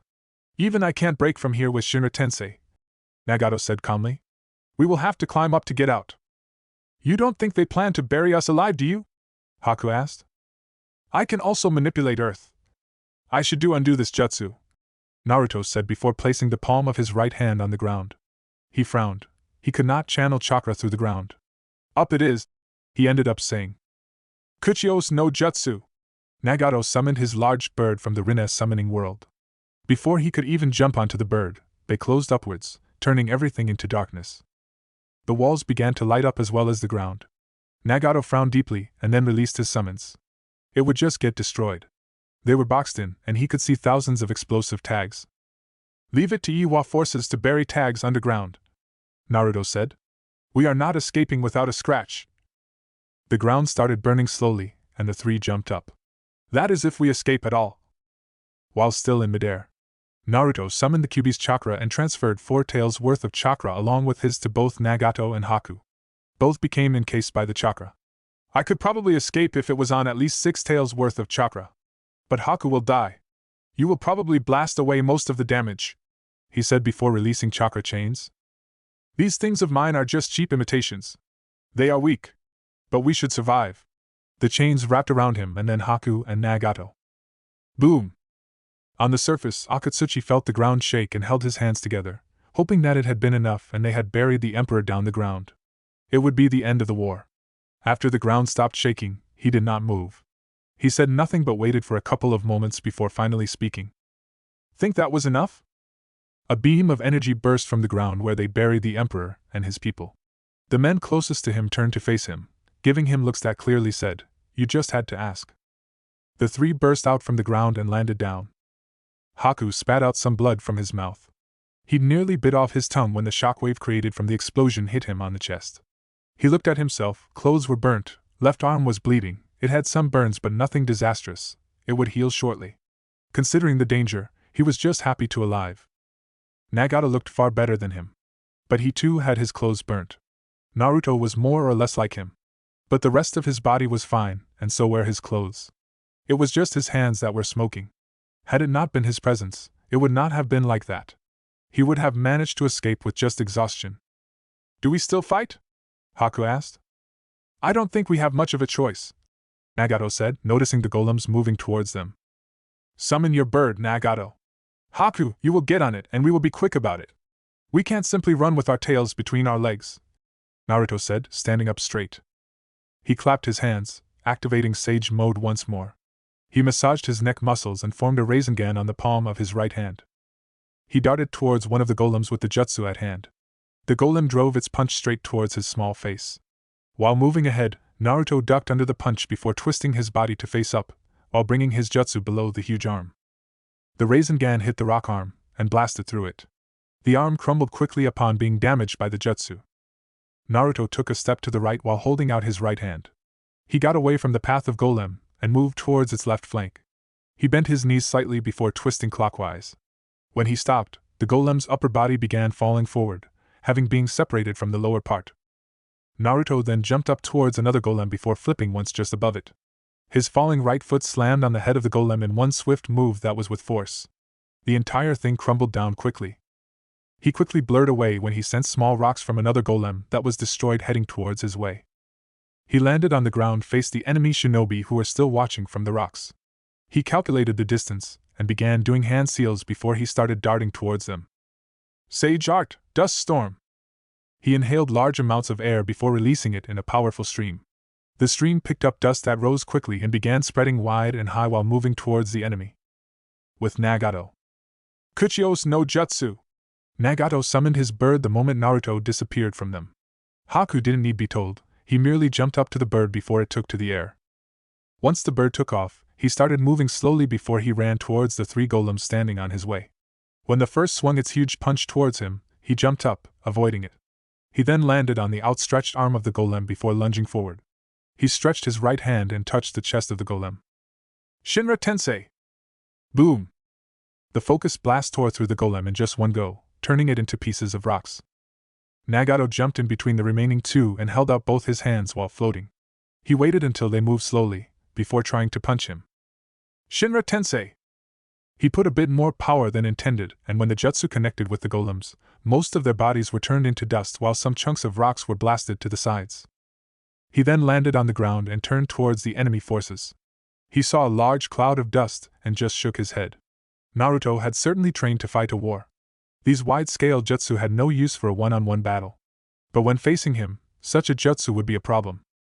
He jumped into the air and realized the enemy had been caught within the dust. He motioned for Naruto to halt his movements before jumping deep into the dust. With his eyes closed, he could feel Shinobi trying to escape.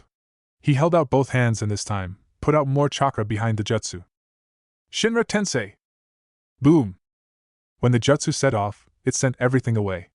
The dust, the shinobi and the large boulders that stood in the surrounding. It all occurred in a flash. Naruto was forced to jump backwards to avoid getting hit by the flying chunks of earth. When he landed, he deactivated Sage Mode and bent his knees before blasting off the ground. He flashed above the circling bird and Haku caught his hand before bringing him onto its back. He looked down as see only Nagato standing, everything that had once stood, leveled and piled up along the edges of the crater the man created. There were bodies as well.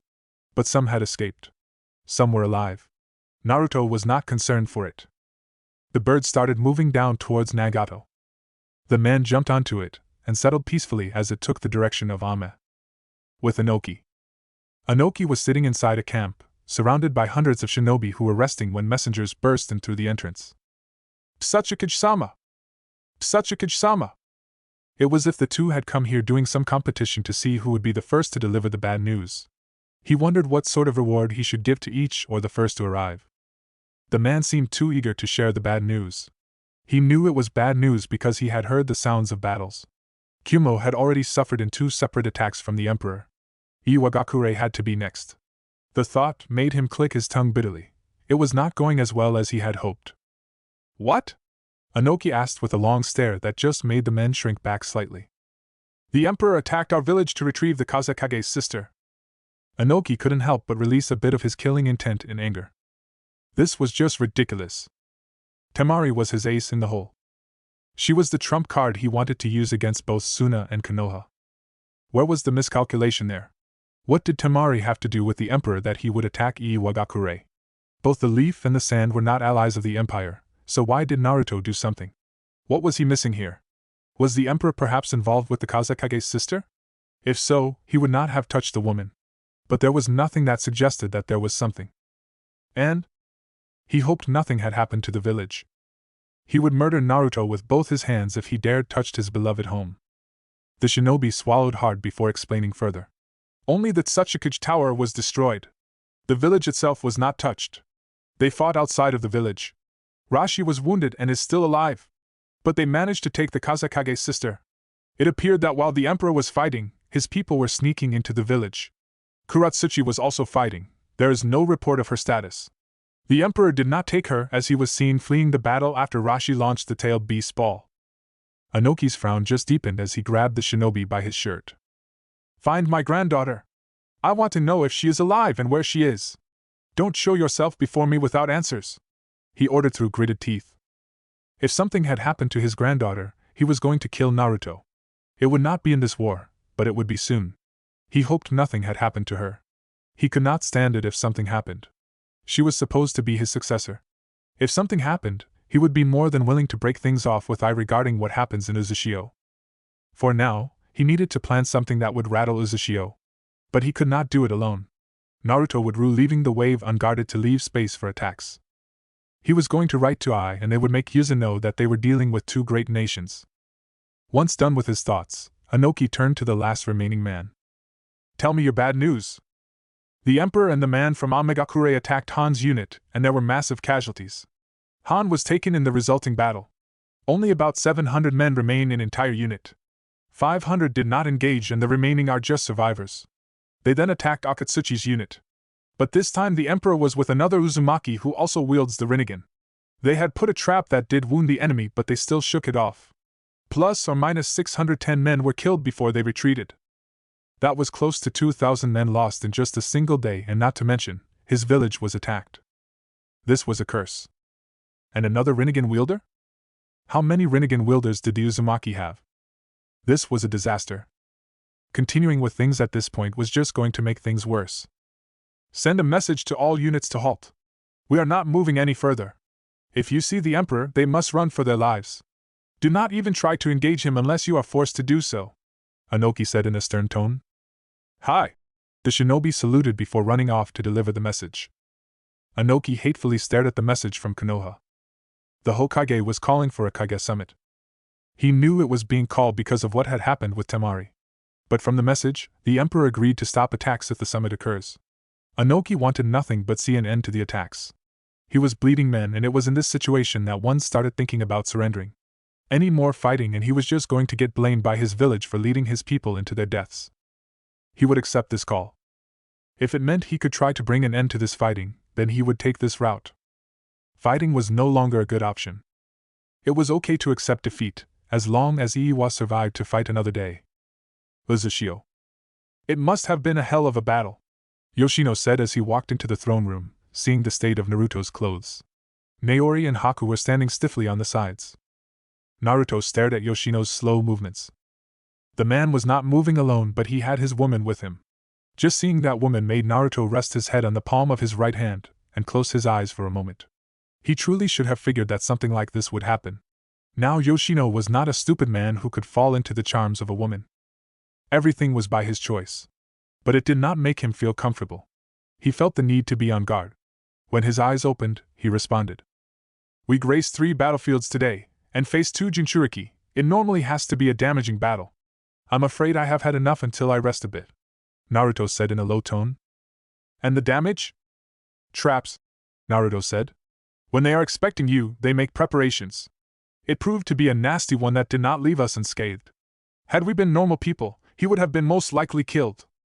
That would have been unfortunate, Yoshino said. I have decided to make Miyuki my assistant. She has a great mind that I think will be very useful.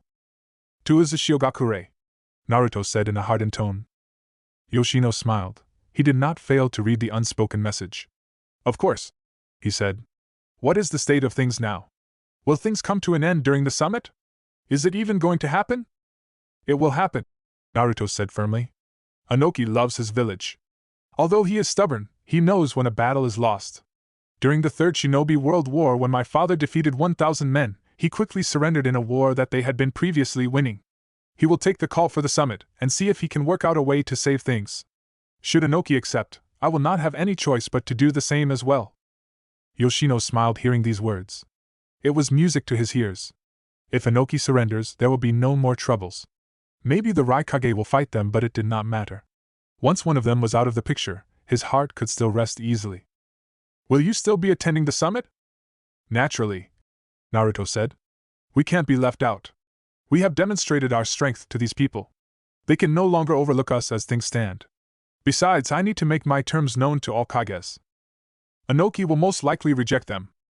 It would be understandable, Naruto said. But if I go there, it is likely that he will send his men back home calling an end to the war but will request battle with me. The Raikage will probably get involved as well. If this happens, I get to kill them both without anyone making a fuss. Hopefully everything goes as planned, Yoshino said with a small nod. What of the forces coming through the sea? How many ships are there? 8, Naori said. Will they stop if things are called off during the summit? Naruto looked thoughtful for a moment. We will pretend we don't know anything about it and see if I will mention it. If he does not mention it, he will likely say the message failed to reach them in time, the Emperor said with a smile. We most likely won't have to defend ourselves anyway. If they come closer, we sink them and don't say a damn thing. Yoshino smiled, and he was often accused of being the one with a twisted mind. If Naruto mentions this to Kumo, they will be forced to call things back. You forget, Your Majesty, the Raikage will most likely be dead. Ah, Naruto mouthed. Yes, my battle with them occurs before then, but they will probably have them move in while the battle occurs. This would ensure that he dies with the sin. You will have Haku with you to defend the village. It appears that we will no longer have to summon Guren should the summit provide us with success.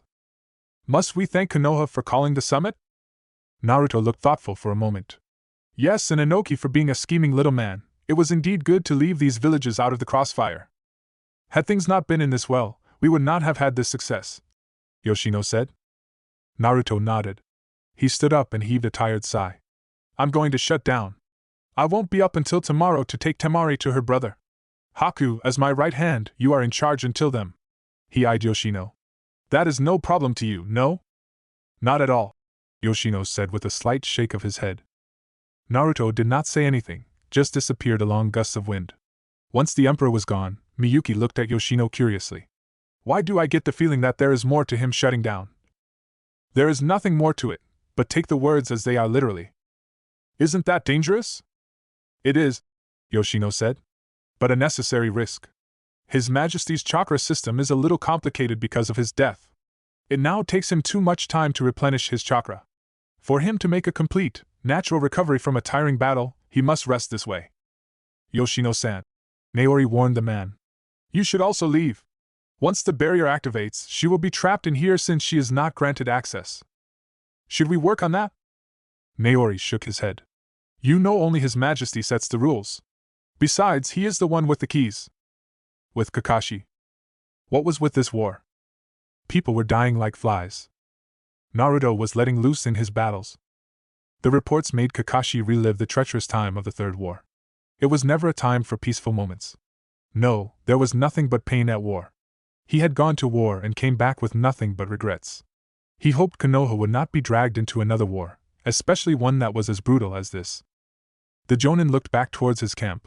There were tents set up, shinobi sat in groups, some chatting with humor, and some doing some light movements. Sensors surrounded the camp, keeping them safe from any surprise attacks. Many of them had no experience with war. They did not know its nature. There was a difference between experiencing something and hearing about a certain thing. To fully understand the horrors of war, you needed to experience it.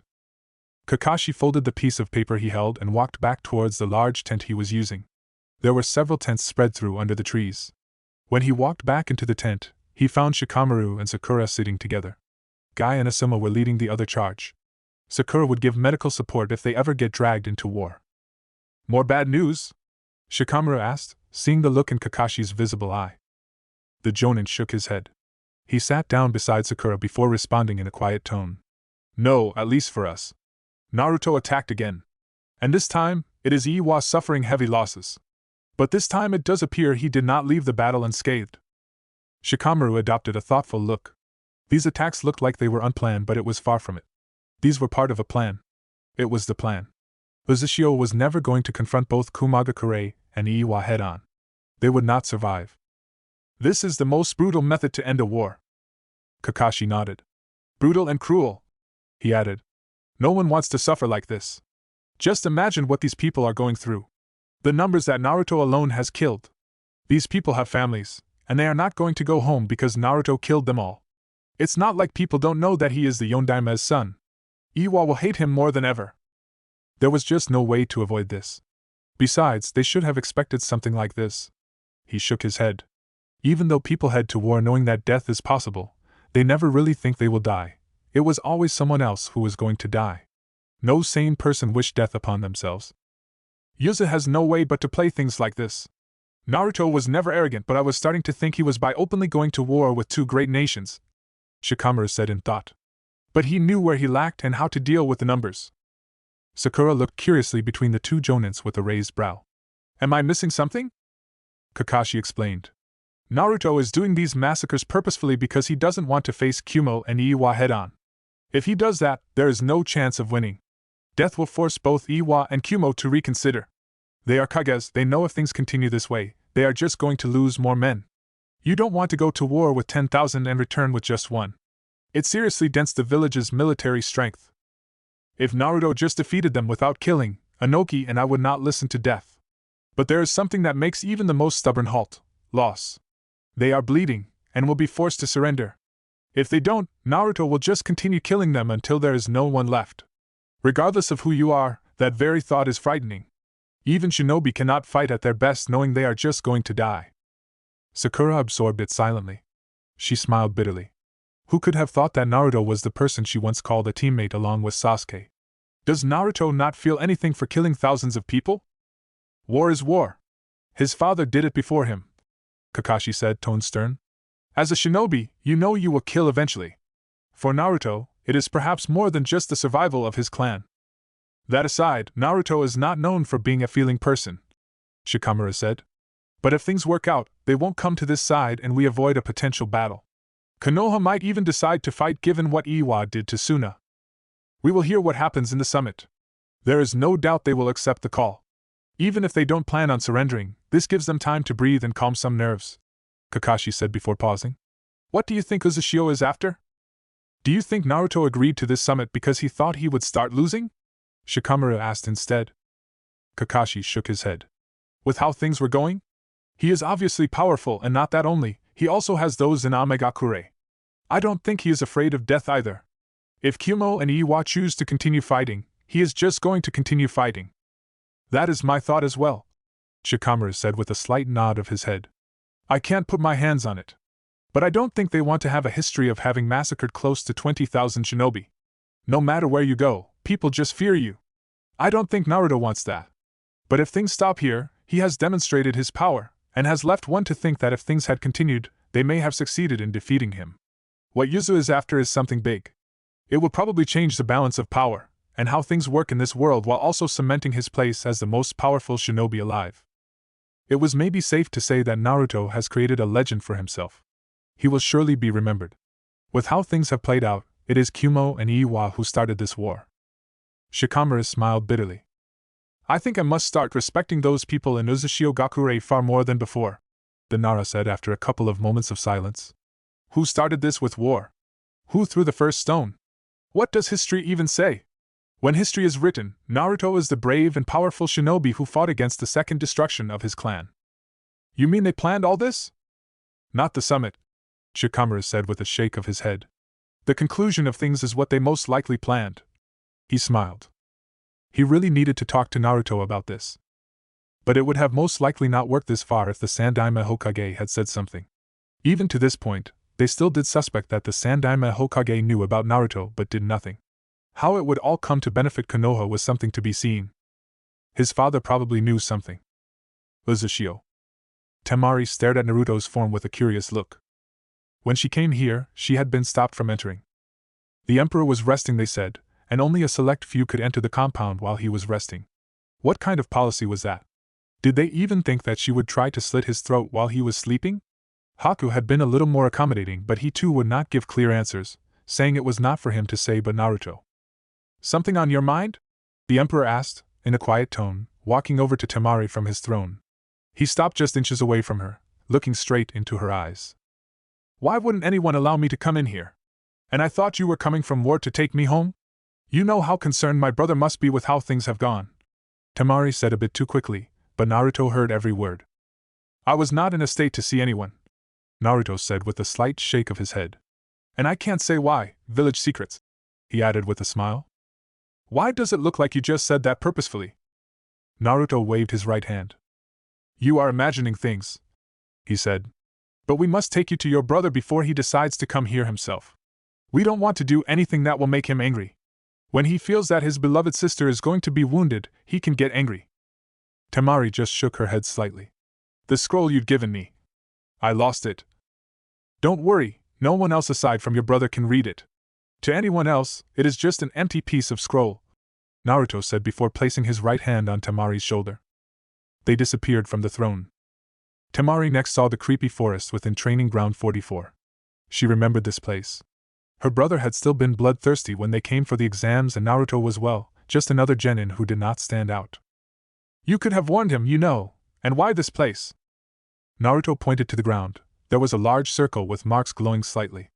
The mark then just disappeared after a second. I use what you call portals to cover big distances. We have these around the elemental nations.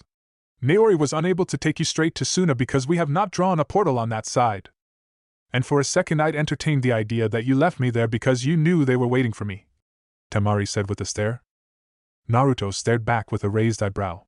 It was rather unpleasant to be doubted. He'd not done anything to plant such seeds of distrust, had he?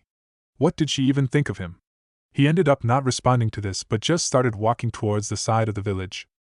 Tamari was surprised. She refused to show it on her face, but her skin crawled just thinking that Naruto of all people would take offense over something like that. He was known for being an indifferent bastard.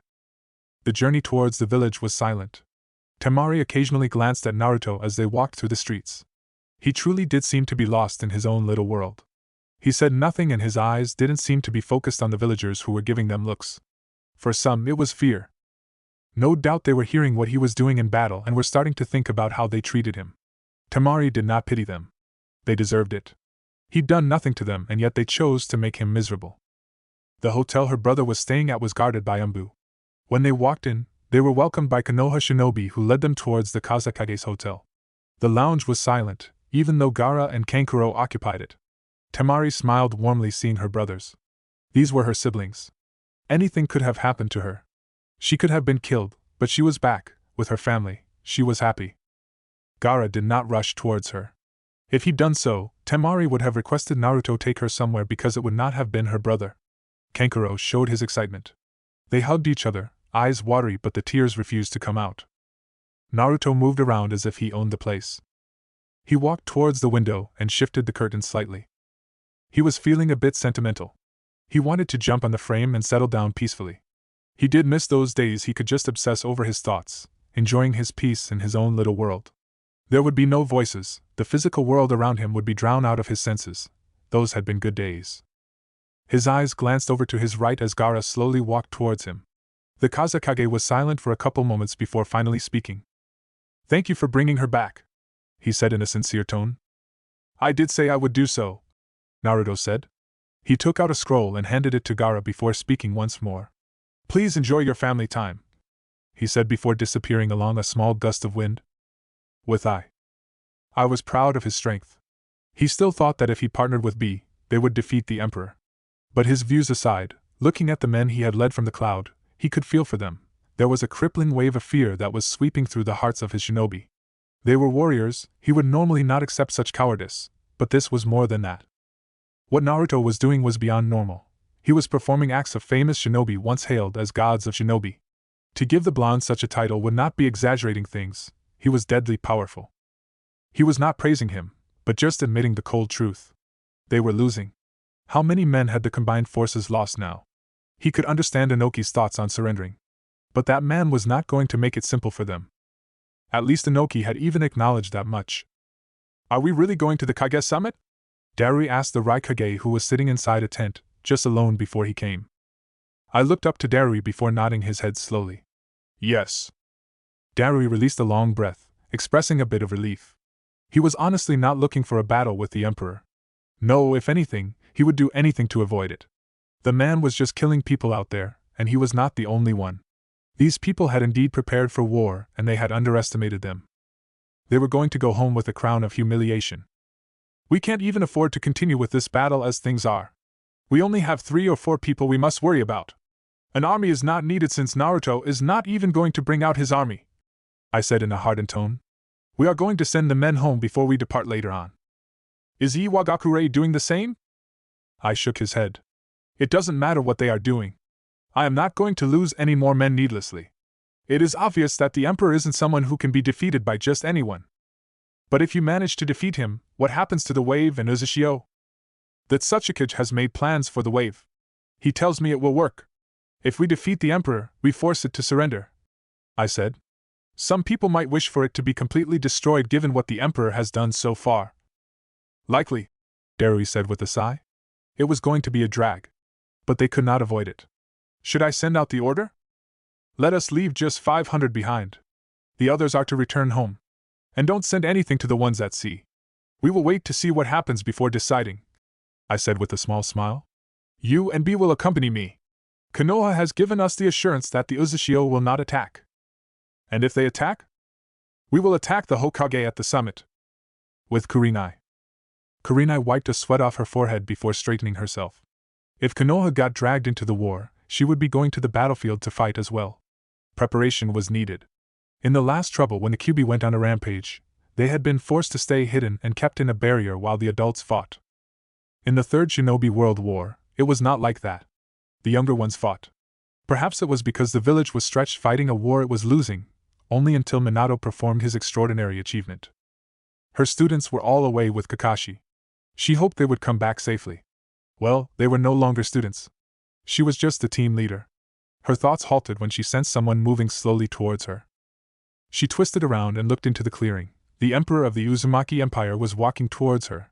His hair still a mess, he wore black shinobi pants, a long-sleeved crimson shirt with the Uzumaki Clan symbol stretched across his chest in black ink. His hands were behind him. He looked normal, just like any other shinobi. He didn't look like the man who has been killing shinobi from Kumagakure and Iwa. Her hair rose. He was coming to her. There was no one around the training ground. What did he want from her? She swallowed hard. Her conversation with him in the past had not been that bad, right? He waved his right hand as he grew closer, a small smile on his lips. Yuhi Kurenai. Kurenai was silent for a moment, not knowing how to respond. He was just Naruto before, but he was now the emperor, and with how things have been going in his war, you simply could not just call him Naruto, could you? Your Majesty, the Genjutsu mistress said with a small bow of her head. Naruto appeared amused, but he did not say anything about it. I have come to see if we can work out the schedule for me to begin my lessons. I asked you before and I did send Yugao a message. Kurenai stared. He was not affiliated with Konoha, she could not do that. If he was still a shinobi of the Hidden Leaf, she would do it. I can't do that. Naruto raised an eyebrow. Can't or won't? Kurenai looked at him curiously before asking. What do you want me to say? You are not a shinobi of Konoha and have nothing to do with it. Shinobi treasure their skills, and I can't transfer my skills to someone who won't use them for the sake of Konoha. Won't then? Naruto said before walking past the woman. He sat down under the tree and folded his hands across his chest. Why don't you tell me what you really want? I had a certain level of interest in you, but I was told that you are involved with someone. I wish I had asked before. Regardless, I am deciding on whether I should make this person you are involved with disappear so that you can be free. Kurenai stared, puzzled. He just said something like that with a straight face. You are joking, right? Yes, Naruto said. But I am serious about Genjutsu. I learned and made all countermeasures against it. But now I want to learn how to use it. Why? You are already powerful. It is not about power, Naruto said with a slight shake of his head. It is my goal to be proficient in all shinobi arts. I have mastered taijutsu, ninjutsu, kenjutsu, fuinjutsu. I must now learn genjutsu while I still have finer control of my chakra. Hokage office. Shikaku leaned back on the chair behind the desk of the Hokage's office. He was officially in charge now. Tsunade was standing in front of him with her kage robes, Jiraiya and Sasuke flanking both her sides. She was leaving early. The summit would not happen until 5 days later. She needed to prepare things. And during this time, he would be watching over the village. Don't get too comfortable, Tsunade said with a stare. When I come back, you are out of there. Shikaku just smiled. He would not wish to be Hokage. Not in this lifetime. He had no such ambitions. He was even forced into this situation because they didn't know what would happen while Tsunade was away for the summit. I'm already wishing you'd come tomorrow, Shikaku said in a tired tone. But I do wish you success. That is what we are aiming for, Tsunade said before turning around to leave. Let's go, you two, she said to her 2 guards. Both Jiraiya and Sasuke? It was a bit of an overkill. But it also showed just how many skilled shinobi the Hidden Leaf had. If things had turned out differently, Naruto would have been another asset. But they still had powerful shinobi with them. The Nara had closed his eyes. This was going to be troublesome. Well, it would give him an excuse as to why he went home late. That woman probably won't be taking it.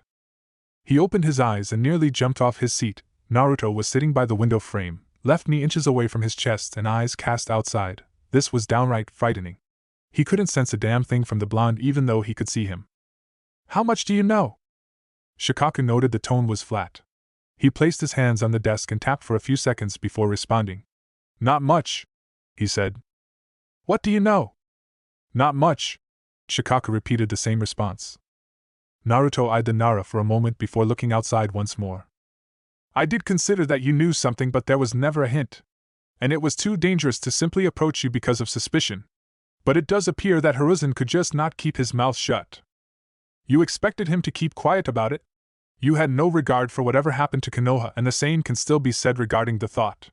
If it suited you, you would have even involved the village in your war. A deal is a deal.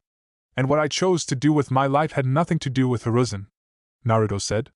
No matter, nothing about my connection to Uzhio got out before I wanted. That was the core agreement. However, should there be anything tricky happening, there will be consequences, severe. Hiruzen was always too smart and loving towards Konoha for his own good. If there is something he plotted behind my back, everyone in this village will curse him in his death. Shikaku did not offer an immediate response. He could understand why Naruto was not happy. The Sandaime had basically blackmailed him, and that was a threat that could see Uzhio being destroyed again. The current leadership will not plan anything harmful towards you or the Uzumaki. For Konoha's sake, I hope that is the case. If I sense something wrong, I will tear the agreements and make this village a mere memory with nothing but the Hokage monument remaining. Tell there once was a great nation,